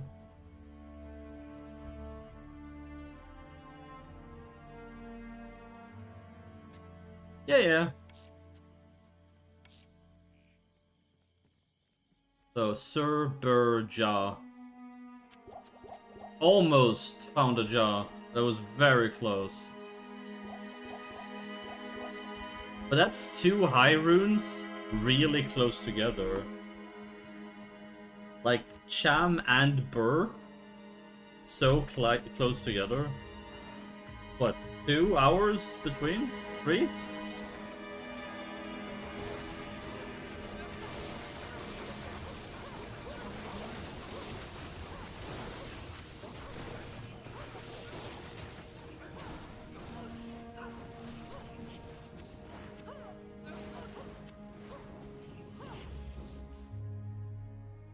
Considering the drop chance of these, that is pretty whack.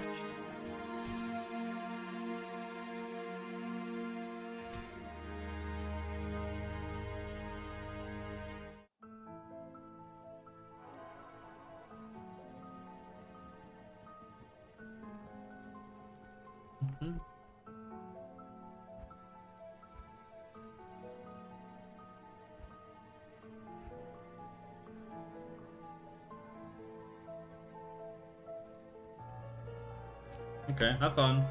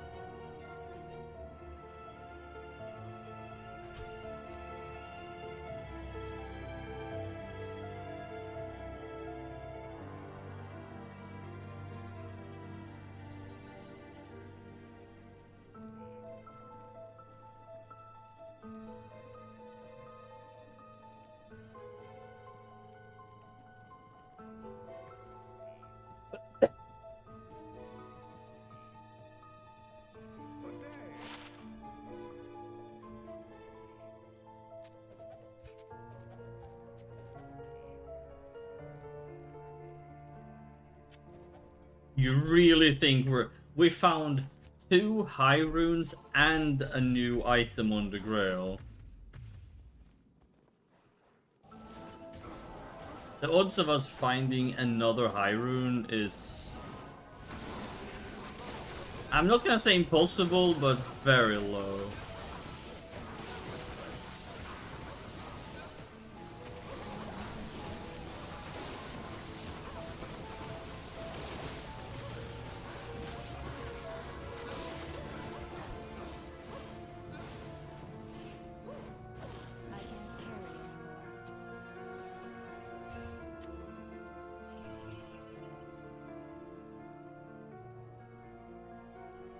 It's not impossible, it's just very improbable.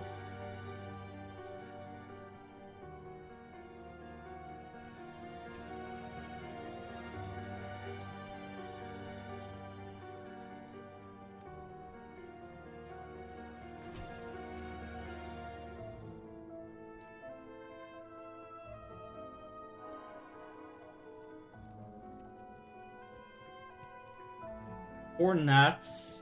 Once back to the first day. I mean, like I said, it's not impossible, it's just very unlikely. Okay? I should have said unlikely, but I also wouldn't have thought we would get 2 high runes and a new Grail item, so, you know.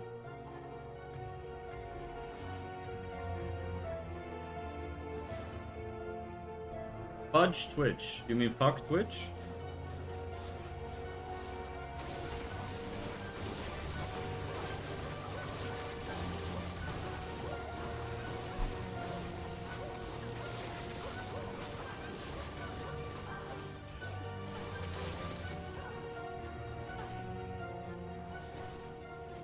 Level rune, alright. Not a high rune, but you know.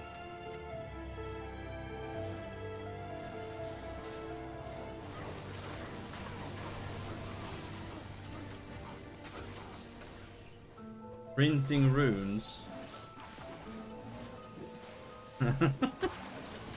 You really believe? Alright. I mean, if we get enough lemon runes, we could upgrade them, I guess. Considering we've only been in Travancore for a few minutes, I mean, we haven't even done 10 runs.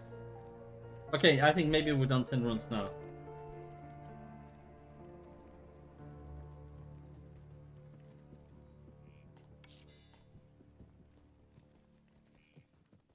Yes. Okay.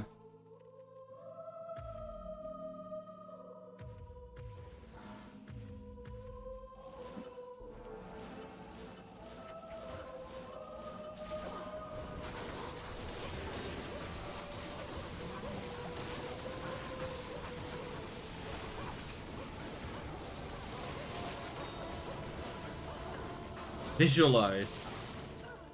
Nope. Got a battle dart. Ethereal.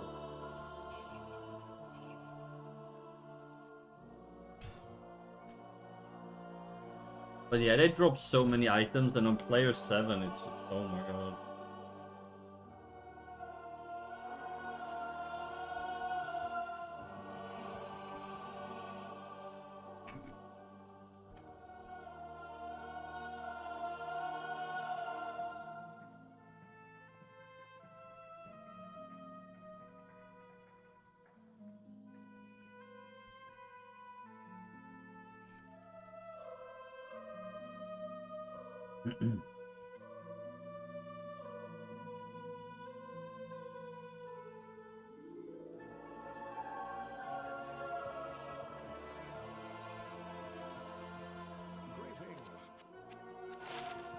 Apparently I wasn't quick enough to answer somebody who joined and then they just instantly left again.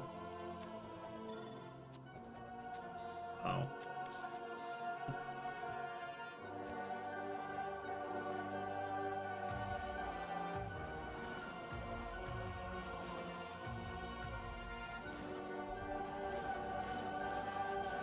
That's pretty wild.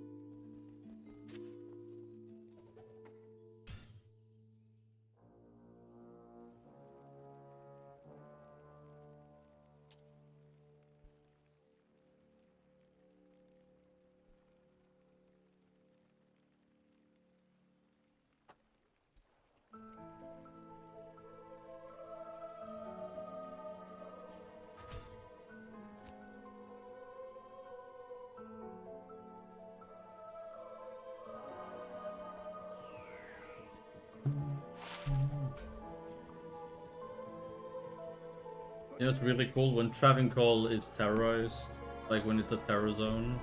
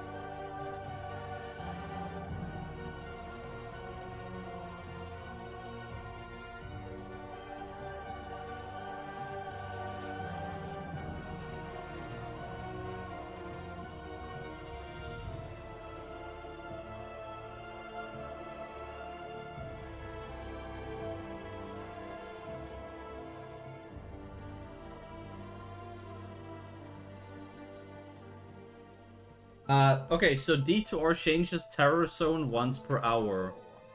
I'm gonna implement something similar on the server. Something will pop and all. So what happens is that a zone gets terrorized for an hour, and then its level increases.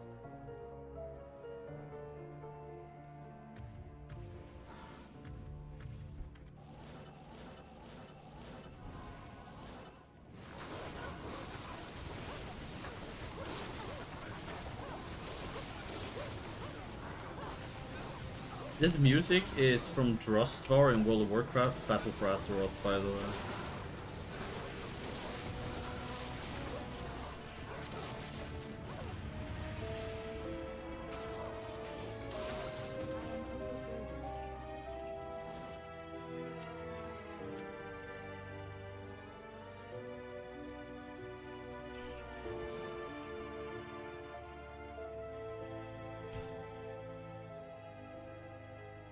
What do you mean something will pop? Playing a server of monsters were able to enter war. Oh yeah, that's a thing.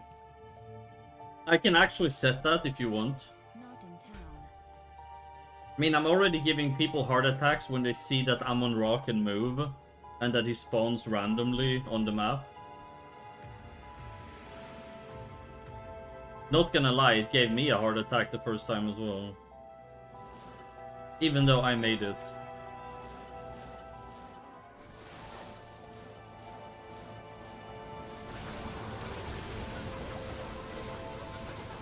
Yeah, but people don't expect him to move when they go down to where he spawns.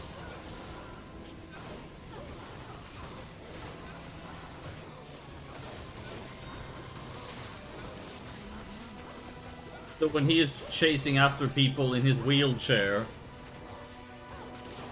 people like, what the fuck?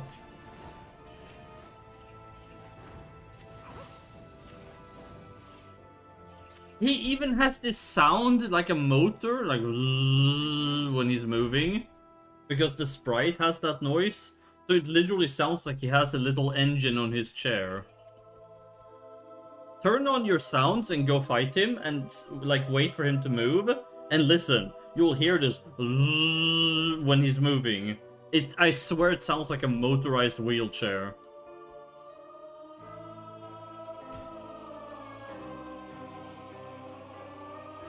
It's like he got himself one of those... oh, congrats. Did it increase your damage? Some refines and cards?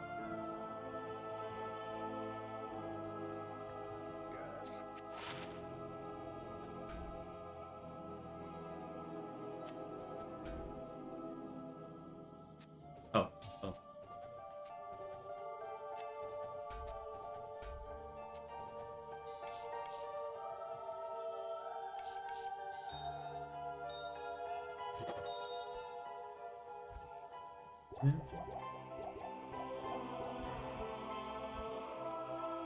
I think we can probably lower the. You need true Cecil.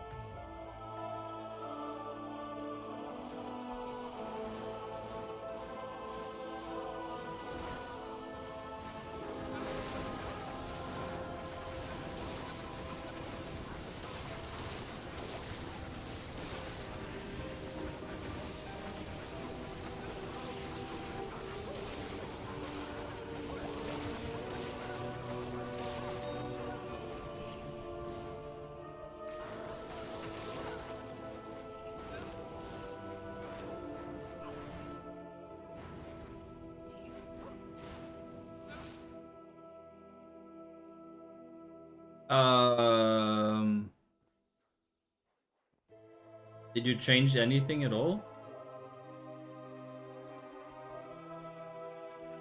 Did you change weapon type?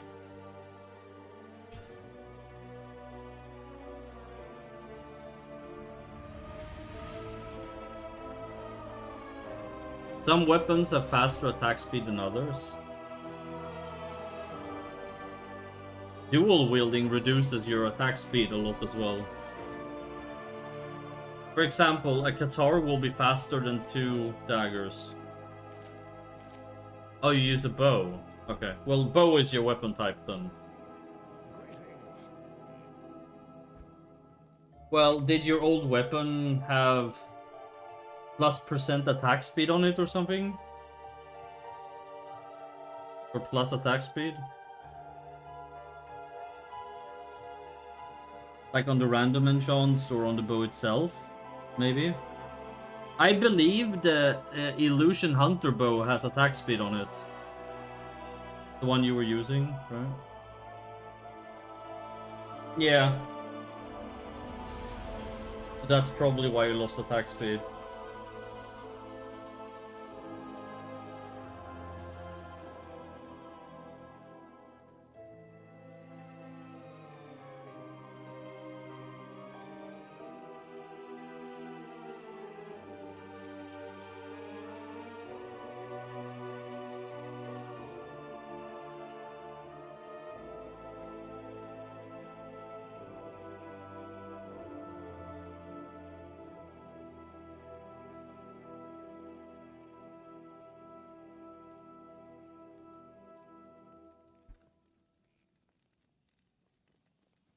Yeah.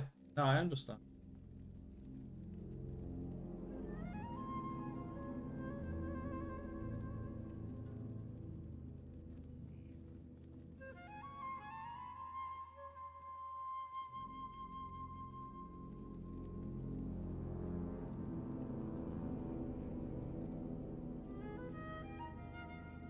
Gonna continue in a second, guys. Just a moment.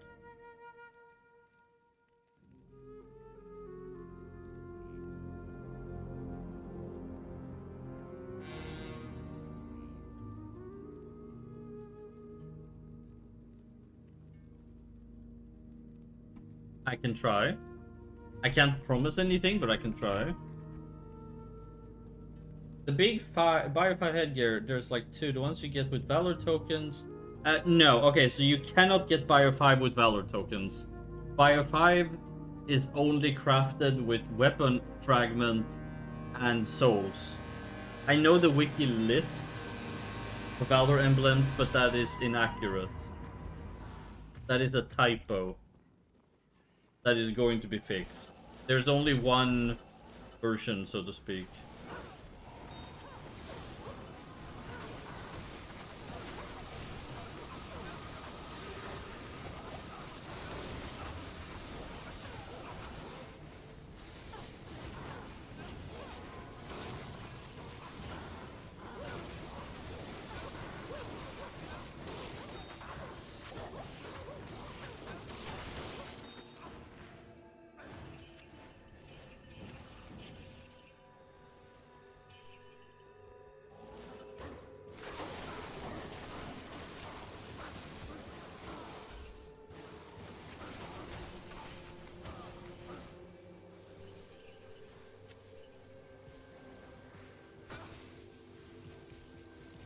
So all of them are made from crafting. You need the fragments from turning into weapons, and you need the souls and a costume from Bio 5 to make them. That's the only way to get them.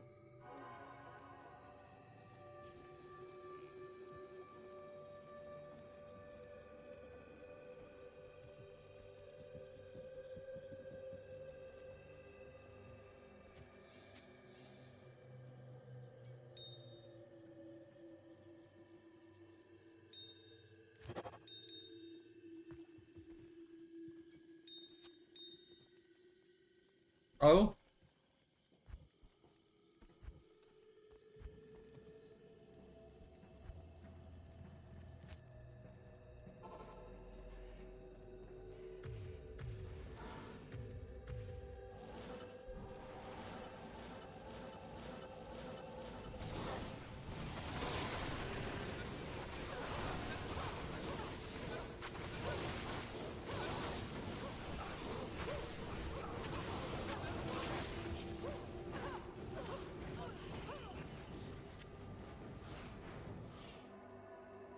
I mean, right now, Bio 5 headgears are best in slot, and they are extremely powerful. Between their base stats and the enchants you can get on them, like the special enchants, they like double or triple your damage easily. They are extremely powerful. Now,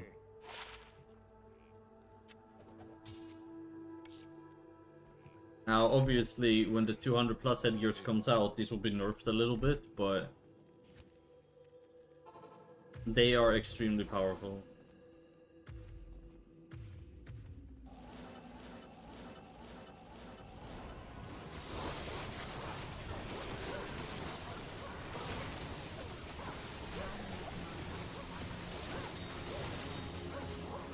Well, they are 180.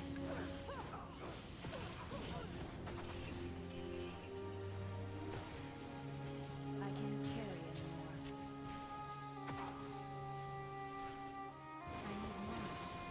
money. Yeah. I mean, the thing is, since you don't use the Valor emblems to make Bio 5, it kind of becomes a side thing, so you don't have to... Yeah, no, getting those will be... Like, getting a full Valor set first is gonna be the easiest thing to do. Yeah. That will definitely be the easiest slash more convenient route. Yeah? Like...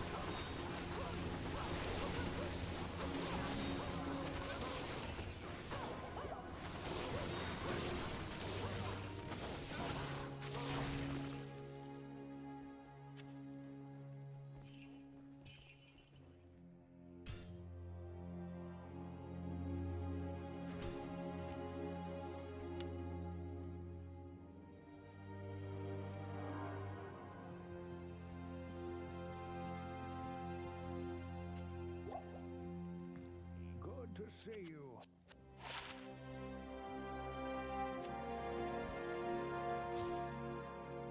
Yes.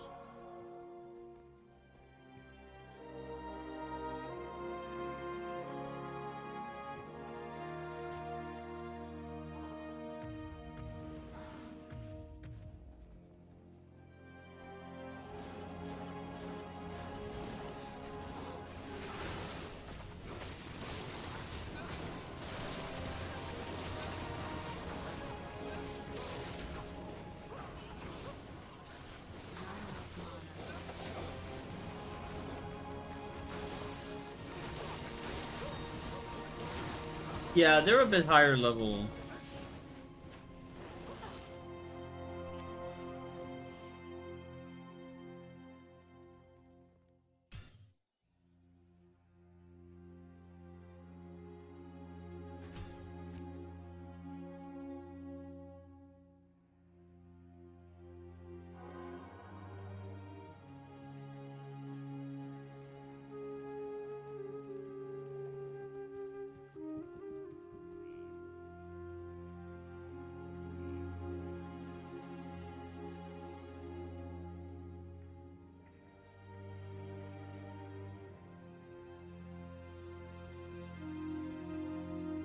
Greetings.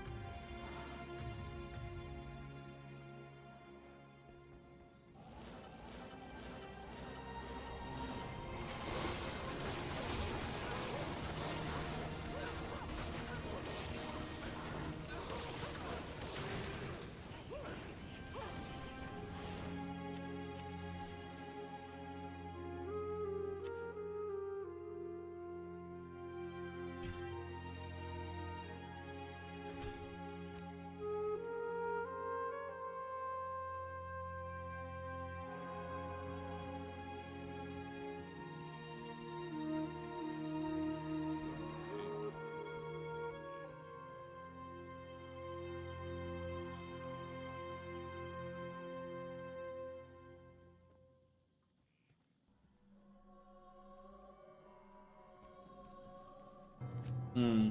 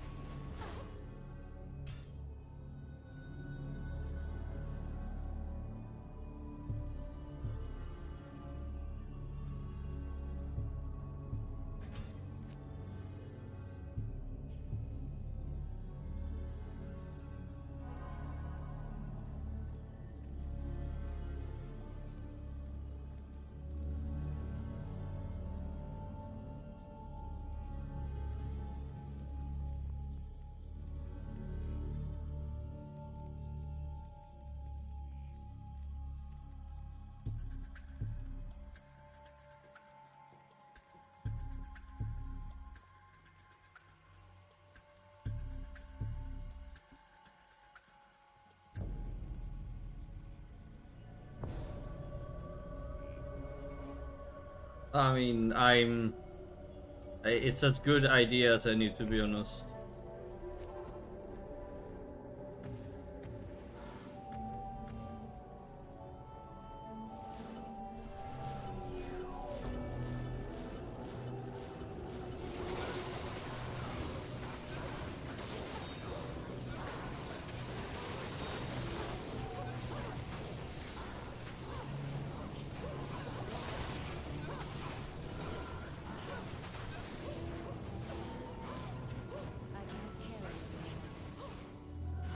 I'm already full.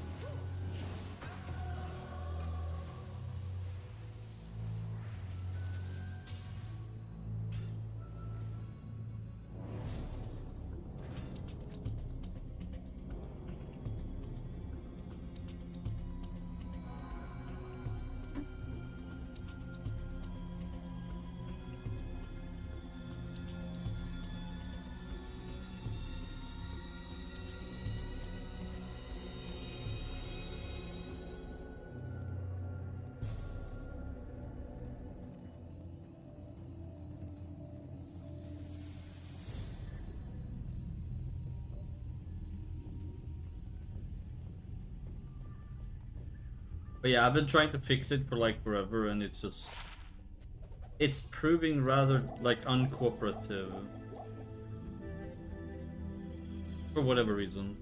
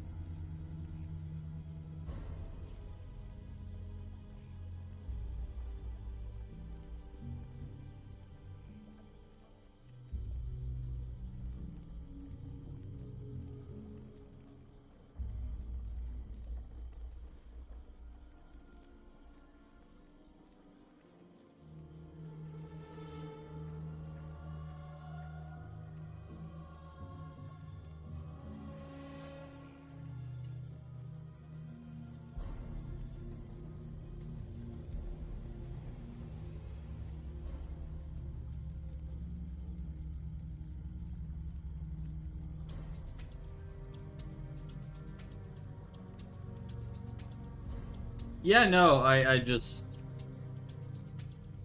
I've tried so many different things and I just can't seem to figure out why. At this point, I'm willing to basically try any Hail Mary and pray, you know, like...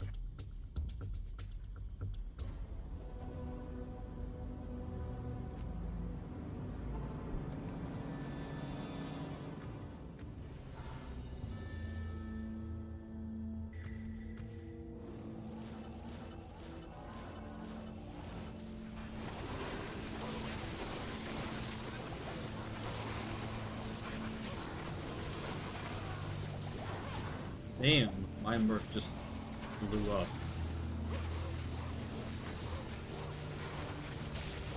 Wonder what.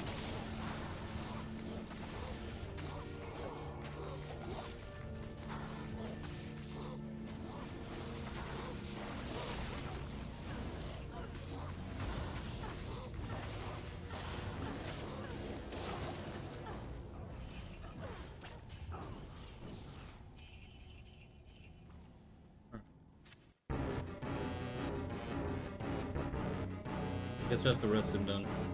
I guess it was just a really bad combo. I don't know.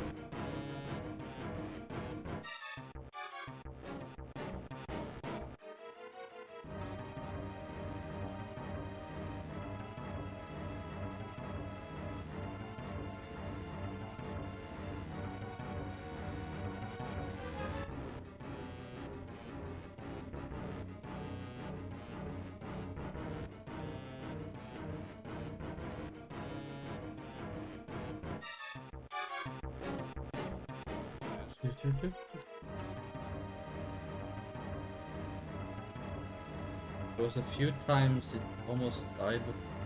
Oh, the Merc, you mean? Yeah.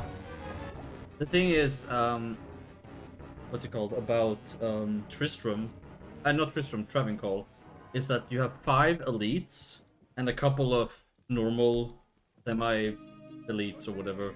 So you can get like a real nasty combination of auras.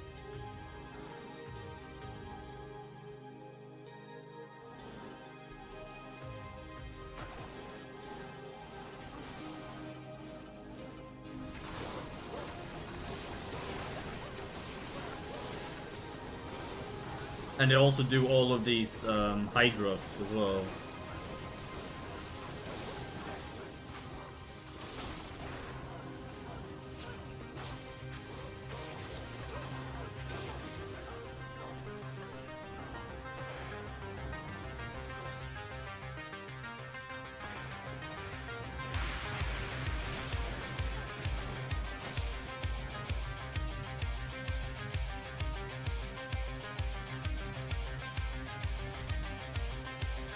Dude's living on the edge.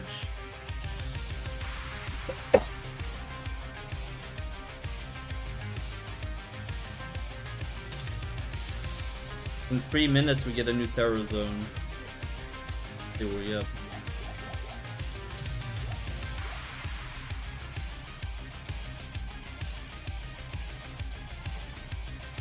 If it's a good one or if we're gonna keep going for Travis.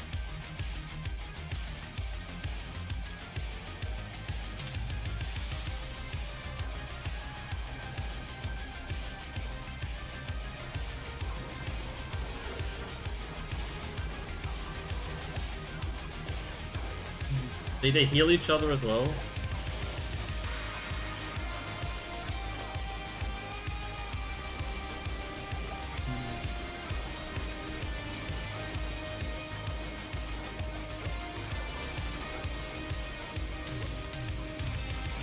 We got a ring.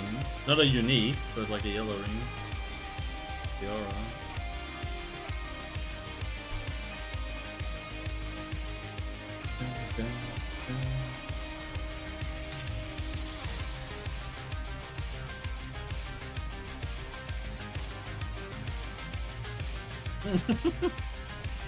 Almost, yeah. So close. I mean, like I said, I don't expect us to drop anything. Alright, let's just wait for and see what happens.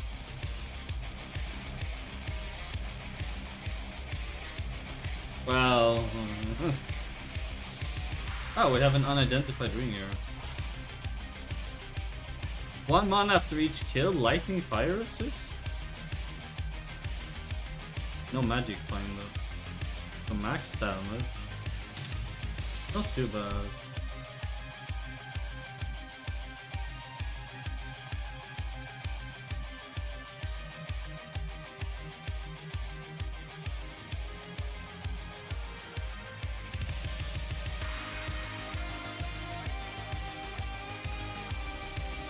Tristram, alright.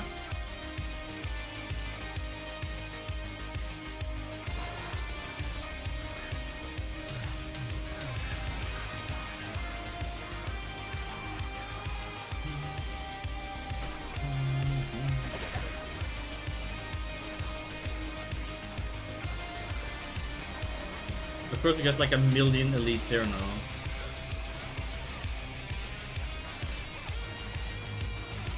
Ah.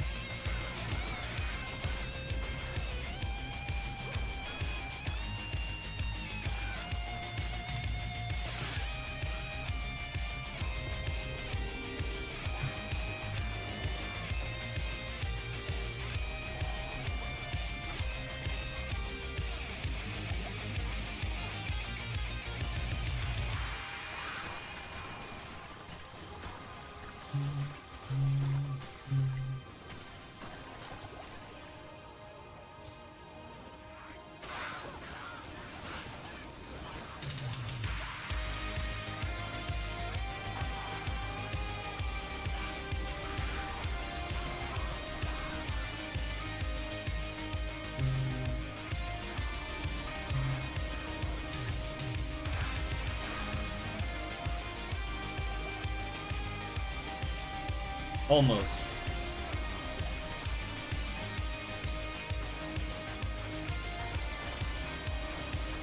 Oh yeah. The density in Tristram, you get like 3 to 4 elite packs, and you get a couple of like you get the what's it called? The dude, the Griswold, and you get some packs of normal mobs. It's not bad. Tristram isn't bad itself. Like, it's pretty decent. Also pretty easy to get to, and the layout is small. Like it's a pretty good one. Not the best in the world, but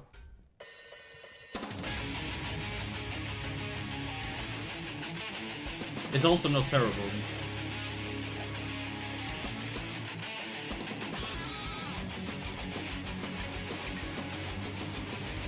We get this huge pack here in the start as well. Not terrorized, but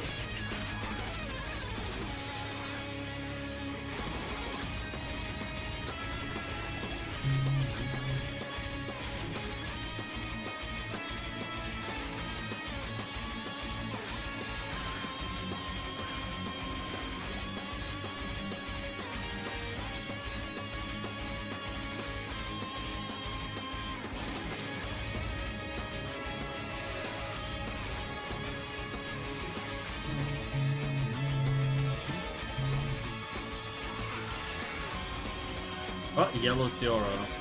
Let's go.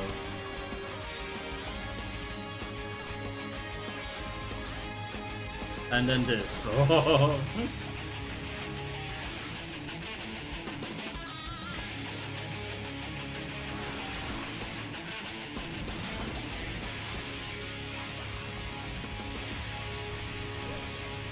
That's what, 4 elites so far plus Griswold. And then 4 or 5 huge normal packs.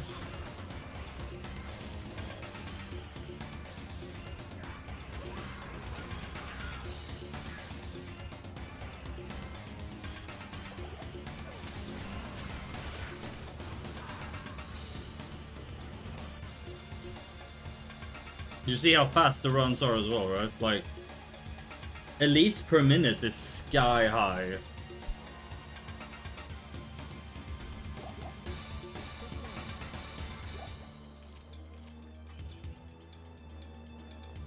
And it's, you know, pretty fucking safe too.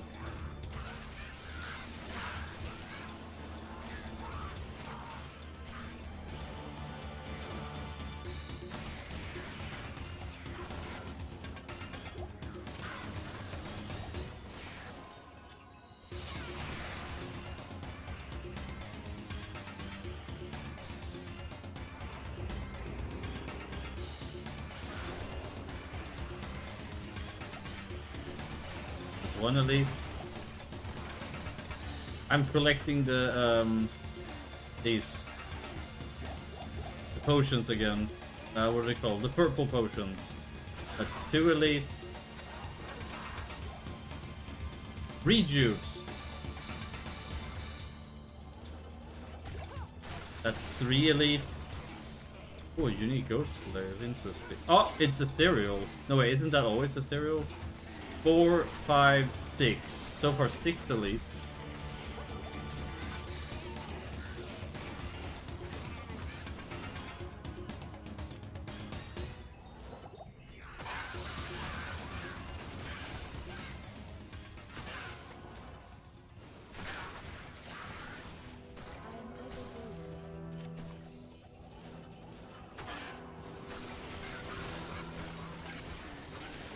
Seven elites.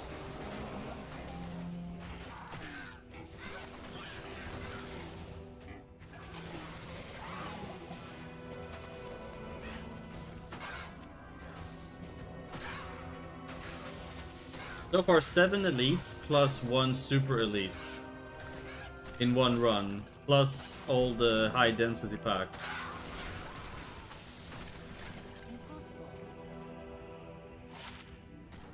Sorcerer lightning.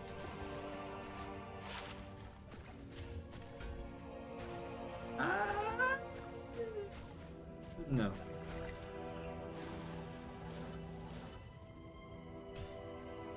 Yeah. These runs are like lit. Oh my god, I used one of the slang things. Did you hear that? Okay, so perfect. Oh. The Wraith Flight, I'm pretty sure this is always ethereal, isn't it? Oh, yeah. Wraith Flight. Yeah, it's always ethereal. Ah, well. Well, that's sad.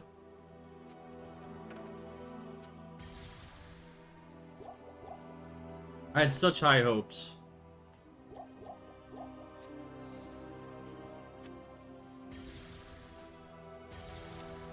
Oh well.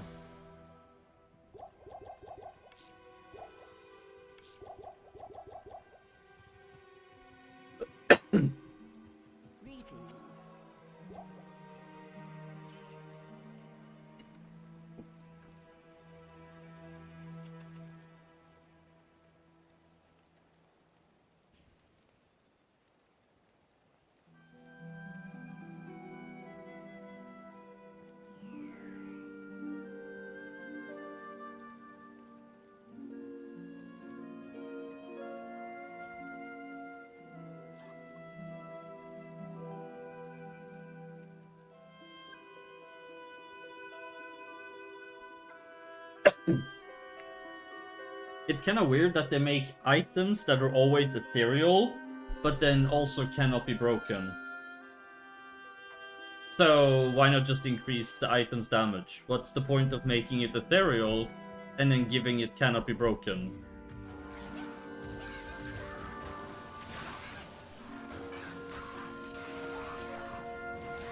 I don't know, it just seems like a very strange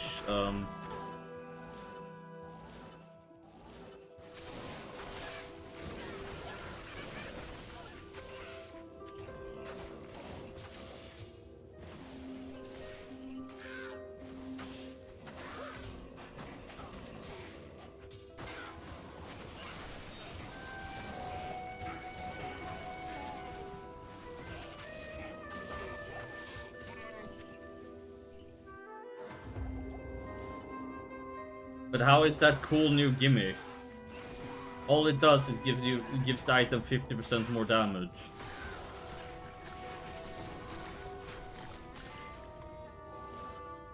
I mean, it's one thing when it lands on yellow items where it's random, but intentionally putting it on a unique item and then also making it indestructible, I mean, what's the point? That just seems very redundant.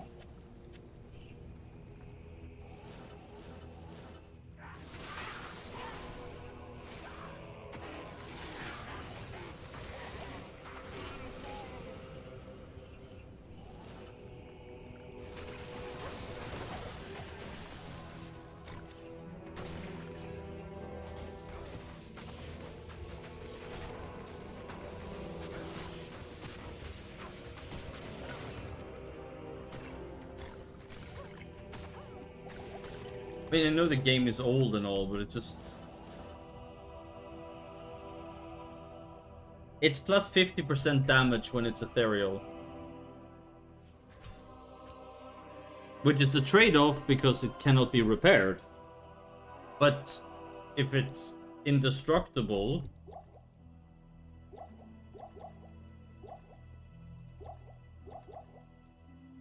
Again, I'm just confused because it makes no sense.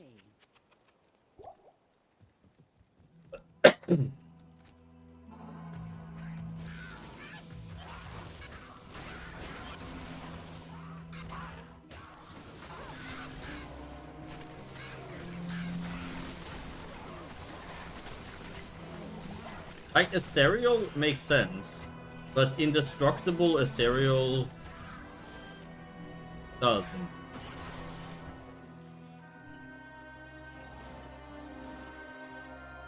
Just give the item higher stats and just make it a normal item, like, because that's essentially what it is.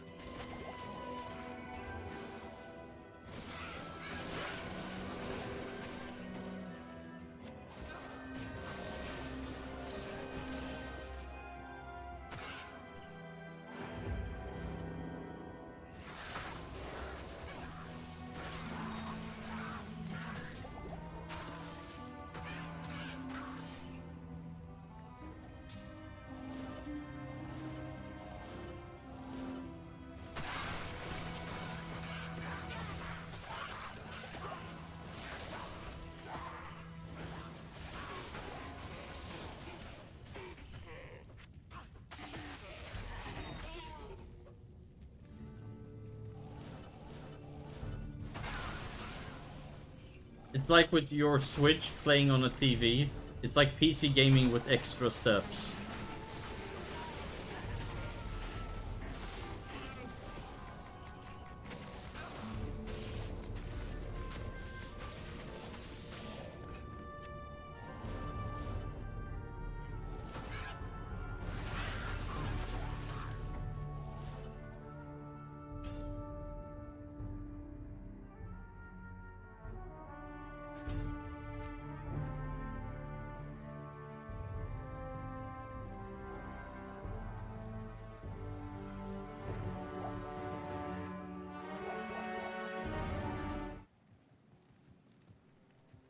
Yes?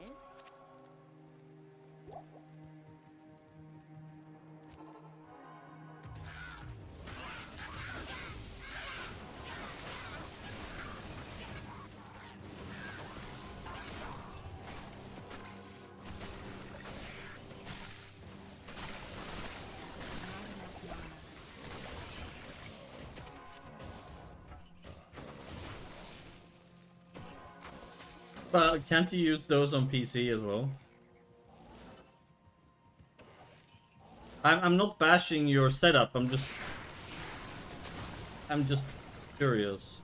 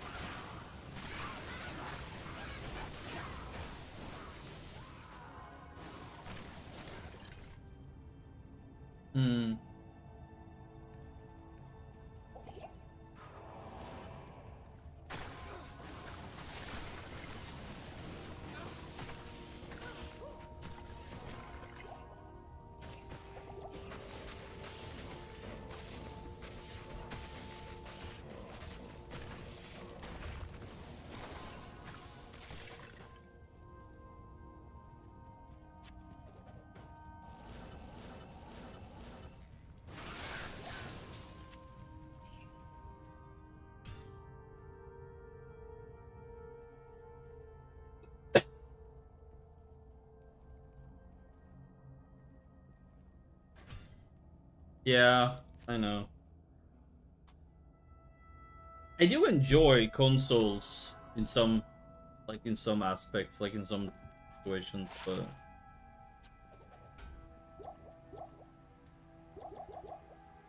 I also feel like they really milk the people who buy consoles. So, like, for example, I remember hearing, and this is probably true, that Microsoft, for example, they basically make no profit on the actual Xbox or like stuff like that, or even take a small loss on it, but then they make all the money back on games and headsets and controllers and all this other crap that people will buy. It's sort of like printers. You know, printers are like super cheap, but then if you need ink, and ink is expensive.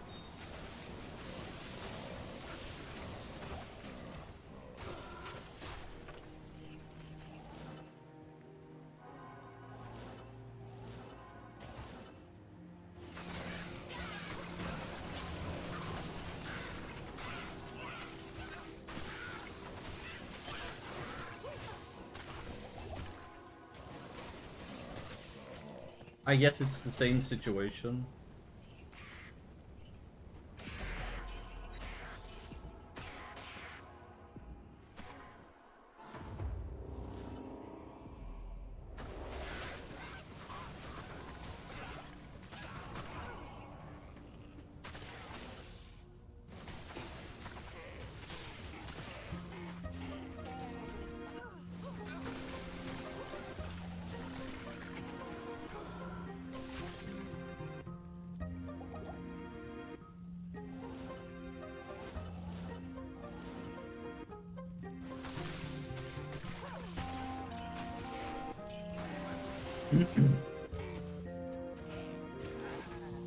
What? That's insane. Also, no, you know Costco? Like, they take a loss on rotisserie chickens or something to get people to come in. And then when people are there, they make the money on all the other things people buy. So they take like a controlled loss on these rotisserie chickens. Or at least that's what people claim anyway. Whether that's true or not, I have no idea. Since I don't live in the US, so I can totally...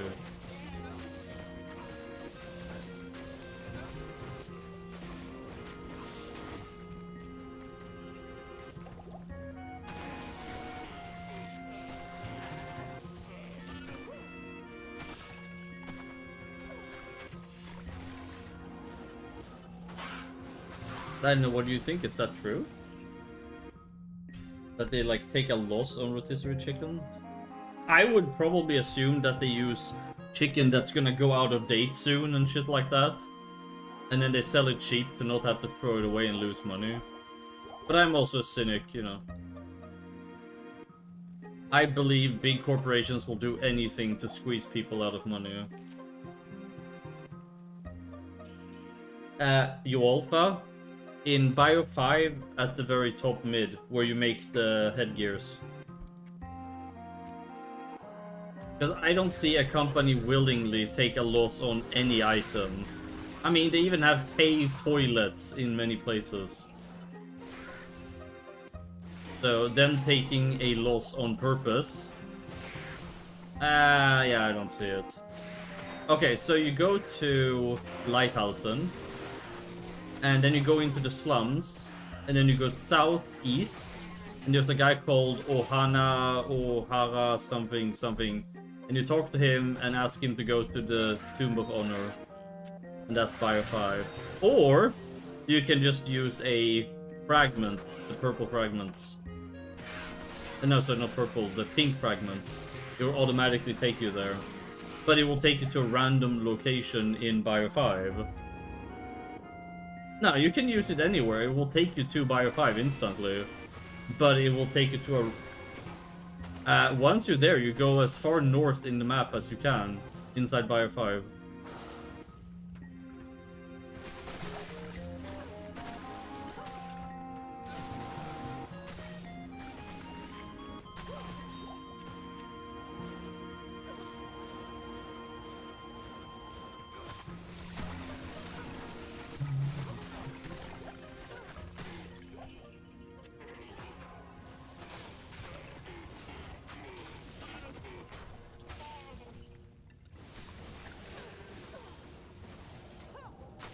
Hmm.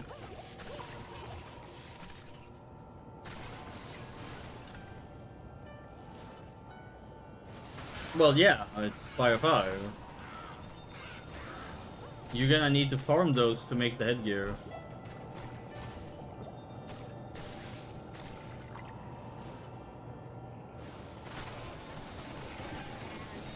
Because you need the souls and you need the costume that drops.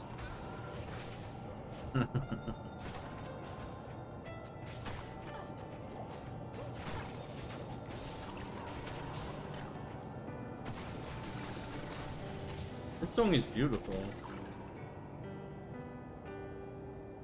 The Final Fantasy VII remix.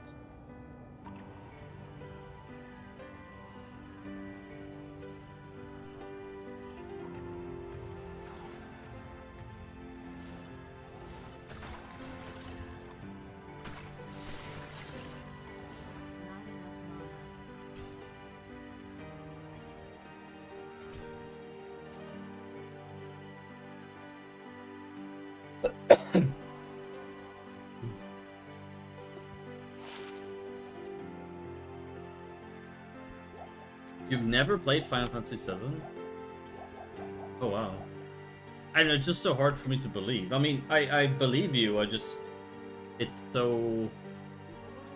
I don't know, for me that seems unreal, like I couldn't... I don't know how many thousands of hours I have in that game. The original one, not the new one.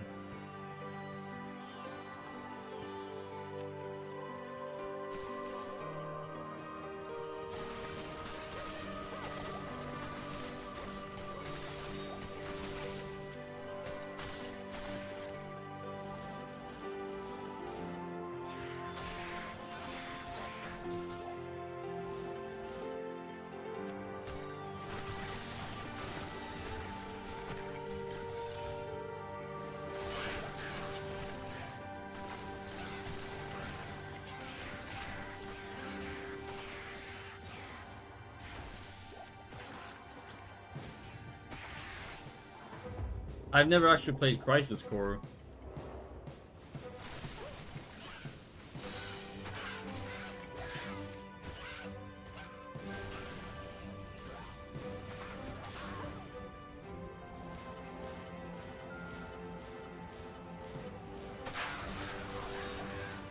I love doing that, it's so satisfying.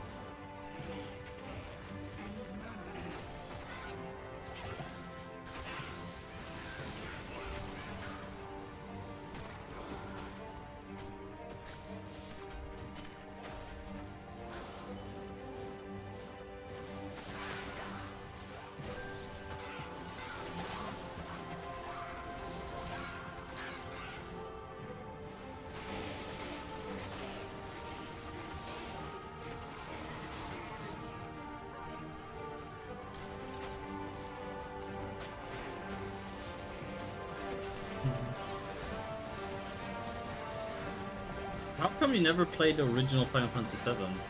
Like, just out of curiosity.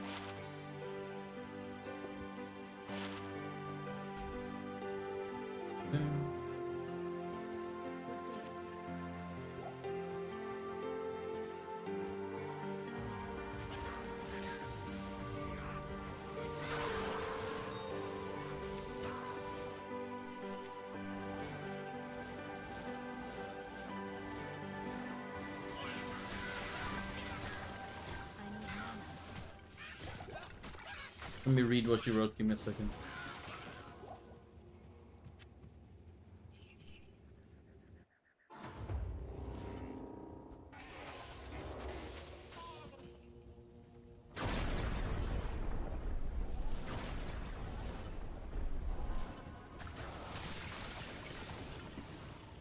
I only got to play Final Fantasy 3. Crisis Core Level 12, the one with lightning.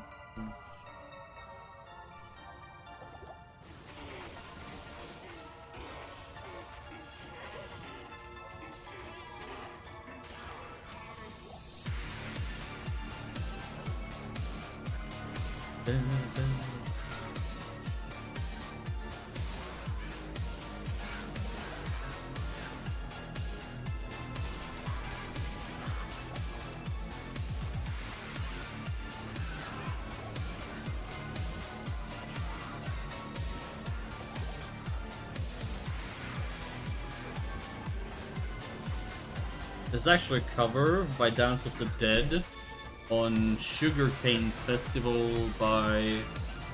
No, Sugar Plum Fairy. I don't know who made the original.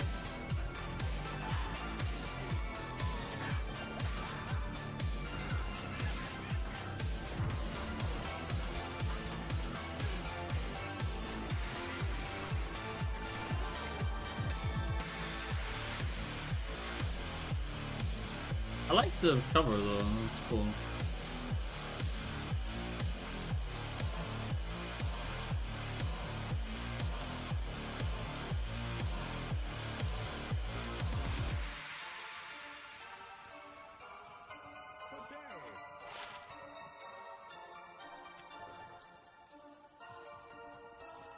Look at how many reviews we've gathered up again.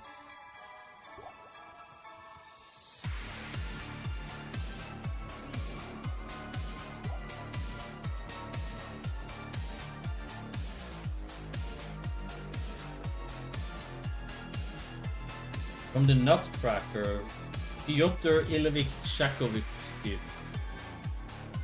Dance for a ballerina. Interesting. Did not know that. Then again, I also don't know much about ballet, so, you know. That would probably be why.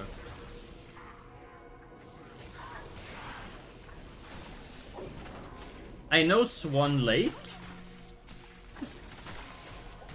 Well, I mean, I don't know it, but I know it exists.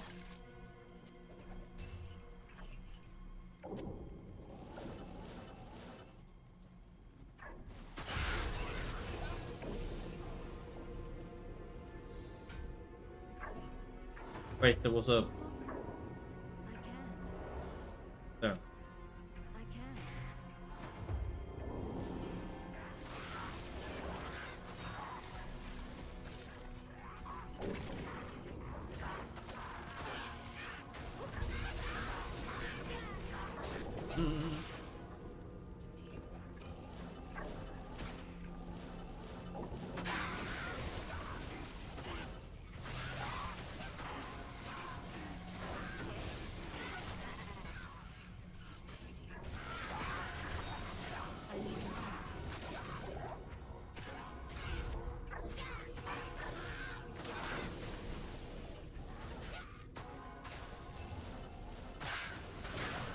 Bloop. It is very satisfying, isn't it?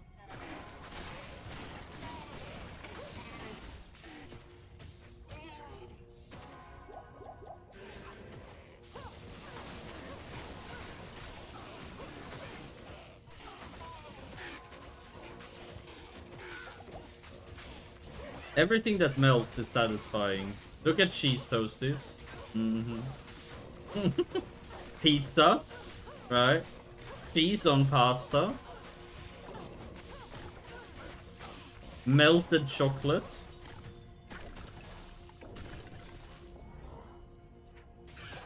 What? Tell me I'm wrong.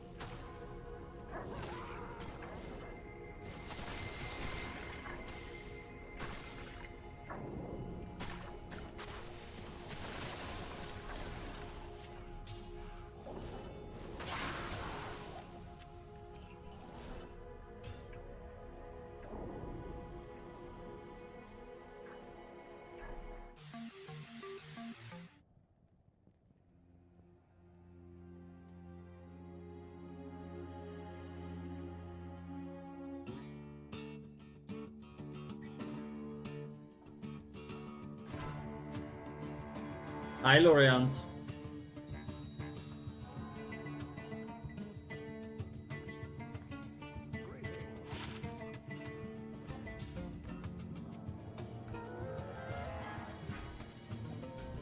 How are you doing?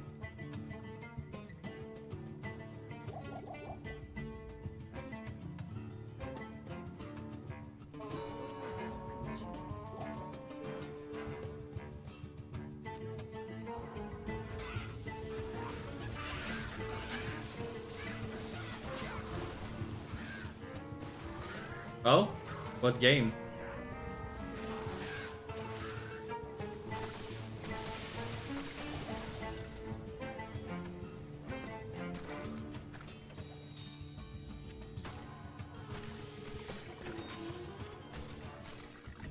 Oh, PUBG. Is that game still really popular? Because I remember it used to be super popular back in the day, but I don't know if people still play it.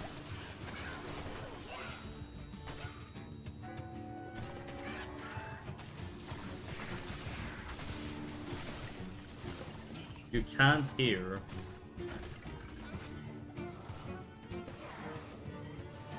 I have no idea.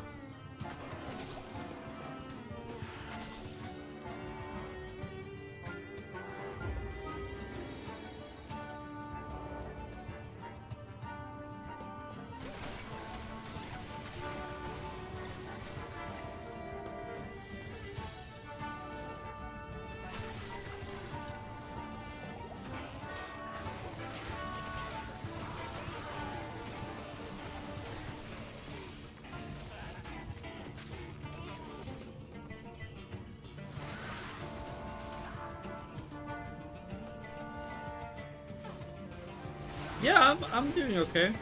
You?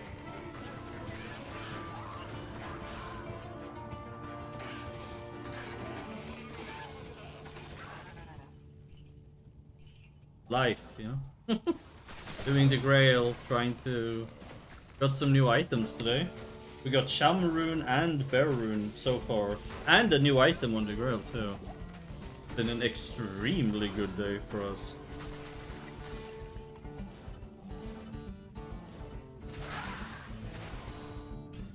In like less than 6 hours. Two high runes. Okay, well.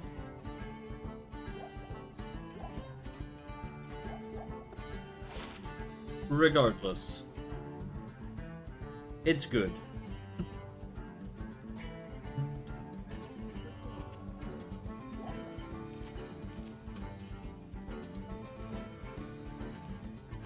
I was gonna do development hours ago, but now I'm hooked playing this for a while. Well, it's only 3:30, so there's plenty.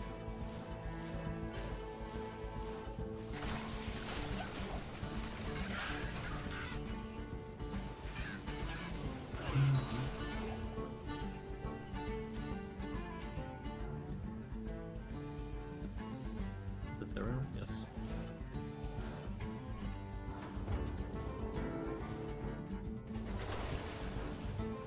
We're coming up on 1400 hours in this Grail. Because I actually keep track of all time spent. You can check it in Discord. Omni, if you're interested. It will say start date, and like I update the hours after every stream or every time I play. Yeah.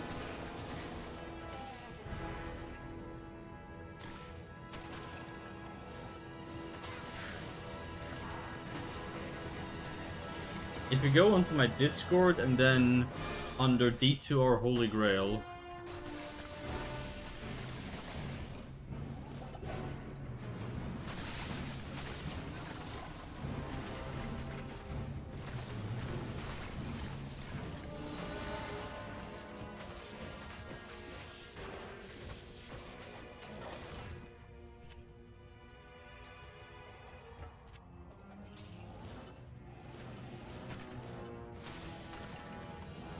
That's really low, honestly.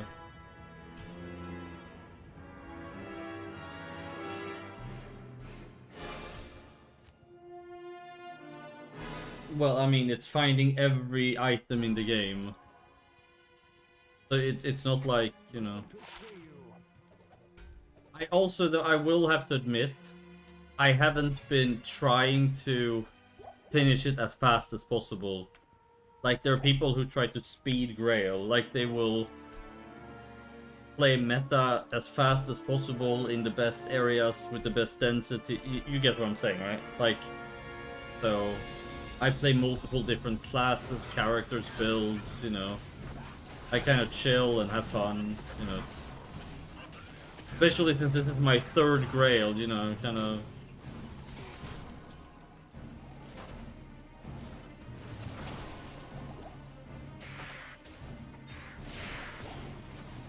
Yeah.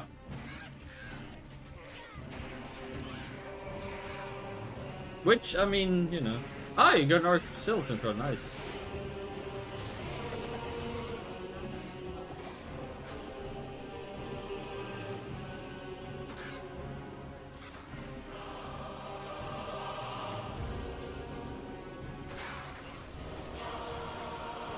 Like, if you wanted to run a Grail as fast as possible, you would make a Mosaic Sin. I actually have a Mosaic Sin, but it's so insane, like, I don't know, it was fun for a bit, but I feel like I get a seizure every time I play it. But it's insanely overpowered. Probably the most broken build to ever have existed in the game.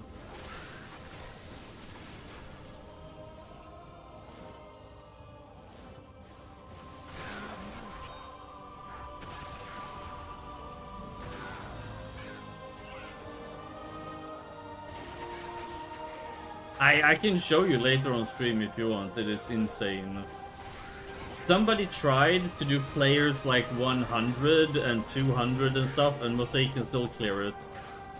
That's how insane it is. I think they went up to players 1,200 before it started slowing down. Like, it is absolutely insane. Like, Blizzard really fucked up. I mean, I guess they didn't fuck up. They did this on purpose, I guess, but... It just... Yeah, no, it just completely annihilates the whole game. Like, I have one here. Hang on. Where is it? Like, these are all my mules. Top lane Riven. Do you like it, my Necromancer? Because it's toxic. Ah, here we go, Moreno. Like, she's not actually wearing much at the moment. But yeah, she's using 2 Mosaic Claws.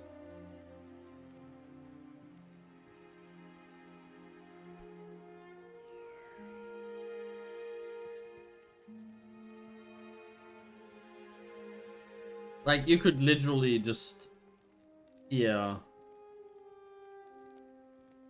I can show you, if you want, how absolutely insane these things are. You put, like, players 40 and you'll just melt the whole game. I mean, I can't do players 40, I can do players 8, but yeah, it's... Here's the thing. Last time I played it, I didn't even have Infinity. So now that I have an Infinity as well, I just... It's absolutely mad. Everything either gets stunned, frozen, or instantly just evaporates. It is ridiculously powerful.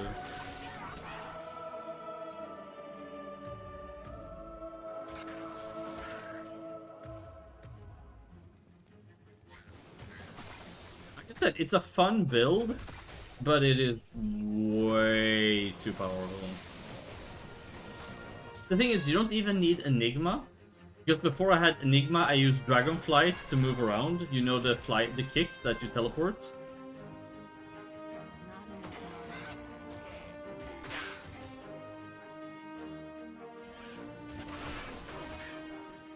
Why doesn't my keyboard work?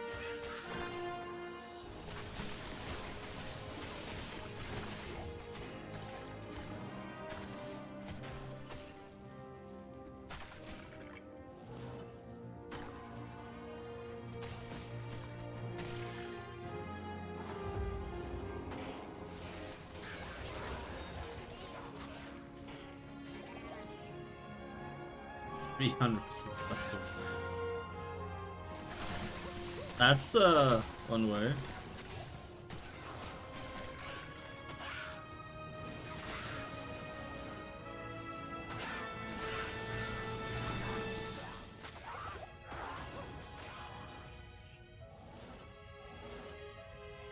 Like my friend said, I'm a simple man.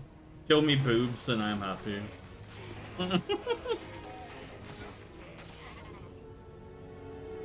Can't say he's wrong. I mean, who doesn't love boobs?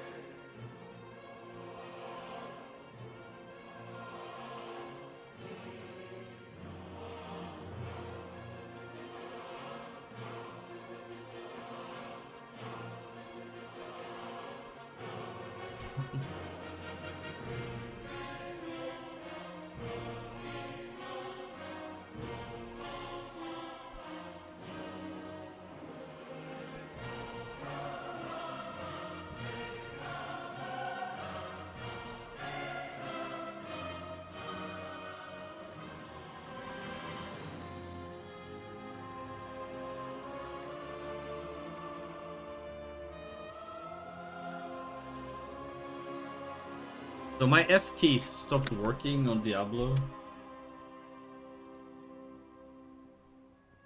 That's interesting. Gonna have to restart the game, like. Interesting bugs.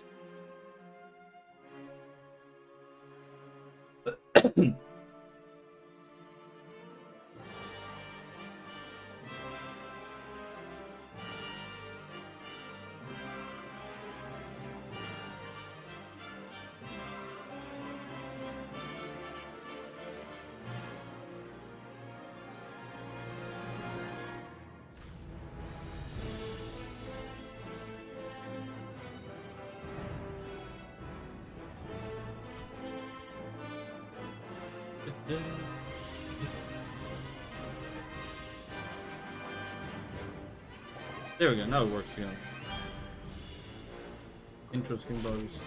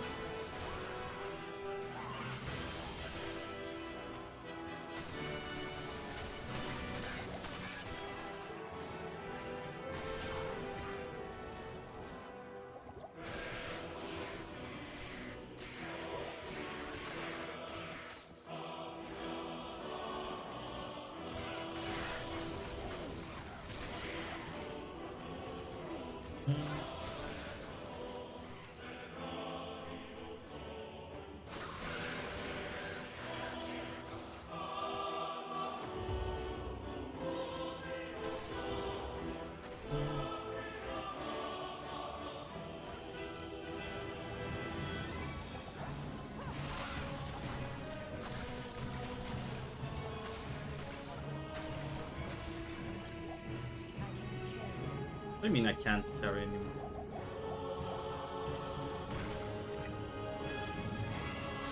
Man, WoW's music was really something else.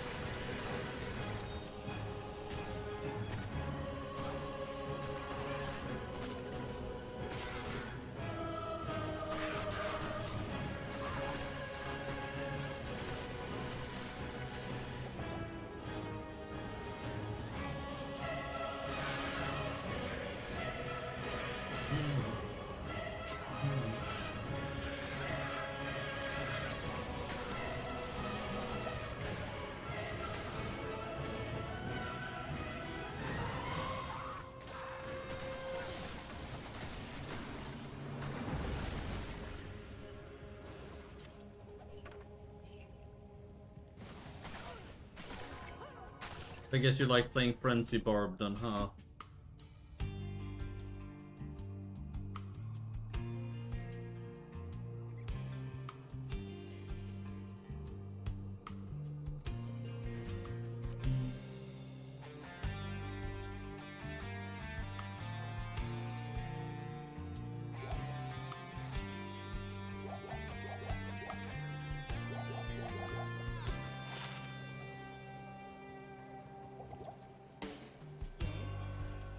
Oh, yeah, that'll work.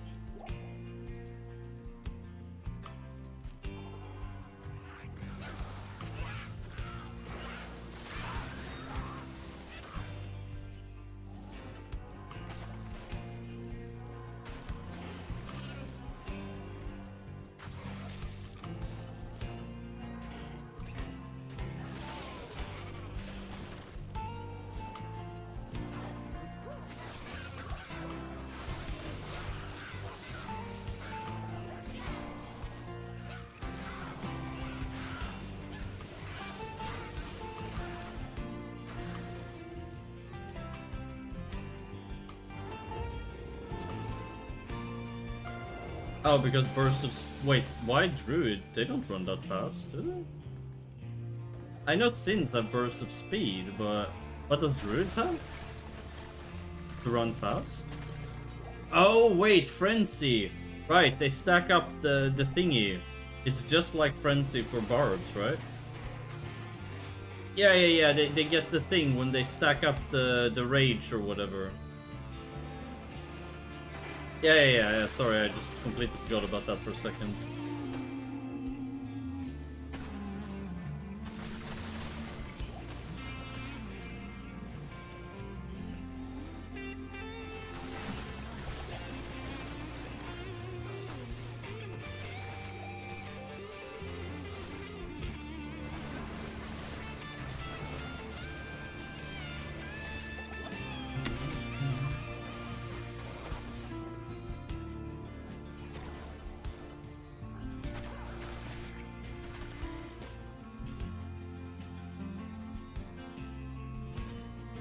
Like, Tristram is good, but it hasn't really given us anything.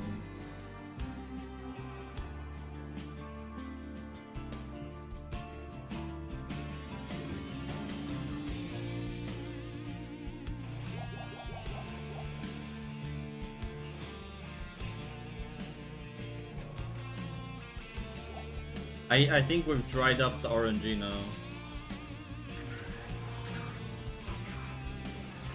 Two high runes and a new Grail item.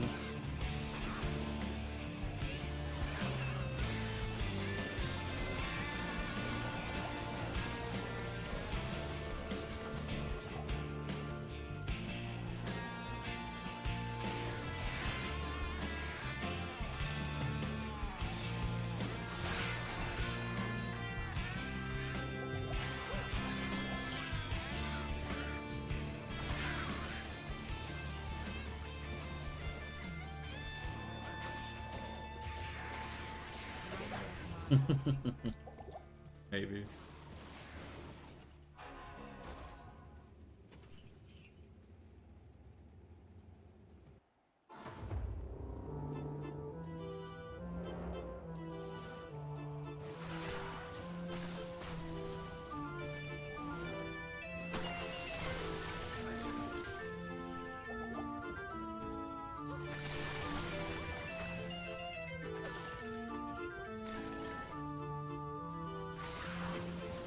Oh, really? Oh yeah, time zones.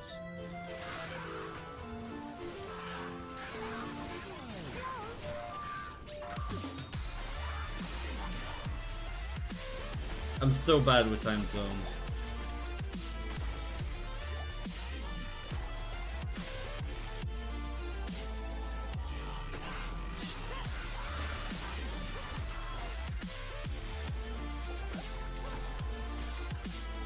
You'll come back, I'll still be streaming. Oh my god, did you see the name of that dude? Snot Eater the Vile. What a lovely name.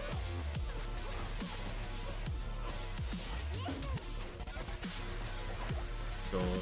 These randomly generated, like, there's also Puke Beast and Black Killer. I'm not even kidding, like, those are actual randomly generated names.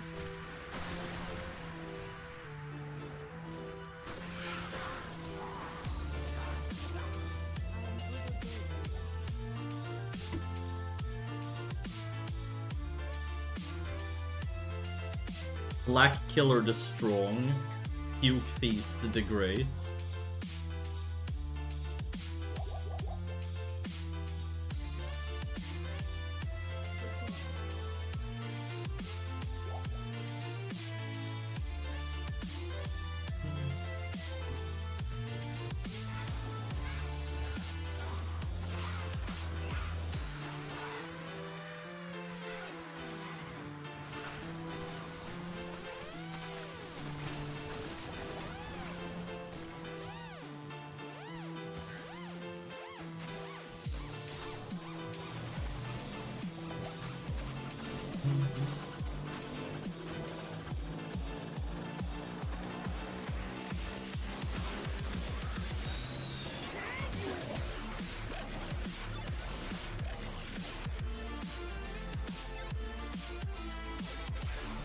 Still waiting for my food to arrive.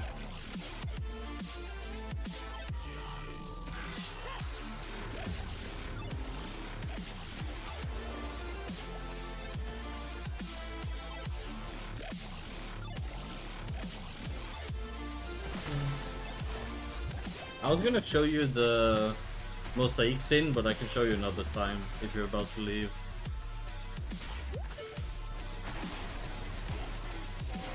I wanna keep you from going to sleep.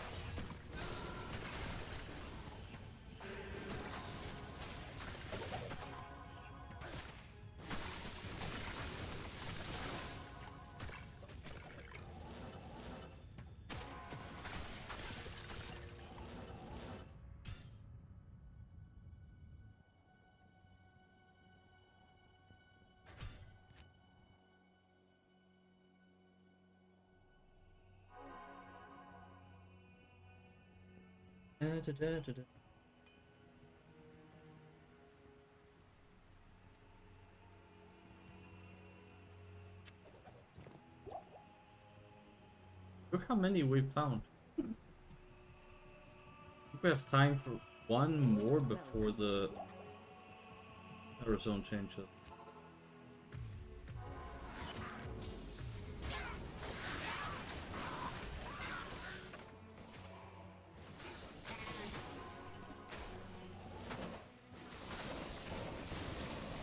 Restart.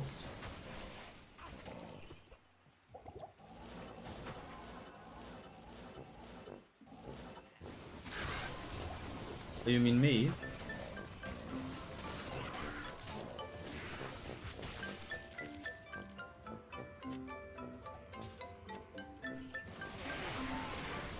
Sorry, since I haven't eaten anything, my brain is kind of off at the moment, but yes.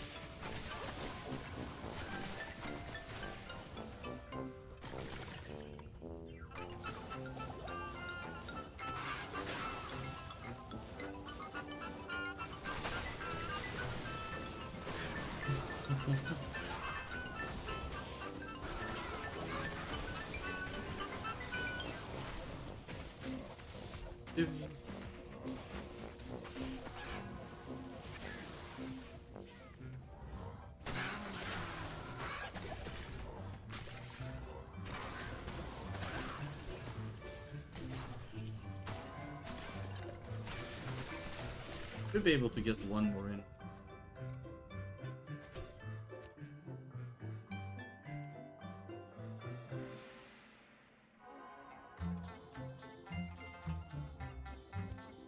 Maybe.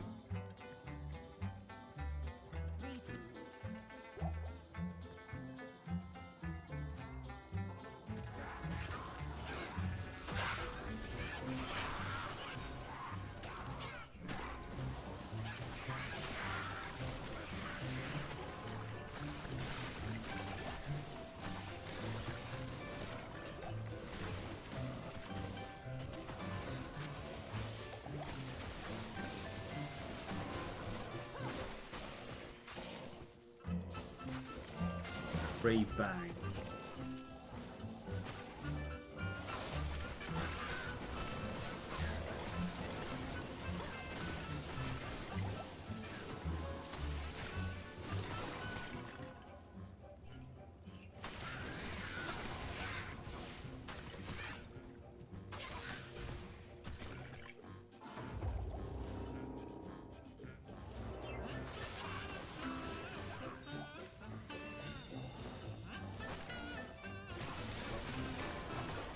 Like the last one is gonna be a good one. Oh yeah. No loot, but you know.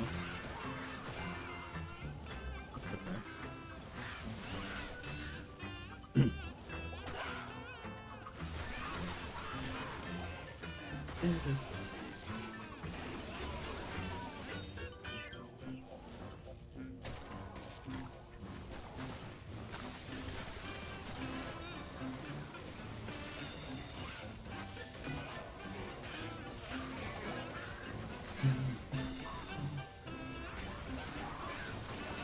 But you know, we did manage to see what the next one.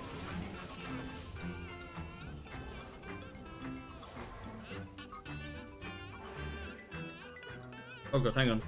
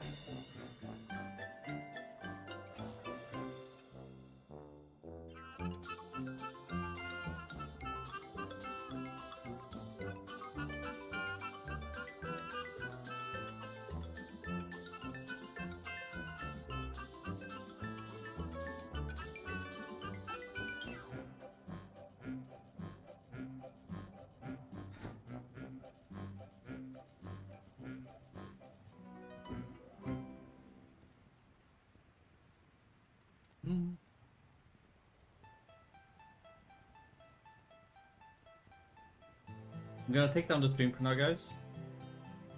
Sleep well. Omni, it was nice hanging out with you. You too, Jolfa. Thanks for hanging out. Gonna have my food and relax. To the people who came in, much love. Take care. And to the people lurking, I see you. And I'll see you guys next stream, yeah? I'll still be on Discord. If you want to play with us, you can find us here. Have a good one, guys.